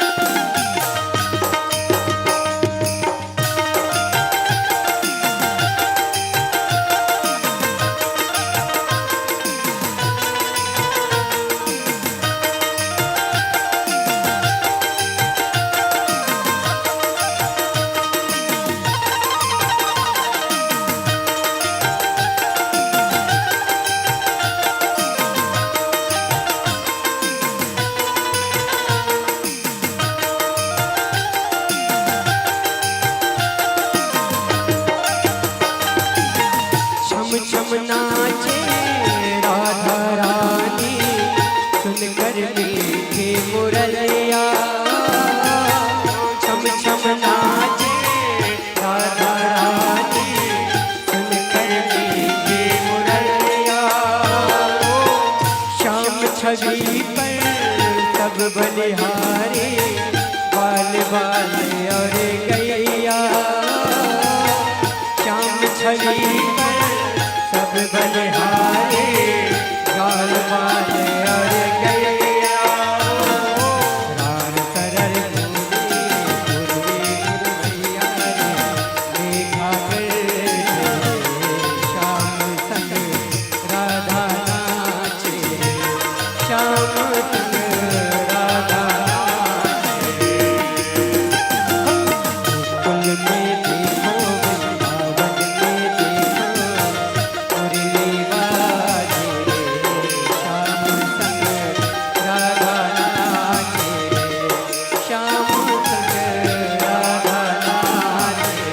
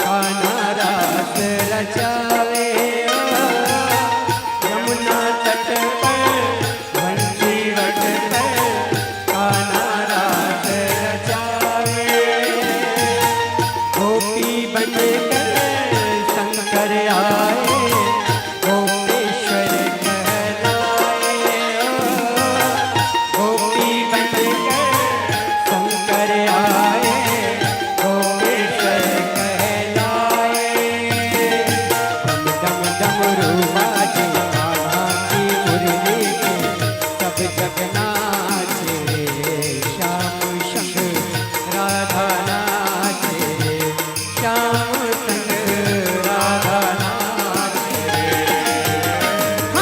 गोकुल में देखो वृंदावन में देखो मुरली बाजे श्याम संग राधा नाचे श्याम संग राधा नाचे गोकुल में देखो वृंदावन में देखो मुरली बाजे श्याम संग राधा नाचे श्याम संग राधा नाचे रास रचो है रास रचो है यमुना के तीरे हरी रास रचो है रास रचो है रास रचो है यमुना के तीरे हरी रास रचो है रास रचो है रास रचो है यमुना के तीरे हरी रास रचो है रास रचो है रास रचो है यमुना के तीरे हरी रास रचो है राधा नाचे कृष्ण नाचे नाचे गोपी जन मेरो मन बन गयो शत पावन वृंदावन राधा नाचे कृष्ण नाचे नाचे गोपी जन मेरो मन बन गयो शत पावन वृंदावन रास रचो है रास रचो है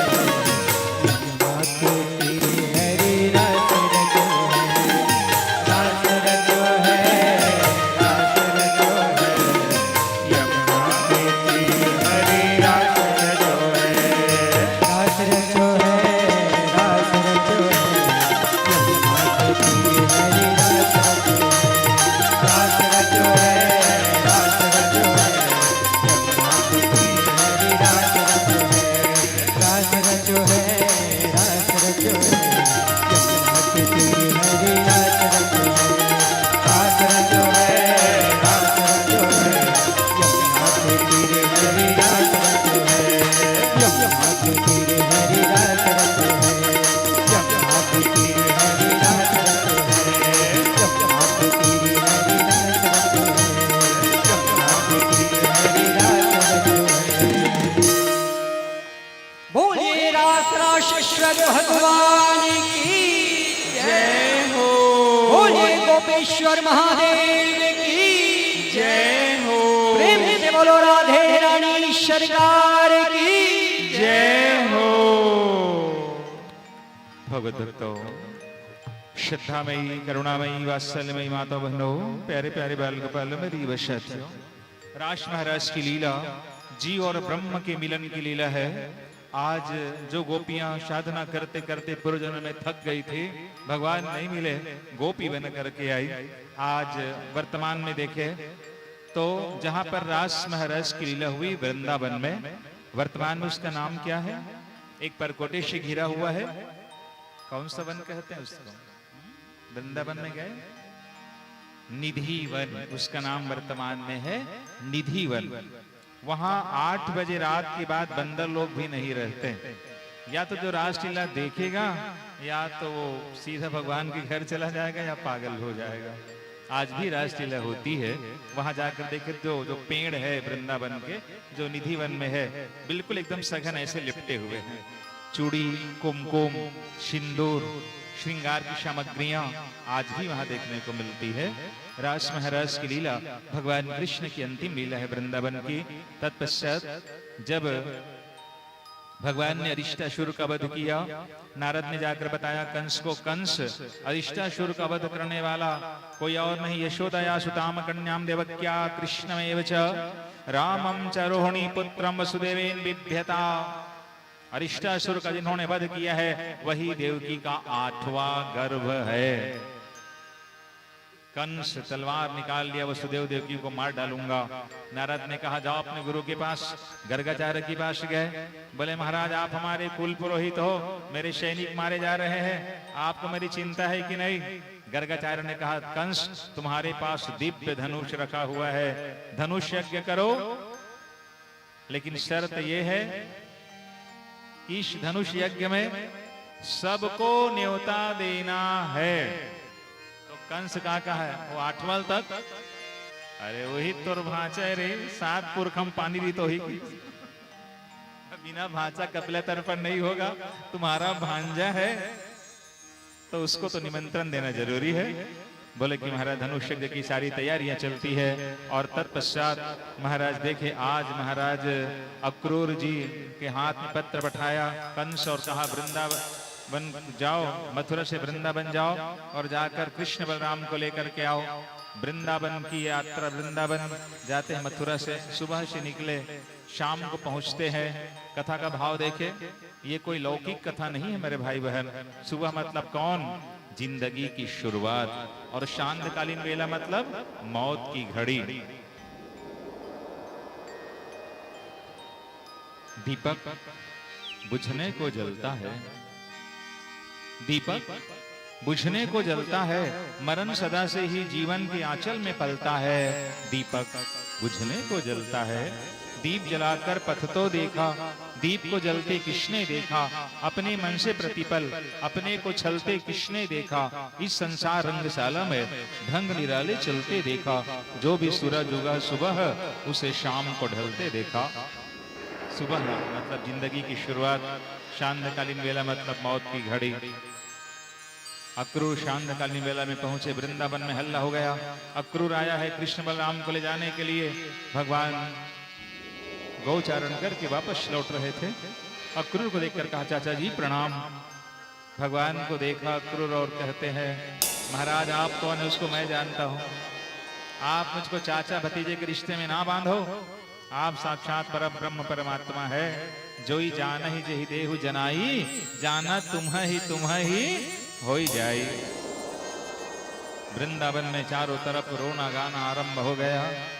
सबको भगवान ने समझाया, और कथा को ज्यादा विस्तार से नहीं कह रहा हूँ, समय चूंकि विवाह का है इसलिए केवल स्पर्श करके चल रहा हूँ। भगवान ने सबको समझाया, सबको रोते बिलखते छोड़ करके कृष्ण बलराम को लेकर आए। अक्रूर यमुना में स्नान करते हैं, उसका नाम पड़ता है ब्रह्म हृद अनंत तीर्थ, जहाँ पर भगवान के स्वरूप का दर्शन होता है। भगवान आए, अमराई में ठहराई गई, और प्राचीन समय की बात है, ज्यादा दिन की बात नहीं, अभी से करीब 15-20 साल पहले की बात कर रहा हूँ। लइका मल्ला सबसे ज्यादा प्रिय कौन से गांव होते? चलो बताओ।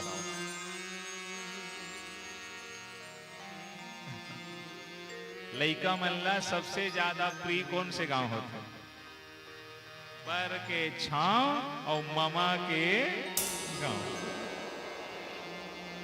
पहली EBTV मोबाइल नहीं रहा है, तो जब 2 महीना छुट्टी हो, हर लड़का बात है, हम रहे लड़का मामा गांव जान बहुत, और 2 महीना कैसे बीते मामा गांव में रहते रहते किसी को पता नहीं चलता। एक तो माँ, और ऊपर से और माँ, कितना प्यार मिलता है मामा के यहाँ रहने में बच्चों को। उस दौर से हम और आप भी गुजरे हैं मेरे भाई। भगवान ने कहा मामा के गांव जाना है, शहर जाना है, मथुरा जाना है। अमराई में ठहराई गई। लेकिन अब तो मुझको ऐसा लगता है अब के बच्चों को मामा गांव से ज्यादा प्यार नहीं है, तो किससे ज्यादा प्यार है? एक तुम्हारा मोबाइल मतलब मोबाइल, बच्चों के हाथ में मोबाइल हो गया, सब कुछ मोबाइल ही हो गया भाई। लेकिन मामा का घर है, मामा का गांव है, जहां माँ ने बचपन गुजारी है। जितना स्नेह माँ को उस घर में मिला है, उससे दुगुना स्नेह, उससे डबल प्यार बच्चों को मिलता है। सबको अपने मामा गांव से प्यार होता है, अमूमन हमको भी, आपको भी, हम सबको भी। भगवान ने कहा मामा जी के घर जाएंगे, मामा जी के नगर जाएंगे। अमराई में ठहराई गई। सर्वप्रथम महाराज रजक का उद्धार हुआ। व्यापारियों पर भगवान ने कृपा की, सुदामा दर्जी से मिले। त्रिवक्रा का उद्धार हुआ। भगवान रंगशाला में पधारे। दरवाजे पर कुबलिया पीड़ हाथी को मदिरा पिलाकर तैयार किया गया था। भगवान ने उनका उद्धार किया। और जैसे भगवान रंगशाला में पहुंचे, होता क्या है, सल, तोसल, चांद और मुष्टि कूट पहलवान को कंस ने तैयार करके रखा था। और जैसे भगवान उस रंगशाला में पहुंचे, किन किन लोगों ने किन किन भाव से भगवान का दर्शन किया। पहलवानों को लगने लगा साक्षात ये वज्र के समान कठोर है। मनुष्यों को नररत्न के समान भगवान दिखाई दिए। स्त्रियों ने मूर्तिमान कामदेव के रूप में भगवान का दर्शन किया। गोपों ने स्वजन के समान भगवान का दर्शन किया।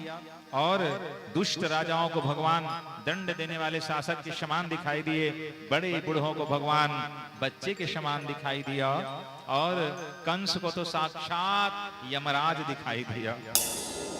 और अज्ञानियों को विराट, योगियों को परम तत्व, भक्त शिरोमणि, यदुवंशियों को इष्ट देवता के समान। स्पष्ट कह दूं, जाकी रही भावना जैसी, प्रभु मूर्ति देखी तीन ऐसी। जिनकी जैसी भावना रही, भगवान को देख लिए। सल, तोसल, चांद और मुष्टि कूट का उद्धार होता है। अपने भगवान कंस का उद्धार करते हैं। कंस को मोक्ष मिला, बैर भाव से भजा था। अपने माता पिता से मिले। पश्चात जरासंधि के राजाओं के साथ युद्ध हुआ। भगवान द्वारिका बसाए, द्वारिका में रहे। उद्धव की ब्रज यात्रा आरंभ होती है। और आइए, जिस कथा के लिए मैंने आपको निमंत्रण दिया, माता रुक्मणी और भगवान कृष्ण के विवाह की शायद तैयारी पूरी हो गई है। पांडे जी, आइए कथा को स्पर्श करते हुए चलते हैं। मिलकर उत्सव मनाएंगे, भगवान के विवाह में शामिल होंगे।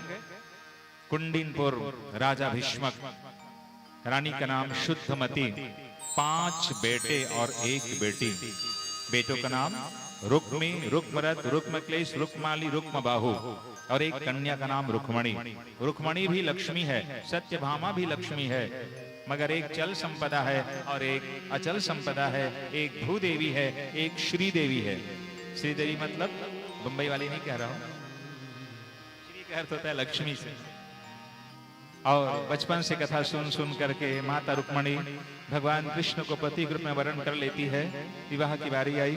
रुक्मिणी ने अपनी बहन का विवाह चंदेरी के राजा दंभघोष के पुत्र शिशुपाल के साथ विवाह तय कर दिया माता रुक्मणी का। और होता यह है, शिशुपाल भी दुल्हा बनकर तैयार होता है। माता रुक्मणी 7 श्लोकों में पत्र लिखती है। सुदेव ब्राह्मण से कहा, ब्राह्मण देवता, ये पत्र द्वारिकाधीश भगवान कृष्ण तक पहुंचा दो। सुदेव ब्राह्मण वो पत्र पहुंचाते हैं। 7 श्लोकों में 7 ज्ञान की भूमिका है। माता रुक्मणी कहते कि महाराज, आप मुझको नहीं मिलेंगे। एक जीवन कौन कहे, जन्म जन्मांतर मुझको जितना जन्म लेना पड़े, मगर मैं शिशुपाल को कभी वरण नहीं करूंगी। आप ही मेरे मनसा वाचा कर्मणा, आप मेरे पति हैं। महाराज, अगर आपको भय लगता है तो वंश परंपरा अनुसार हम लोग दुल्हन के वेश में 16 श्रृंगार करके गौरी पूजन को जाती है, मंदिर में आ जाना। पत्र में सारे भाव लिखे। भगवान ने सुदेव ब्राह्मण को प्रणाम निवेदन किया और विवाह की सारी तैयारियां चलती है। माता रुक्मणी 16 श्रृंगार करके दुल्हन के वेश में है। और सीधे अब शिशुपाल भी सेहरा बांधकर दुल्हा के वेश में आया हुआ है। होता यह है, गौरी पूजन करने के लिए माता रुक्मणी गौरी मंदिर जाती है। जय जय गिरिवर राज किशोरी, जय महेश मुख चंद्र चकोरी, जय गजबदन षडानन माता, जगत जननी दामिनी दुति गाता। नहीं तो आदि मध्य अवसाना, अमित प्रभाव वेद नहीं जाना। भव भव विभव पराभव कारिणी, विश्व विमोहन सबश विहारिणी। माता अनुराग से पूजा करती है। भगवान आए, 5 जन शंख का नाद किया और जोर से शंख बजाए। रुक्मणी से कहा, रुक्मणी हाथ बढ़ाओ। जब तक माता रुक्मणी ने हाथ ऐसा नहीं बढ़ाया, तब तक भगवान ने स्वीकार नहीं किया। हाथ उठाना मतलब समर्पण का भावना, पूर्ण समर्पण होगा तभी भगवान हम स्वीकार करेंगे। माता दोनों हाथ उठाकर मंदिर में समर्पण करती है। भगवान हाथ पकड़े, 5 जन शंख का नाद किया। रुक्मणी को लेकर भगवान जा रहे थे। उनका कौन भाई रुक्मी मार्ग में मिल गया। ठहरो, मेरी बहन को नहीं ले जा सकते। भगवान ने पकड़ करके कस के बांधा और जिस स्थान पर बांधा है उसका नाम पड़ गया है साले कसा। क्या नाम पड़ा है? अपने साले को भगवान कस करके बांधे, नाम पड़ गया साले कसा। कहाँ है अभी वर्तमान? महाराष्ट्र की बॉर्डर में साले कसा स्थान है, वहीं पर कस के बांधे। महाराज बलराम जी आते हैं, 7 जगह मुंडन किया रुक्मी को, और रुक्मी कहता है अब मैं दोबारा नगर नहीं जाऊंगा। भोज कट नमक नगर बसाया, और अघन मास के शुक्ल पक्ष की पंचमी तिथि को भगवान कृष्ण और माता रुक्मणी का विवाह हुआ। वृंदावन की गोपियां आई, सब सब आते हैं और मिलकर भगवान के विवाह में शामिल होते हैं। बोलिए वृंदावन बिहारी लाल की जय, श्री कृष्ण चंद्र भगवान की जय। मैं कल के लिए निवेदन कर रहा हूँ द्विवेदी परिवार से। कल तुलसी वर्षा होनी है, कल एकादशी भी है, तुलसी वर्षा होगी, चढ़ोतरी होगी, और किसी मंदिर में पूजन करके वापस यहाँ तक आएंगे। और कल मैं माताओं से निवेदन करता हूँ सुदामा चरित्र भी होगा। कल तुलसी लेकर के आइए आप लोग, तुलसी वर्षा होगी, सहस्त्र नाम का पाठ होगा, और अभी शायद तैयारी पूरी हो गई है। आइए हम विवाह में शामिल होते हैं। माता रुक्मणी दुल्हन की वेश में है, भगवान कृष्ण स्वयं नारायण लक्ष्मी नारायण के रूप में। और जब माता की हाथ में मेहंदी लगी, पांव में महावर लगा, 16 श्रृंगार करती है माता रुक्मणी, और उनकी लट उलझ जाती है।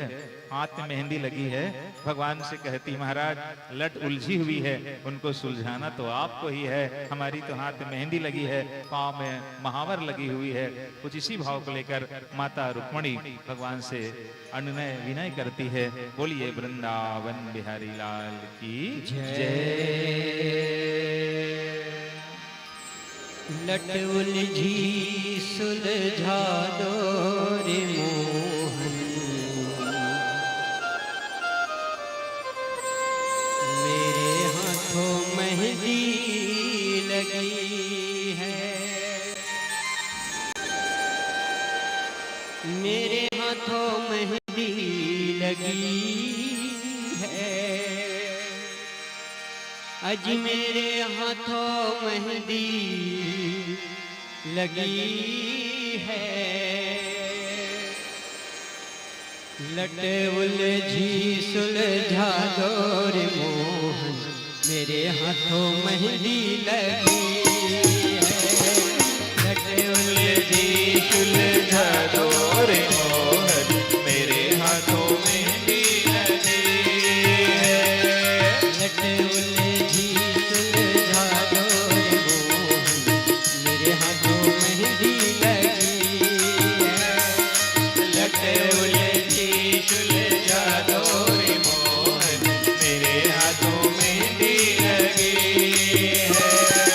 मेरे हाथों मेहंदी लगी है, मेरे हाथों मेहंदी लगी है।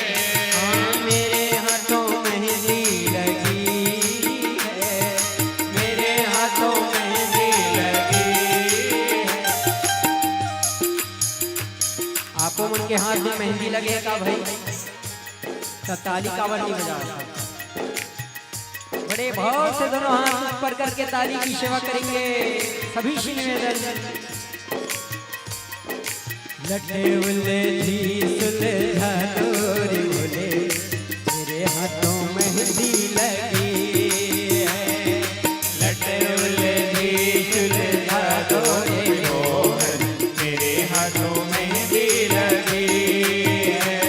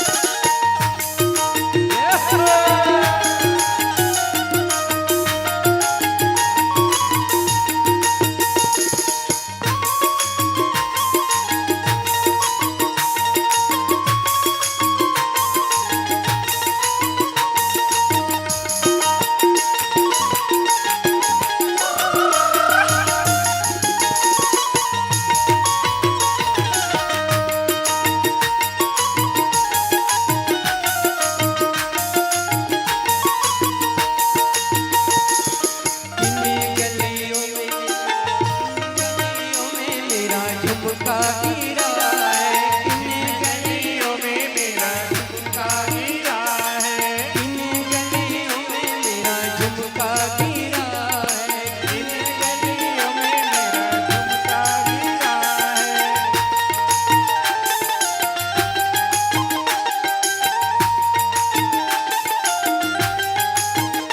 अपने हाथों से, जय हो। अपने हाथों से झुमका पहना दो रे मोहन, मेरे हाथों मेहंदी लगी है। लटे उलझी सुलझा दो रे मोहन, मेरे हाथों मेहंदी लगी है। लटे उलझी सुलझा दो रे मोहन, मेरे हाथों मेहंदी लगी है। लटे उलझी सुलझा दो रे मोहन, मेरे हाथों मेहंदी लगी है।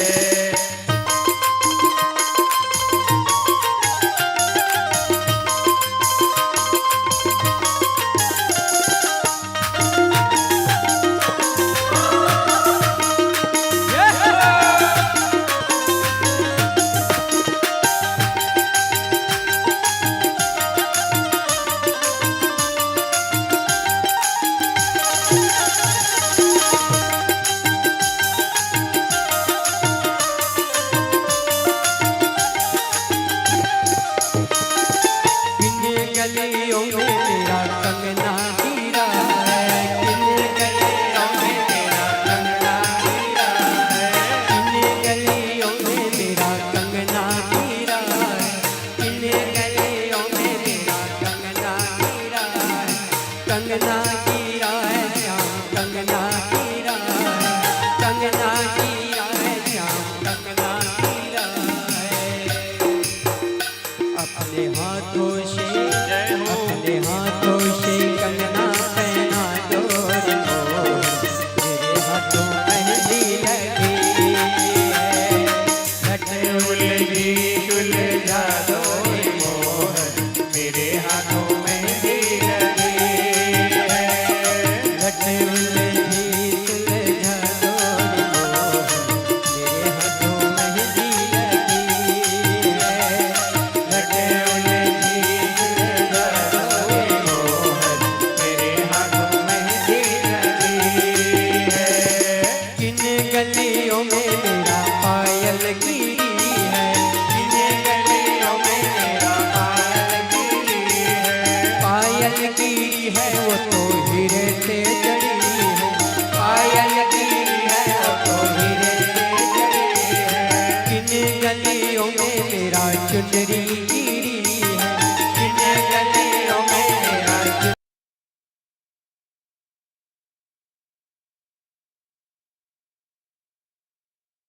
चुनरी है श्याम, चुनरी गिरी।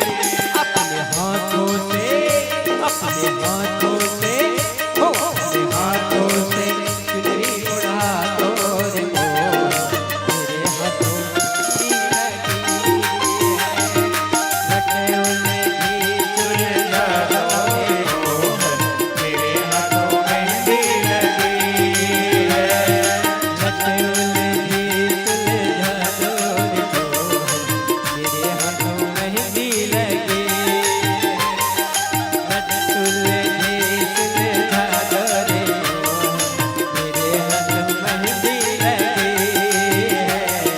मेरे हाथों मेहंदी लगी है, मेरे हाथों मेहंदी लगी है, मेरे हाथों मेहंदी लगी है, मेरे हाथों मेहंदी लगी है। बोलिए वृंदावन बिहारी लाल की जय। भगवत भक्तों, श्रद्धामयी, करुणामयी, वात्सल्यमयी माता बहनों, प्यारे प्यारे बाल गोपाल, मेरे युवा साथियों, मुझको सबसे ज्यादा भागवत पढ़ने का सौभाग्य प्राप्त हुआ है अर्जुनदा टिकरी में। कई बार भागवत, देवी भागवत और शिव महापुराण, और उसी टिकरी गांव के लिए मुझको हिरवानी परिवार है जंजीरी में, वो मुझसे व्यंग में एक बार कहा था, महाराज आपका दुघरा है क्या टिकरी करके, बहुत लगाव है। तो टिकरी से देशमुख जी मेरे बीच आए हुए हैं, जब शिवपुराण पिछले साल हम लोग गए थे तो आपके घर भी जब जब भागवत में गए आपके घर रहने का मुझको सौभाग्य प्राप्त हुआ। श्रीमती रामेश्वरी देशमुख और सम्मानित श्री गुरुजी मेरे बीच उपस्थित हैं। अनवरत हर एक साल के गेप में मुझको टिकरी में या देवी भागवत शिवपुराण या भागवत कहने का अवसर प्राप्त होता है। मैं पुनः व्यासपीठ से देशमुख परिवार का अभिनंदन करता हूं, स्वागत करता हूं। और बहुत ही खुशी की बात यह है कि भाभी जी की मायके सुरसा बांधा देशमुख परिवार जब मैं बीच में आया था तो आपके घर भी गया था। पुनः आपका आगमन यहाँ पर हुआ है अर्जुनदा टिकरी से। पुनः अभिनंदन करता हूँ, स्वागत करता हूँ। अगर अवसर रहा तो जरूर आपसे और मुलाकात होगी। बोलिए वृंदावन बिहारी लाल की जय, भागवत महापुराण की जय।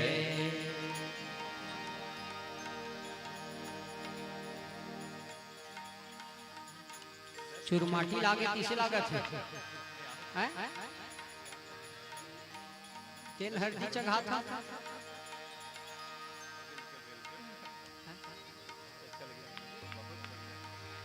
एकदम एकदम अच्छा। बोलिए वृंदावन बिहारी लाल की जय, भागवत महापुराण की जय। चलो भैया चुरमाटी जाना है। हाँ चुरमाटी चुरमाटी। आशीष भाई चलो चुरमाटी। सावर वावर धरो।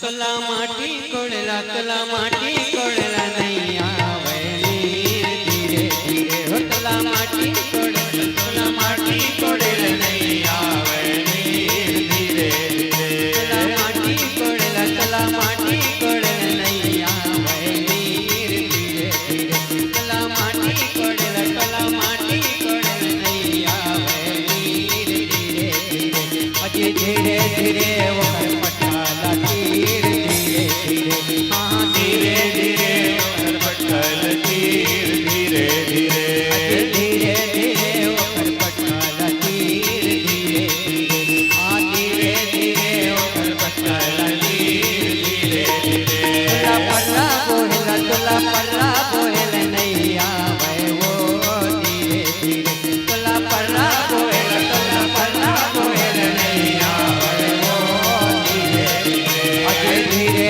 धीरे ओकर अचराला धीरे धीरे हाँ धीरे धीरे ओकर अचराला धीरे धीरे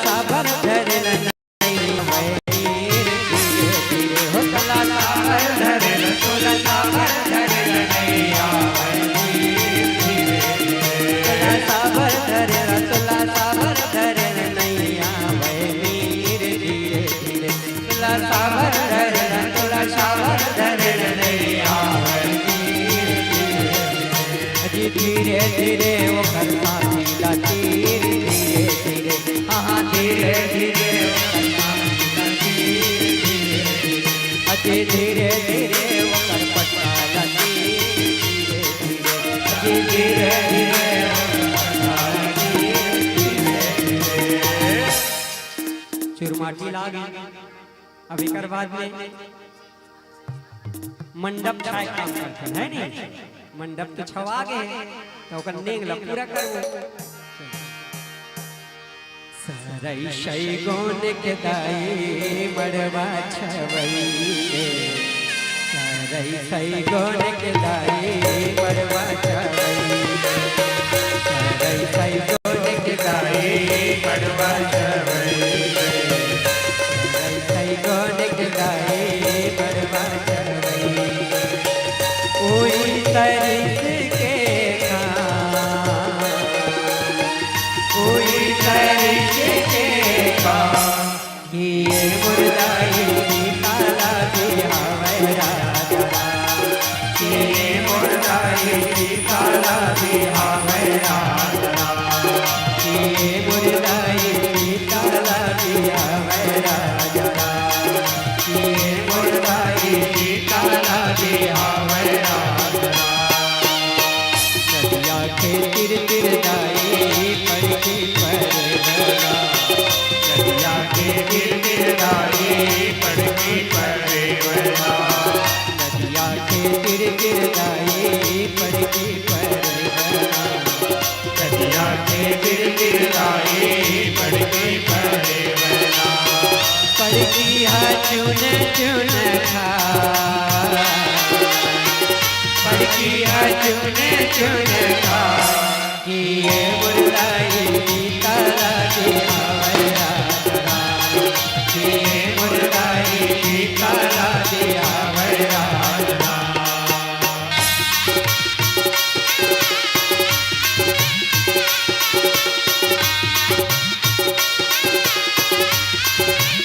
जय हो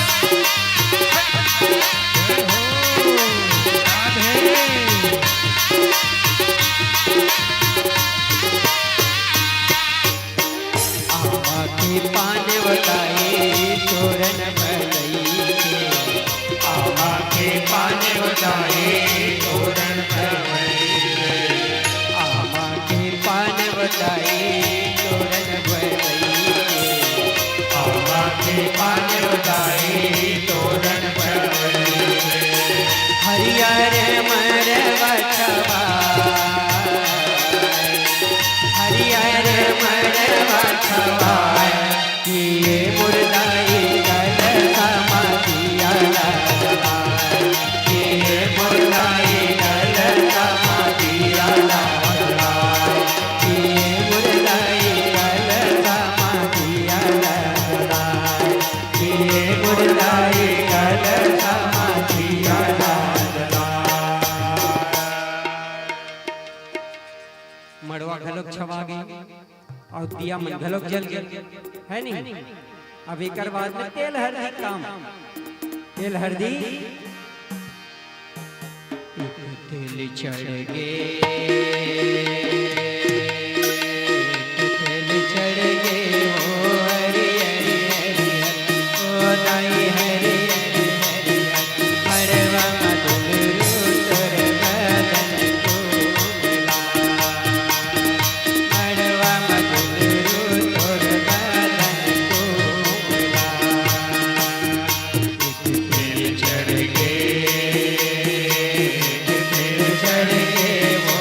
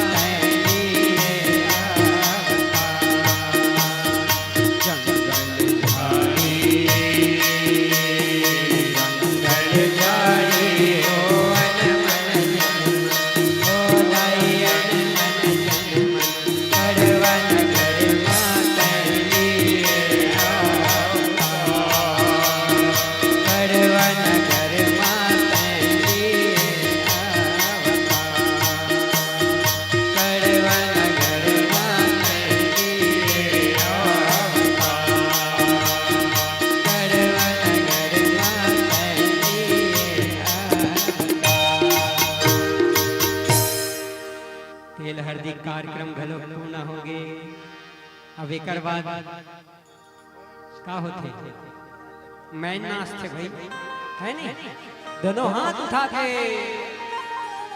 डायरेक्ट बारात जाना है, रुकना नहीं है भैया, गाड़ी रुके नहीं, सीधा तेल ना मैं नाचबो गाड़ी बारात जाना।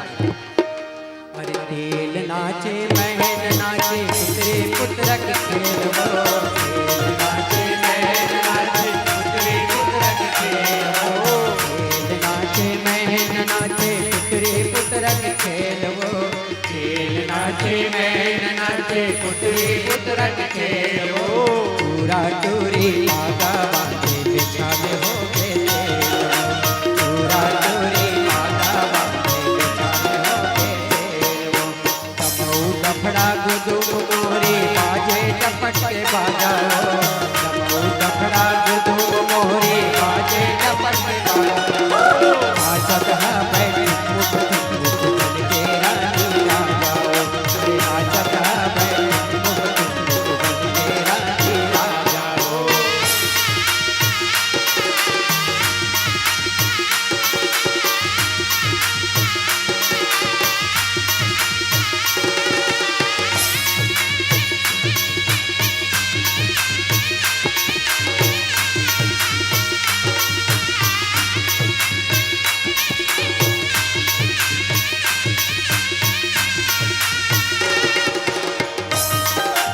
बारात आ रहे हैं, बारात जाना है।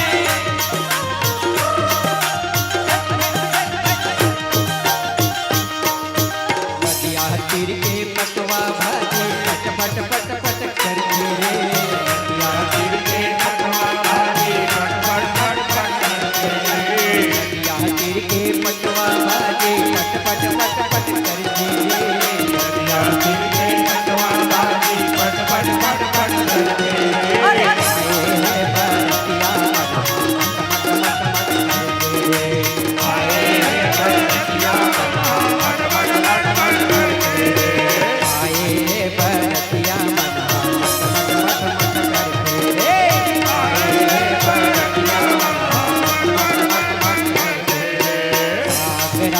भात राधे बसिया पसायो रे, भात राधे बसिया पसायो रे, भात राधे बसिया पसायो रे, भात राधे बसिया पसायो रे।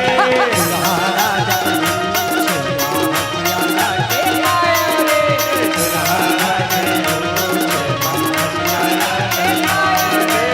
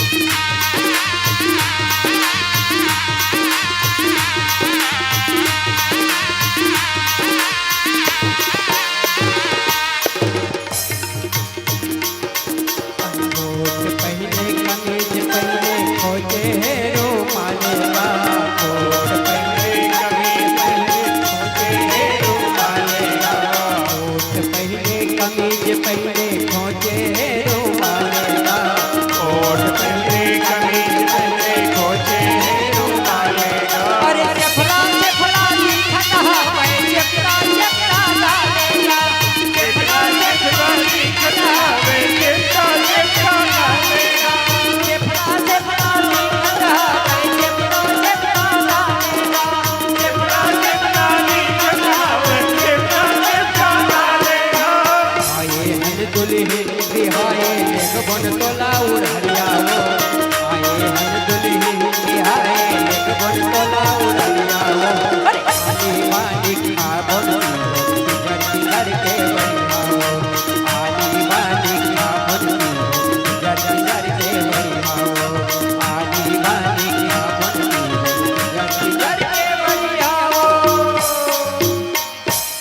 अरे भाई रे, अरे नंदगांव के छोरा रे भैया, और बरसाने की छोरी रे, कान्हा काला काला भैया, राधा गोरी गोरी रे।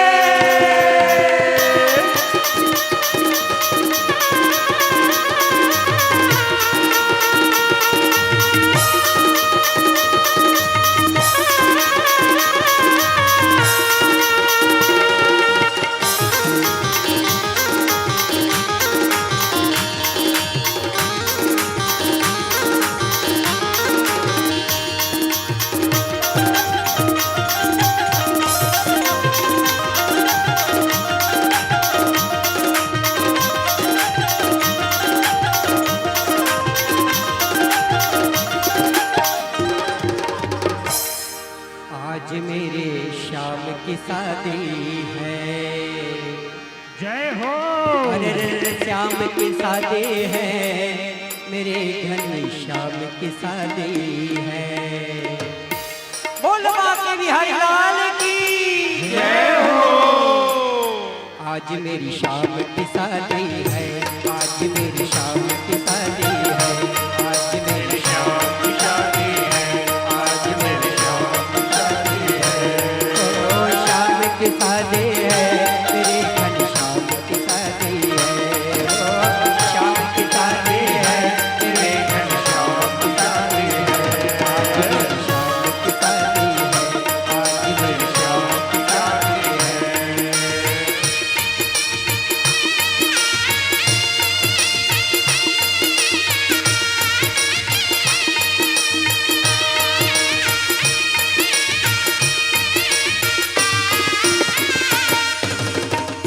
मोर का मुकुट निराला, गले में जल की माला। मोर का मुकुट निराला, गले में जल की माला। चंद्र शारूप है उनका, बड़ा वो नटखट लाला। चंद्र शारूप है उनका, बड़ा वो नटखट लाला।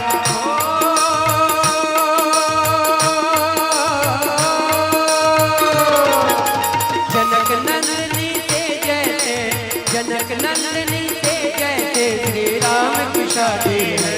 आज मेरी श्याम की शादी है, आज मेरी श्याम की शादी है। ओ श्याम की शादी है, मेरी घन श्याम की शादी है। ओ श्याम की शादी है, मेरी घन श्याम की शादी है। आज मेरी श्याम की शादी है, आज मेरी श्याम की शादी है।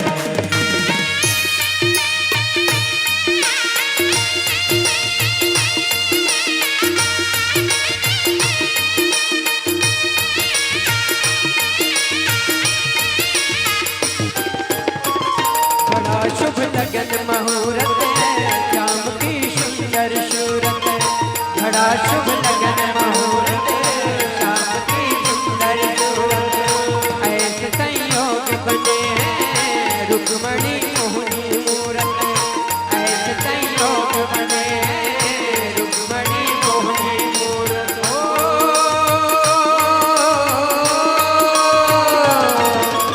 लगता है जैसे सारे, लगता है जैसे सारे संसार की शादी है।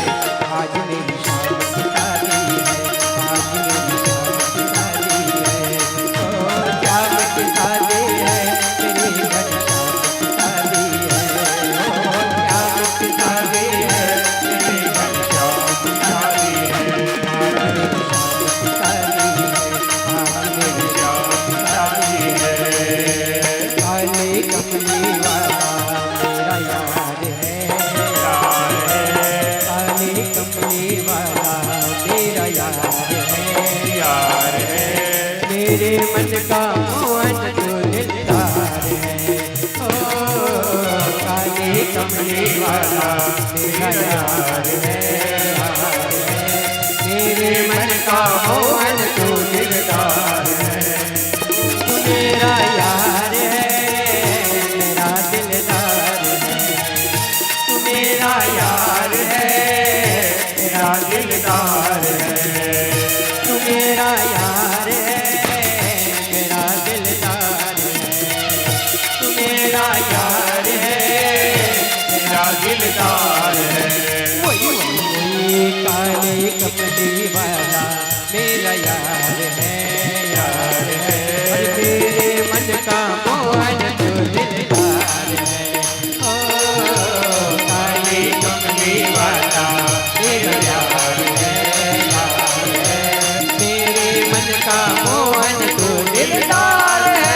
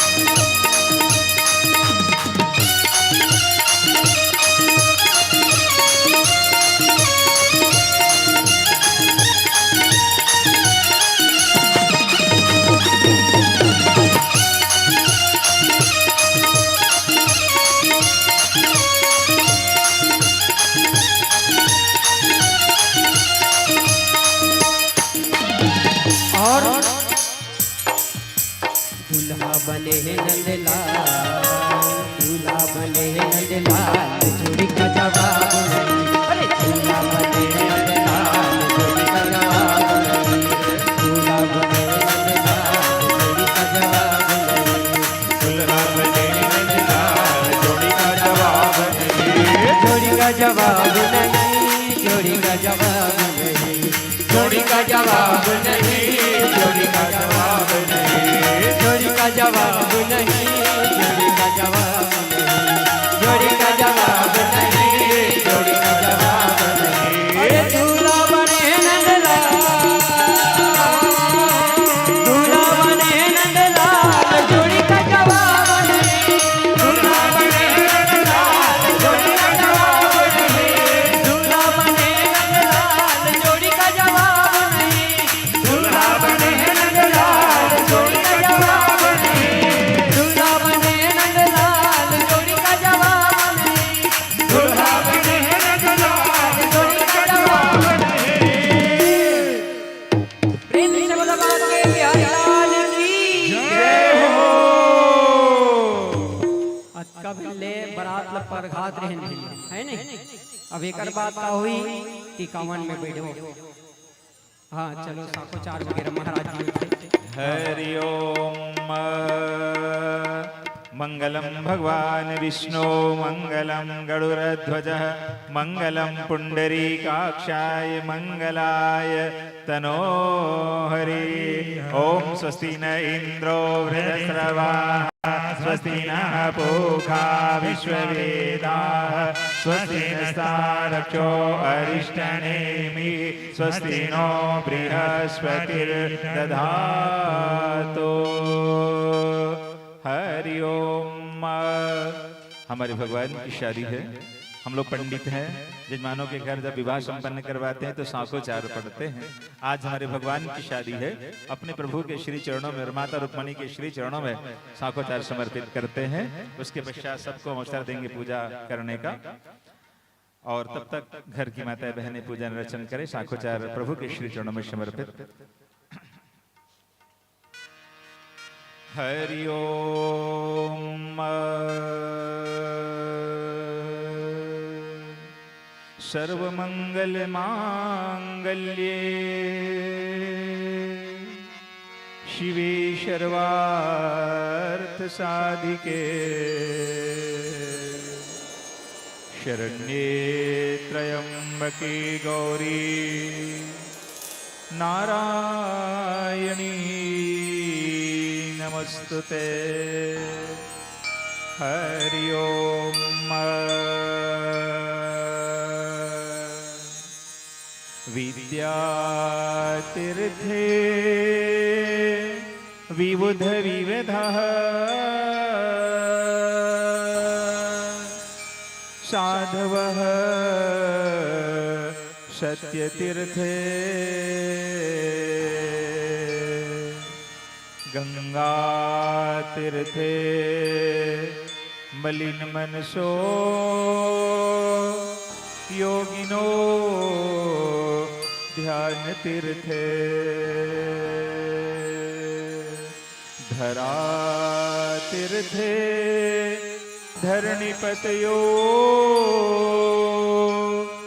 दान तीर्थे धनाढ्या लज्जा तीर्थे कुलयोत्या पातकं क्षालयन्ति। ओम मंगलम भगवान विष्णु मंगलम गरुड़ध्वज मंगलम पुंडरीकाक्षाय मंगलाय तनो हरि हरि ओम।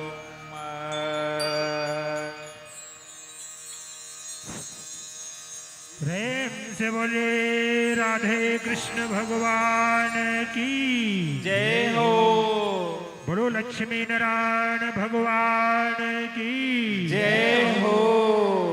बोलिए बांके बिहारी लाल की जय हो।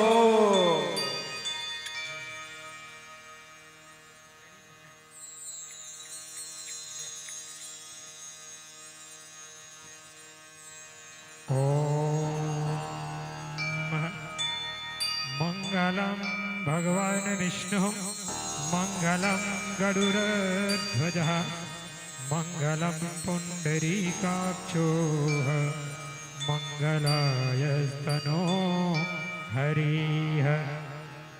ओम गणनन्त्वा गणपति गंगहवामहे प्रियानान्त्वा प्रियपति गंगहवामहे व्यशोमम् अहम जाने गर्भधमात्वाम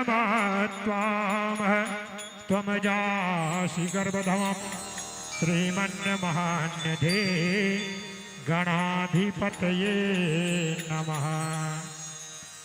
ओम सुमुखश्च एकदन्तश्च कपिलो गजकर्णकाः लंबोदरश्च विकटोः विघ्ननाशो विनायकः धूम्रकेतो गणाध्यक्षोः भालचन्द्रो गजाननः द्वादशैतानि नामानि ब्रह्मणेव महात्मनः।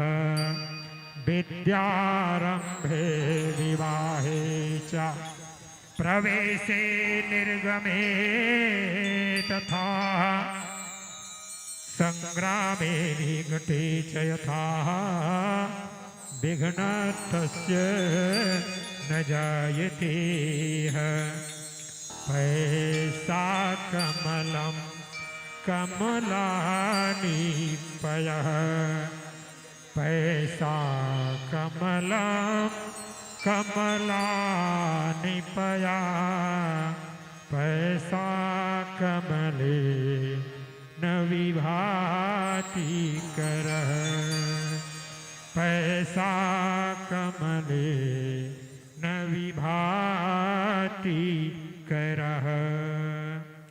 शशिनाच निशा निशयाच शशि शशिनाच निशा निशयाच शशि शशिना निशया च विभाति नभः शशिना निशया च विभाति नभः। मणिना वलयं वलयेन मणि मणिना वलयं वलयेन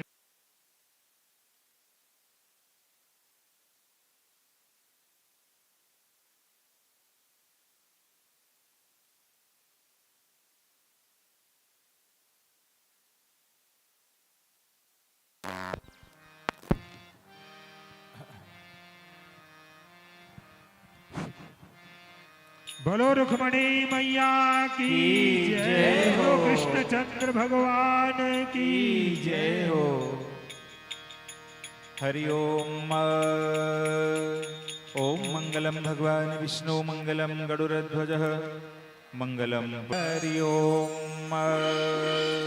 या ब्रह्माच्युत शंकर प्रवर्तिविदय देवे सदा वंदिता श्यामां पातु सरस्वती भगवती निशेषजाढ्यापः शुक्लां ब्रह्म विचारसार परमाद्यां जगद्व्यापिनीं वीणा पुस्तकधारिणीम्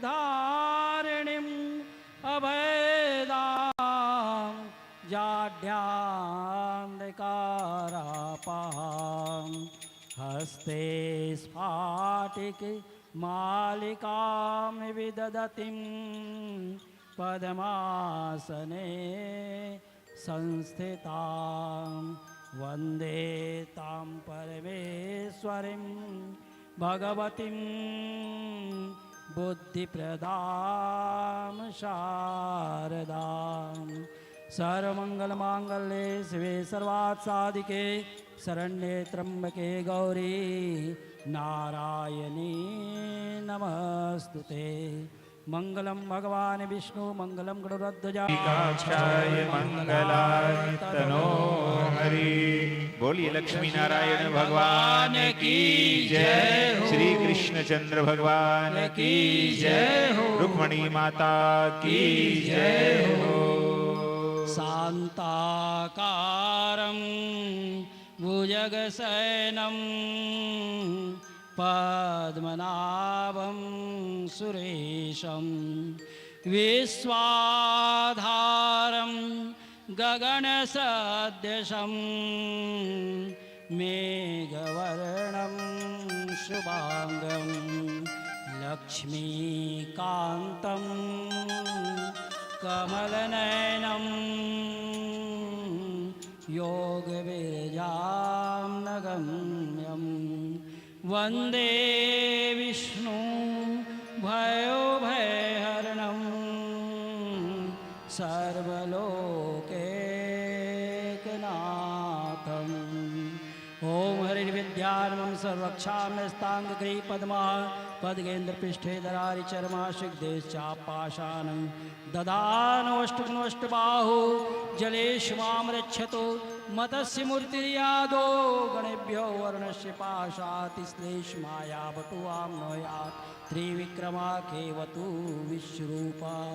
मंगलम भगवान विष्णु मंगलम गरुड़ध्वजा मंगलम पुंडरीकाक्षाय मंगलाय तनोहरि। बोल लक्ष्मी नारायण भगवान की जय। कृष्णं नारायणं वन्दे कृष्ण वन्दे ब्रजप्रियं कृष्णं द्वैपायनं वन्देह कृष्ण वन्दे प्रीताश्रुतं सच्चिदानन्दरूपाय विश्वोत्पत्त्यादिहेतवे तापत्रय विनाशाय श्रीकृष्णाय वयं नुमः। श्रीकृष्णाय वयं नुमः। ॐ जयन्ती मंगला काली भद्रकाली कपालिनी दुर्गा क्षमा शिवा धात्री स्वाहा स्वधा नमोस्तुते। जय त्वं देवी चामुण्डे जय भूतातिहारिणी जय सर्वगते देवी कालरात्रि नमोस्तुते। प्रेम से बोले रुक्मणी मैया की जय हो। मंगलम भगवान विष्णु मंगलम गरुड़ध्वज मंगलम पुंडरीकाक्षो मंगलाय तनोहरिः। ओम स्वस्ति न इंद्रो विदस्रवाः स्वस्ति न पूषा विश्ववेदाः स्वस्ति न ताक्षो अरिष्टनेमिः स्वस्ति नो बृहस्पति ददातु। मंगलम भगवान विष्णु मंगलम गरुड़ध्वज मंगलम पुंडरीकाक्षाय मंगलाय तनोहरे।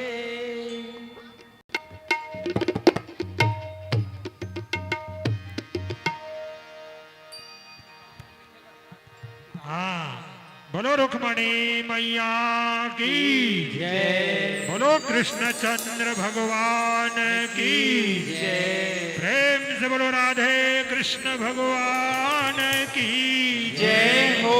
प्रेम से बोले बाके बिहारी लाल की जय हो।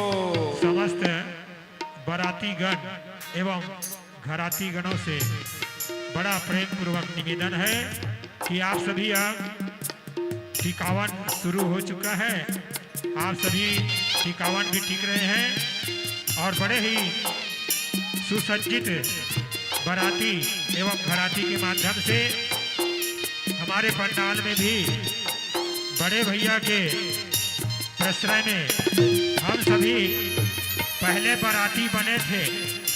हम सभी पहले बाराती बने थे, अब घराती भी बन चुके हैं, मगर संगीत वालों के माध्यम से आप सभी बाराती और घराती एवं टिकावन की जो गाना है आप सभी सादर ग्रहण करेंगे। बोले रुक्मणी मैया की जय।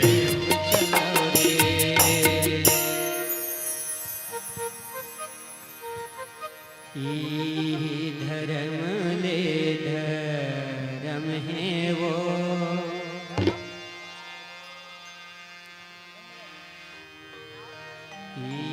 धर्म ले धर्म है वो आओ मोरे दाई फिर धर्म नहीं तो मिले वो। आओ मोरे दाई फिर धर्म नहीं तो मिले वो।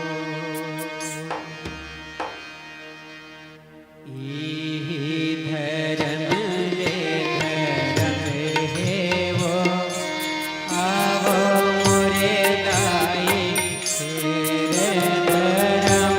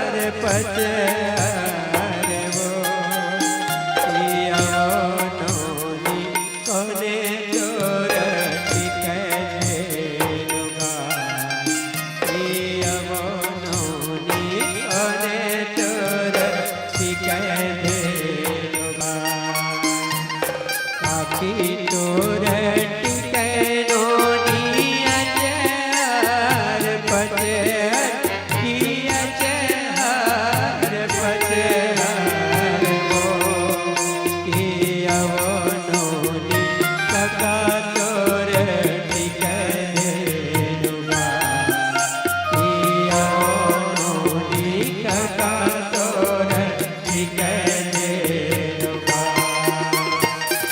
आखी तोर टिकनो नियचार पचे कियचार पचे हो कि अवनोनी कका तोर टिकने नुमा कि अवनोनी कका तो मिले हो आवो मोरे जाए तेरे धर्म तो मिले हो आवो मोरे जाए तेरे धर्म तो मिले हो।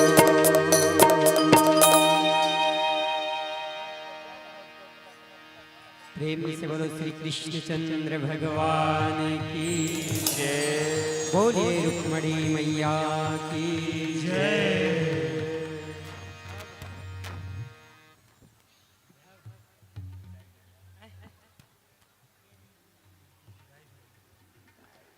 एक नारियल निकलवा करके पंडित जी एक नारियल वहां से निकलवा देंगे, नारियल निकलवा करके तोड़वा दीजिए। कुछ क्षणों के पश्चात भगवान की मंगलमय आरती करेंगे। आप सबों से अनुरोध है, कृपया आरती के पश्चात प्रसाद लेकर के आप सभी घर प्रस्थान करेंगे। आरती के साथ सजाना आरती होना है ना।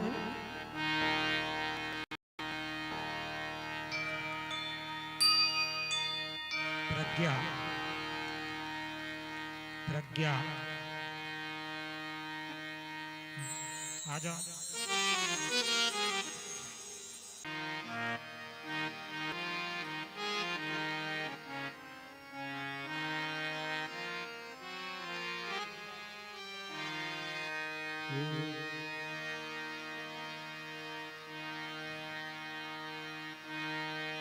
एक पिता कितने अरमानों के साथ अपनी बेटी को बहुत लाड प्यार से पालन करता है। बेटी जब योग्य हो जाती है, सुयोग्य वर के हाथ में समर्पित कर देता है।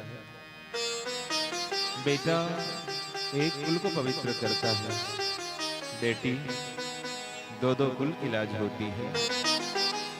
अपना सारा ममत्व, अपना सारा प्यार अपनी बेटी को समर्पित कर देता है पिता। कोई भी पिता अपनी बेटी को कभी भी दुखी नहीं देख सकता। सदैव यही चाहता है मेरी बेटी जिस घर में जा रही है सुख से रहे, उनको बहुत स्नेह और बहुत प्यार मिले।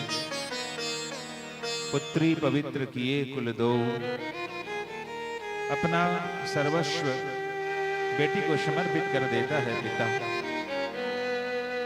ये उम्मीद करता है कि मेरी बेटी जिस घर में जा रही है उस घर को स्वर्ग बनाएगी, रिश्ते नाते परिवार को सबको बांध कर रखेगी और परिवार में सुमति की डोर से सबको एकत्रित करके बांध करके रखेगी। घर भर को जन्नत बनाती हैं बेटियां, घर भर को जन्नत बनाती हैं बेटियां, अपनी तबस्सुम से सजाती हैं बेटियां। पिघलती हैं अश्क बरतन के, रोते हुए बाबुल को हंसाती हैं बेटियां। सहती हैं जमाने भर के रंजो दर्दों और गम, अकेले में अश्क बहाती हैं बेटियां। मंदिर के दिए की बाती हैं बेटियां, सुबह की पाक अजान से प्यारी हैं बेटियां। और जब वक्त आता है इनकी विदाई का तो जार जार सभी को रुलाती हैं बेटियां, जार जार सभी को रुलाती हैं बेटियां। बेटी सिर्फ एक बार रुला देती है जब वो दुल्हन बनकर किसी पराये के साथ डोली पर चढ़ कर के चली जाती है। बेटी को बहुत अरमानों के साथ पालते हैं और समय आता है तो एक दिन सुयोग्य वर के हाथ में समर्पित कर देते हैं। आइए विदाई गीत के पश्चात भगवान की मंगल आरती करेंगे। बोलिए वृंदावन बिहारी लाल की जय। भागवत महापुराण की जय।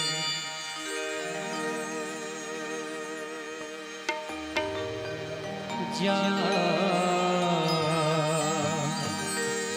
दुलौरी बेटी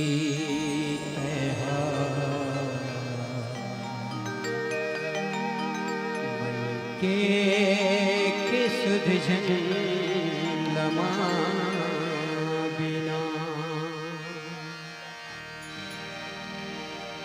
दाए ददा के लाज रख के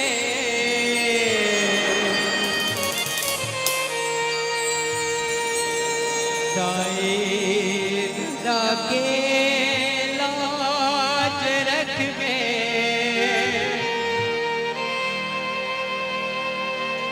दुनिया माना कमा बेना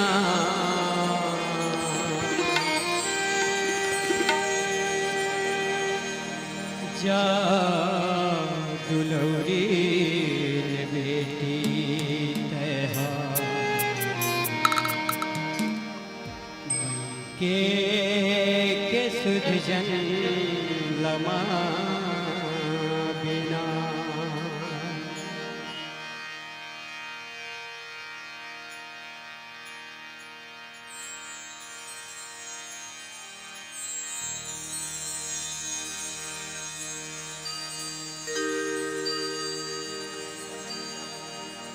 प्रेम से बोलो वृंदावन बिहारी लाल की जय। आरती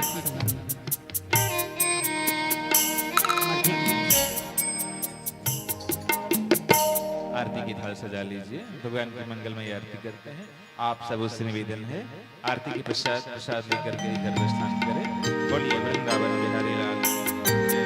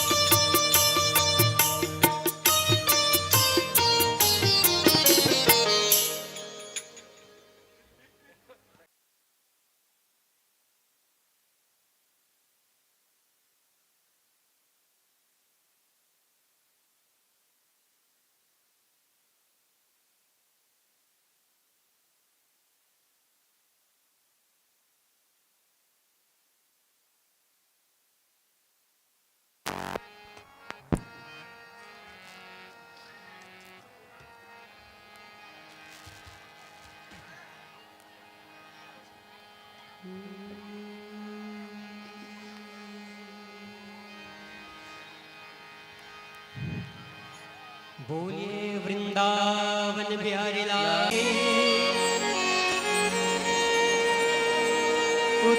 उतारूं मैं गिरधर तेरी आरती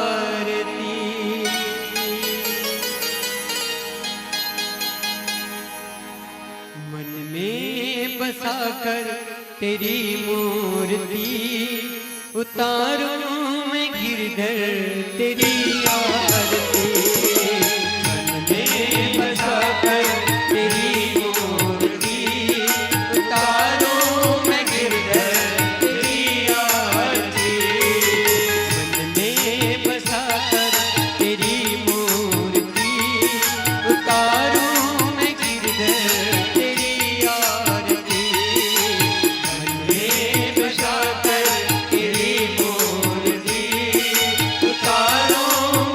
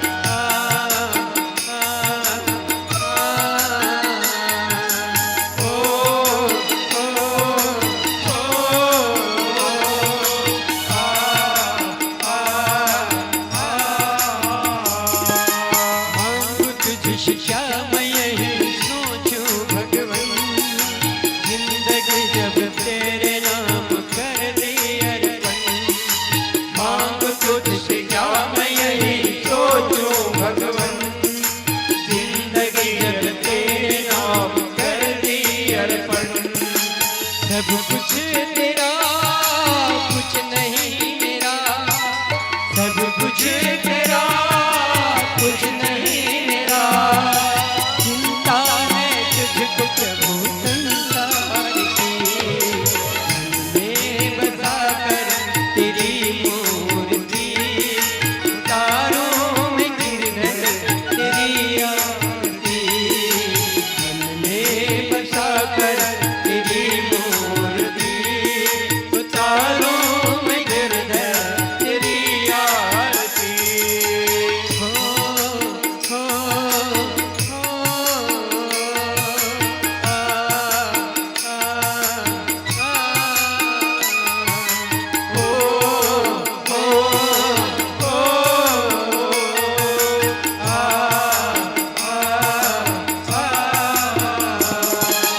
वेद तेरी महिमा गाए संत करे ध्यान, नारद गुण गान करे छेड़ी नतान, वेद तेरी महिमा गाए संत करे ध्यान, नारद गुण गान करे छेड़ी नतान, भगत तेरे द्वार करते हैं पुकार, भगत तेरे द्वार करते हैं पुकार, भक्त हरिदास तेरी गाए आरती, मन में बसा कर तेरी मूर्ति, उतारूं मैं गिरधर तेरी आरती, मन में बसा कर तेरी मूर्ति, उतारूं मैं गिरधर तेरी आरती, उतारूं मैं गिरधर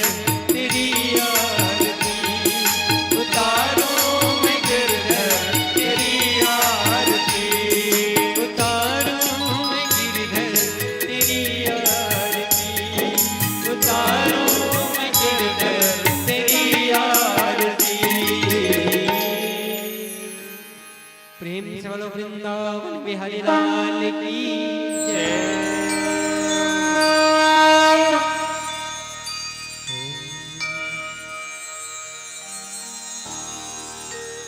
ओम कर्पूर गौरम करुणावतारम संसार सारम भुजगेन्द्रहारं सदा वसन्तं हृदयारविन्दे भवं भवानी सहितं नमामि, भवं भवानी सहितं नमामि, त्वमेव माता च पिता त्वमेव, त्वमेव बन्धु च सखा त्वमेव, त्वमेव विद्या द्रविणं त्वमेव, त्वमेव सर्वं मम देव देव, त्वमेव सर्वं मम देव देव। अपने इस स्थान पे 3 बार परिक्रमा कर लेंगे। ओम यानि कानि च पापानि ध्याता ज्ञात कृतानि च तानि सर्वाणि नश्यन्ति प्रदक्षिणां पदे पदे, प्रदक्षिणां पदे पदे, प्रदक्षिणां पदे पदे। जल से आचमन कर लेंगे।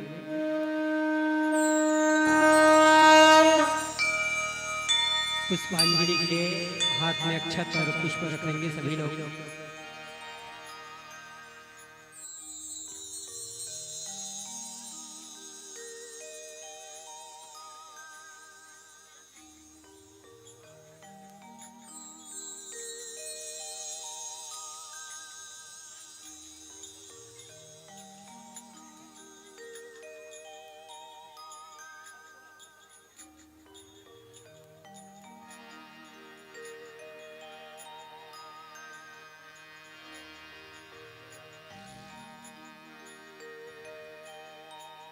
हाथ में अक्षत और पुष्प रख देंगे। जिनके पास अक्षत पुष्प ना हो बड़े भाव से दोनों हाथ जोड़ लेंगे और ठाकुर जी से, कन्हैया से, राघवेंद्र सरकार से बड़े भाव से प्रार्थना करें, विनती करें। प्रार्थना केवल शब्दों से नहीं, हृदय से होनी चाहिए, क्योंकि मेरे ठाकुर जी, मेरे कन्हैया, मेरे राघवेंद्र सरकार उनके भी सुनते हैं जो बोल नहीं सकते, सुन नहीं सकते, देख नहीं सकते। जब मन और वाणी एक होकर कोई चीज मांगते हैं तो उस प्रार्थना का फल अवश्य मिलता है। इसी भाव को लेकर आइए ठाकुर जी से, राघवेंद्र सरकार से बड़े भाव से विनती करें, प्रार्थना करें।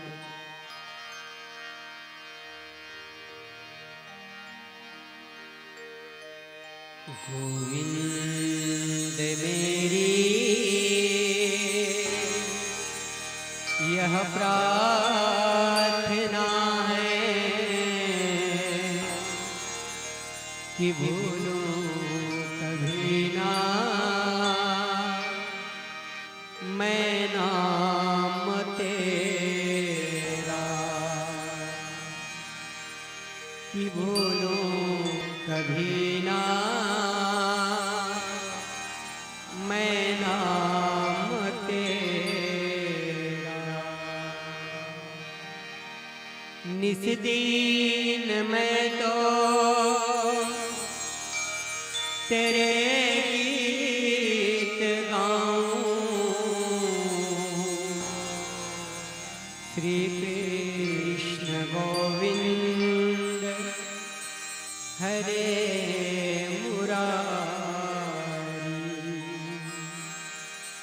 श्री कृष्ण गोविंद हरे मुरारी, श्री कृष्ण गोविंद हरे मुरारी। हे नाथ नारायण वासुदेवा, हे नाथ नारायण वासुदेवा। देहांत काले तुम सामने हो, मुरली बजाते मन को लुभाते, मुरली बजाते मन को लुभाते। कहते हुए नाथ यह तन मैं त्यागूं, श्री राम जय राम जय जय दयालु, श्री राम जय राम जय जय